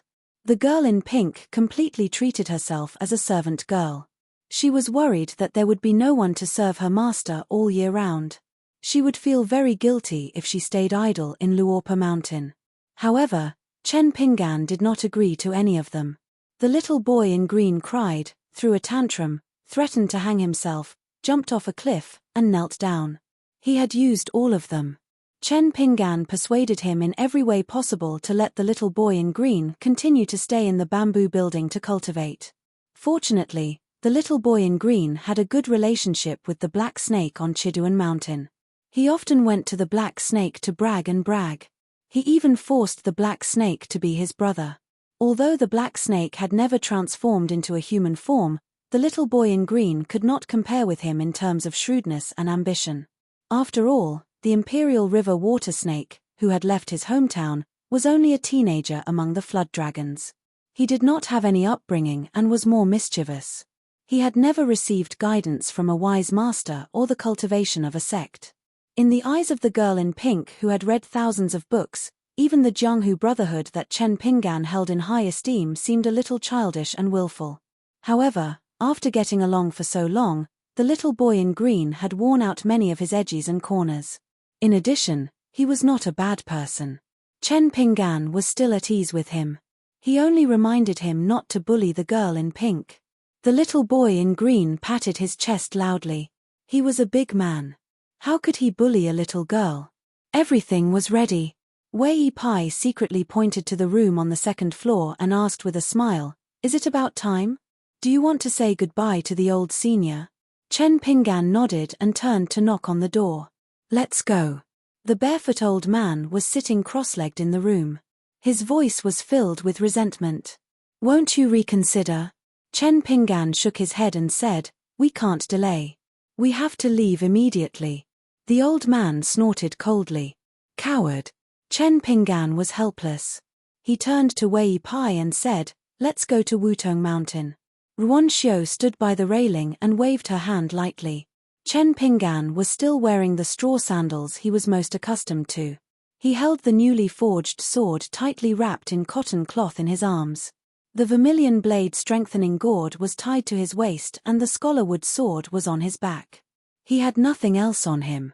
He wanted to say something to Ruan Xiu, but he felt that it was unnecessary. He scratched his head and said softly, "Miss Ron, take care." The green-clothed girl's eyelashes trembled slightly. She smiled and nodded.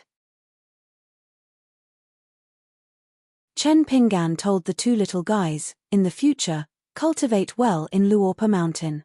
If you encounter something, don't be impulsive. We didn't spend much on the mountain except for the money we spent to buy it. Don't worry about it. I've told Mountain God Wei that if it doesn't work, we'll use our supernatural powers to move the bamboo house to Mount Biyun. You two will be fine if you hide inside. Moreover, the old senior will help take care of the bamboo house, so you don't have to worry too much." For the first time, the green-clothed boy couldn't hate Chen Pinggan for being so sentimental. The girl in pink grabbed her master's sleeve. Tears streamed down her pink face. She was reluctant to part with him. Chen Pinggan turned his head. They left in a hurry this time. They couldn't go to their ancestral home in Mud Bottle Alley. They couldn't even go to their parents' graves. If Chen Pinggan said that he didn't have any regrets, it would be a lie. However, there was nothing he could do about it. Chen Pinggan knew his priorities. It should be known that his trip to the south this time to deliver the sword could be considered a joint scheme by Old Man Yang, Wan Teng, and Wei Ba. Among them, Old Man Yang was the golden Joss Flame little person. He made a deal with Chen Pinggan, or more accurately, with Mr. Qi, to help Chen Pinggan stay away from trouble. As for the reason, what was trouble? It was because Li Shisheng had previously said that this place is not suitable to stay for long.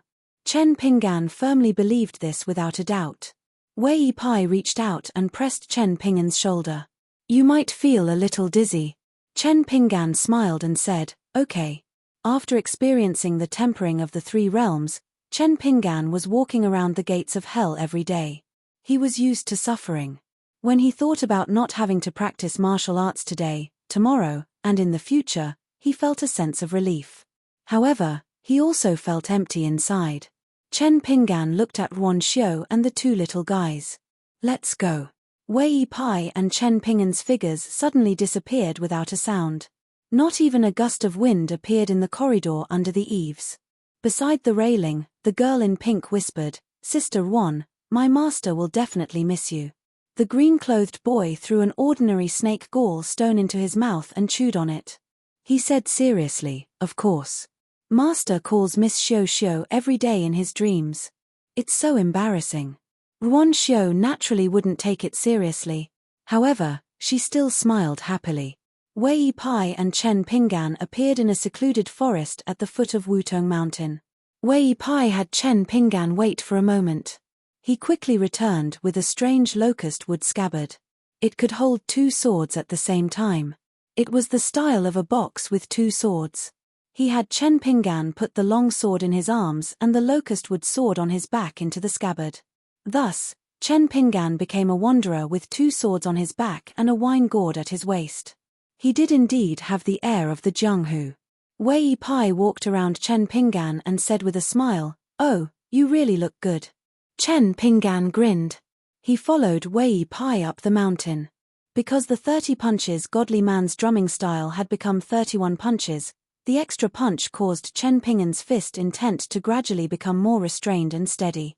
It was the same principle as putting the sword back into the scabbard. Wei Pai was still dressed in a white robe with large sleeves. Chen Pinggan carried a sword on his back and a gourd on his back. One was elegant like an immortal while the other was young and chivalrous. Chen Pinggan tried to hold it in but eventually couldn't. "Wei Pai, is the town very dangerous?" Wei Pai nodded and said, "Think about it.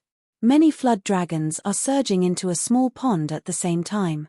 Of course, a casual movement of their heads and tails will cause huge waves. Any wave can crush a Qi refinement warrior of the middle 5 realms into pieces. As for you, although you're not someone that some big shots pay attention to, as long as you're in this chess game, even if you're an insignificant chess piece on the chessboard, your life and death will still be beyond your control. Therefore, Old Yang is right to ask you to leave Longquan County immediately. It's very good that you can think it through and don't object." Chen Pinggan smiled and said, "I originally wanted to go out for a walk. I can make use of this opportunity to hone my martial arts and strive to find the opportunity to break through by myself. Wei Pai asked curiously, the old senior in the bamboo house is still sulking. Did you reject something? Chen Pinggan was unwilling to go into detail. After all, it involved the old man's privacy. However, Wei Pai had been running around and working hard during this period of time. In addition to his relationship with Alliance, as well as Wei Pai's honesty, Chen Pinggan didn't mind being able to pick some things that could be said. He said softly, I only know that an impressive Daoist immortal came to the town. The old senior said that he wanted to give me a great opportunity. He said softly, I only know that an impressive Daoist immortal came to the town. The old senior said that he wanted to give me a great opportunity. I wanted to watch the battle between him and that immortal from the side and comprehend the true essence of the fist intent. Chen Pinggan paused for a moment. I asked the old senior what his chances of winning were. The old senior was very frank and said that there was no chance of survival and that he would definitely lose. This was because he had yet to return to the peak of martial arts. Even if he did, he wouldn't have any chances of winning. At the time, I was very curious. Since he was going to lose, why did he want to fight this battle? The old senior said that his greatest wish in this life was to find a Daoist who was known to be the best at fighting. Only then would he have no regrets in life. Since that uninvited guest was very close to that truly invincible Daoist, he wanted to fight him first. He wanted to know how big the gap between the two of them was. As for helping me reach the fourth realm and giving me the opportunity, the old senior also said that it was just in passing. Chen Pinggan said self-deprecatingly, of course I had my own selfish motives. I didn't want to cause too much trouble because of this battle and cause you, Old Yang, and Master Wan to work for nothing. I also didn't want Mr. Qi to be disappointed. So I also directly told the old senior my thoughts. Although the old senior was angry, he didn't beat me. He only scolded me for having guts smaller than a grain of rice. He scolded me, and I advised him. No matter what, it wouldn't be too late to fight after returning to the peak of martial arts. Otherwise, it wouldn't be fun. The old senior listened to me. Although he didn't say it, he probably felt that it would be a real pity if he couldn't punch with his full strength. So in the end, he gave up on the idea of fighting. However, he didn't give me a good look. You heard it at the bamboo house before. He was still angry. Chen Pinggan suddenly smiled knowingly. Actually, the old senior is no different from an old child. Wei Pai wiped the cold sweat from his forehead. If they fought, they would all be done for. Fortunately, Chen Pinggan didn't covet the opportunity to reach the fourth level. Otherwise, Wei Pai knew what would happen. The old man died without regrets. This shattered Liju cave shook the earth and mountains, revealing many unspeakable secrets. Then, there would be a bloody storm. Chen Pinggan, who was the first player in the game, would definitely not have a good ending. As for Wei Pai, Dali Imperial Tutor, Kui Dong, Wan Tong, Xieshe, Cao Shi, Shu Ruo from Mo Clan, Old Jiao from Linlu Academy, Cheng Shuidong, and so on, none of them would be able to escape. They were all wrapped up in it. Whether they lived or died was the same as Chen Pinggan. They couldn't control themselves. It all depended on fate and luck. As for the 30-odd mountains, it was hard to say how many would be left in the end. However, a tall tree would attract the wind, and the cloud-splitting mountain, which was only one step away from becoming the northern peak of Great Li, would definitely collapse. It was not an exaggeration to say that the divine ability of a true immortal could move mountains and overturn seas. Wei Pai, who still had lingering fear, stopped and patted Chen Pinggan's shoulder heavily. Chen Pinggan, if I knew this would happen, I wouldn't have charged you a single cent for the herb. Chen Pinggan was stunned. Then, he smiled brightly and said, it's not too late to pay me back now. Wei Pai pretended to flip through his sleeves. Chen Pinggan quietly waited for him to pay. He didn't have the slightest intention to refuse. Wei Pai laughed angrily. Chen Pinggan, this is boring. Chen Pinggan laughed heartily and patted the wine gourd at his waist. This is enough. Wei Pai put his arm around Chen Pinggan's shoulder and climbed up the mountain. I knew it. You, Chen Pinggan, are never stingy with your friends. Chen Pinggan held back for a long time. He could only squeeze out 2 words of thanks. Wei Pai pretended to be a girl in her boudoir. Saying thanks between friends hurts feelings. It's the same as talking about money between a man and a woman. Chen Pinggan suddenly understood. He felt that he had to remember this principle and engrave it on a bamboo slip. In the future, when he reached Inverted Hanging Mountain and met Lady Ning, he definitely couldn't mention money. This was called applying what he had learned. Wei Pai was now a well-known existence. Coupled with the true authority of the immortals on the mountain, how many of them were as easy to talk to as Wei Pai? Therefore, he was very popular. Even Chen Pinggan could tell that the Qi refinement warriors and mountain splitters who greeted Wei Pai were close to Wei Pai from the bottom of their hearts. Along the way up the mountain, Wei Pai kept greeting him. He didn't stop, but he would smile and banter with them, causing endless laughter. During this period, there was a wild cultivator demon who was as good as the boy in green. He wanted to lead the way for mountain god Wei Pai. In the end, he was chided and kicked away by Wei Pai. That wild cultivator wasn't angry at all. Instead, he was proud of it. He looked at the handsome back view of the white-robed mountain god with a joyful expression. However, when they approached the ferry at the top of Wutong Mountain, Wei Pai laughed softly and said, "Chen Pinggan, this seemingly sincere and amiable atmosphere is actually fake. You don't have to reject them, but don't take it too seriously. If I, Wei Pai, was still the lord of the land of Chiduan Mountain, it would be difficult to talk to them. Of course, it's ultimately a good thing that they can be so harmonious." Chen Pinggan silently remembered it in his heart. At the edge of the ferry at Wutong Mountain, there was a high platform that had just been built. It was made of pure white jade. Dozens of Qi cultivators in different attire had already gathered there. There were also some women and children in bright attire. The latter should be the celestial forces that had bought the mountain and came to observe. Now, they were about to return home. When 2 groups of people saw Wei Pai and Chen Pinggan, they took the initiative to greet them warmly. Wei Pai was very familiar with everyone's name and family. He treated them well and made them feel as if they were bathing in the spring breeze. Chen Pinggan didn't deliberately say anything. He just took in everything and felt some envy and admiration in his heart. This kind of amiable conversation with others was definitely not something that could be explained by Wei Pai saying that he was the mountain god of the northern mountains. Regarding Chen Pinggan's trip to the south, Wei Pai used a casual tone to skim over it. He said that Chen Pinggan had a relative in the south and that he was going to visit a few friends at the same time. For example, He Xiaoyong of the Shunhu sect of the Southern Stream Kingdom and Liu Baqiao of the Wind and Thunder Garden. When Chen Pinggan heard this, he broke out in cold sweat. If visiting relatives was a legitimate pretense, then casually claiming to be friends with the 2 Daoist nuns and sword cultivators, Chen Pinggan was really embarrassed. He had met Immortal He once at the back of the Green Ox, but he had only given her a piece of snake gall stone. He was slightly more familiar with Liu Baqiao and had entered the mountain together with Chen Dui and Chen Songfeng.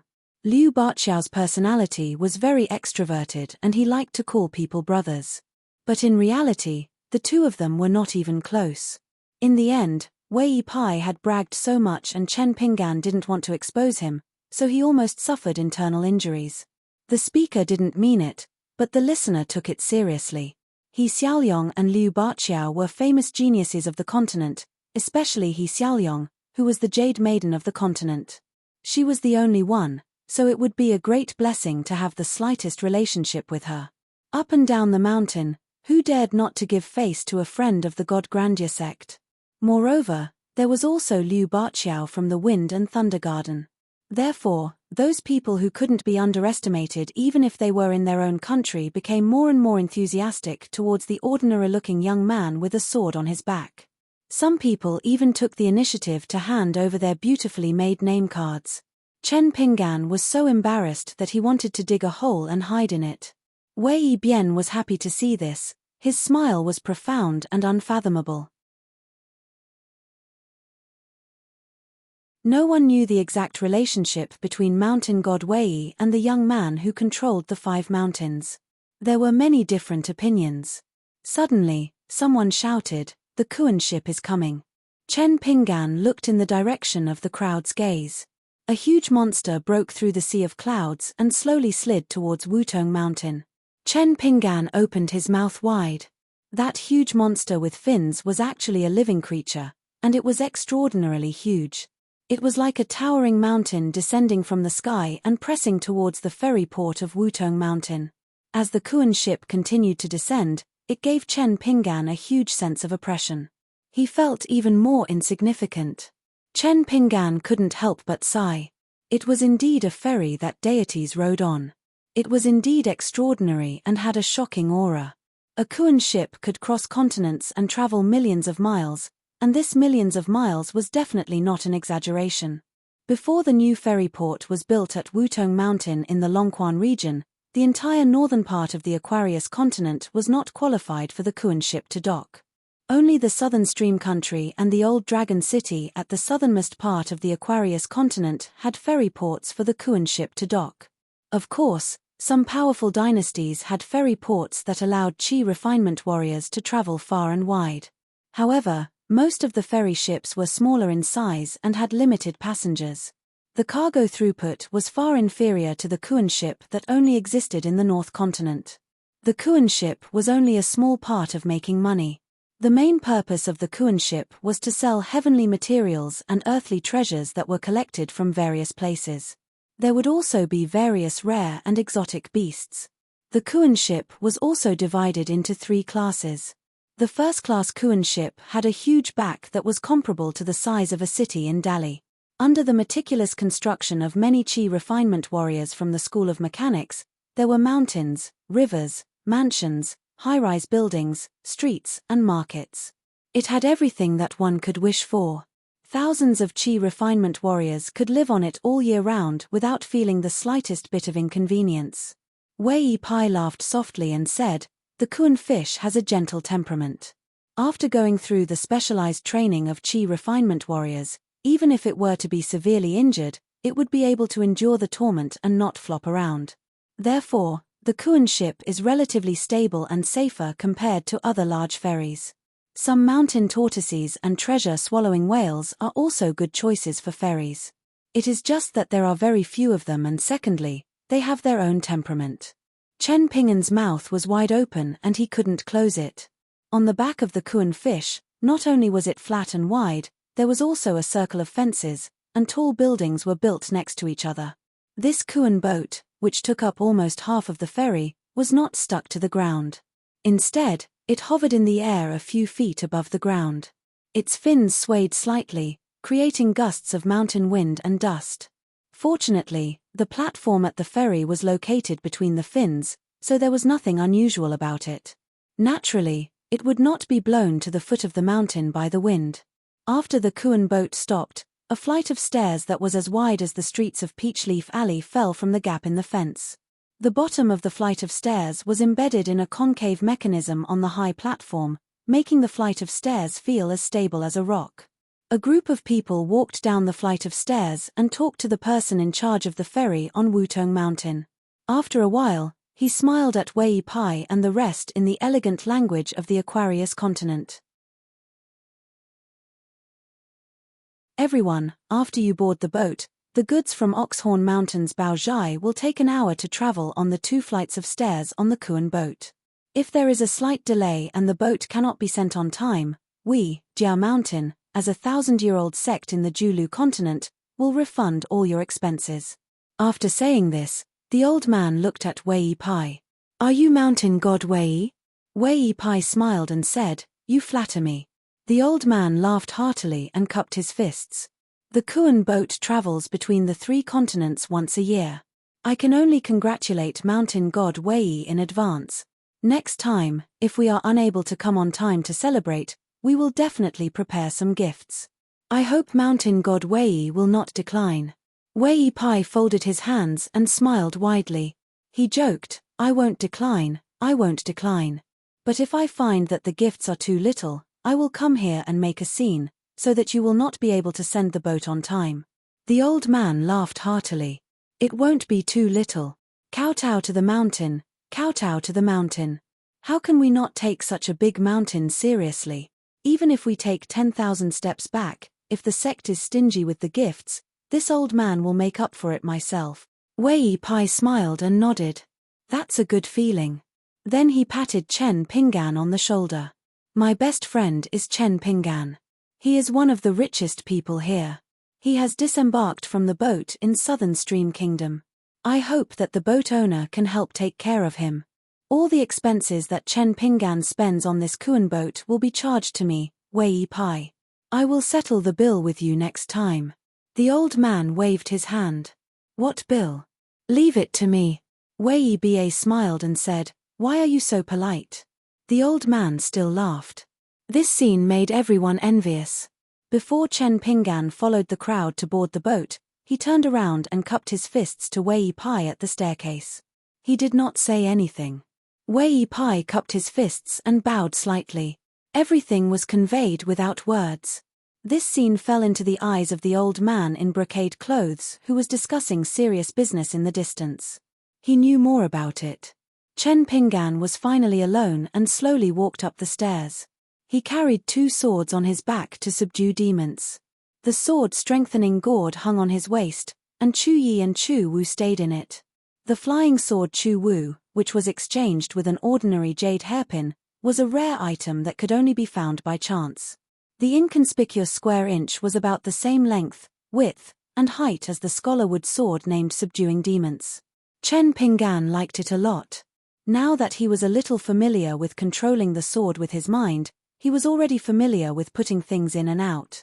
The feeling of having more things in his palm made Chen Pingan, a country bumpkin and a drunkard, feel better than being drunk.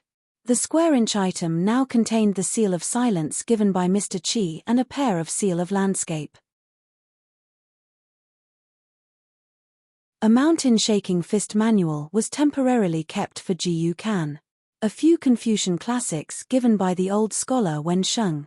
The bamboo brush given by Li Shishing was engraved with the words small wind and snow cone and pen with spirit. In addition to the brush, there was also a large number of blank talisman papers sent by Li Shishing's disciple Kui Ci.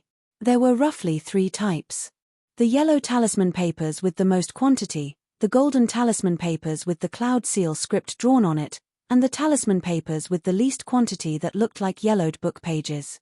There was also an introductory talisman Taoist book. The few prescriptions left by the young Taoist priest Lu Chen. A large pile of maps of the territories of the Aquarius continent was given by Wei Pai as a small addition to Chen Pingan's compensation for the medicinal herbs with the snake gallstones. Hundreds of jade copper coins were exchanged by Chen Pingan with the remaining ordinary snake gallstones from the little boy in green clothes. These coins were definitely not seen in the market at the foot of the mountain. They were used by the immortals on the mountain to do business. Of course, they were not as valuable as the gold copper coins. However, the so-called real gold and silver of the common people were not worth mentioning in front of these jade coins that would only be stored in the pockets of chi cultivators. Some small bamboo slips and small carving knives that had not yet been carved. There was also a bag of white rice, as well as bottles and jars used to cook rice. There were also oil and salt. A large number of fish hooks, a newly bought mountain-splitting machete, a change of clothes, 2 pairs of newly woven straw sandals, and other miscellaneous items. Of course, there were also pieces of silver and gold leaves. When traveling outside, a single coin could not kill a hero. Chen Pingan had deeply felt this during his first trip to the Great Sui Kingdom. Chen Pingan was halfway there when he could not help but turn back to look. The white-clothed mountain god who had been standing at the same spot all this while smiled and waved his hand. Chen Pingan waved his hand in farewell and continued to walk up. He only took down the scarlet gourd and silently drank a mouthful of strong wine.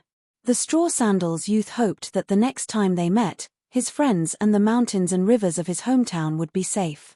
They would all be safe and sound. You're tuning in to the Celestial War YouTube channel. Don't forget to subscribe and join us on this journey to catch the most captivating stories.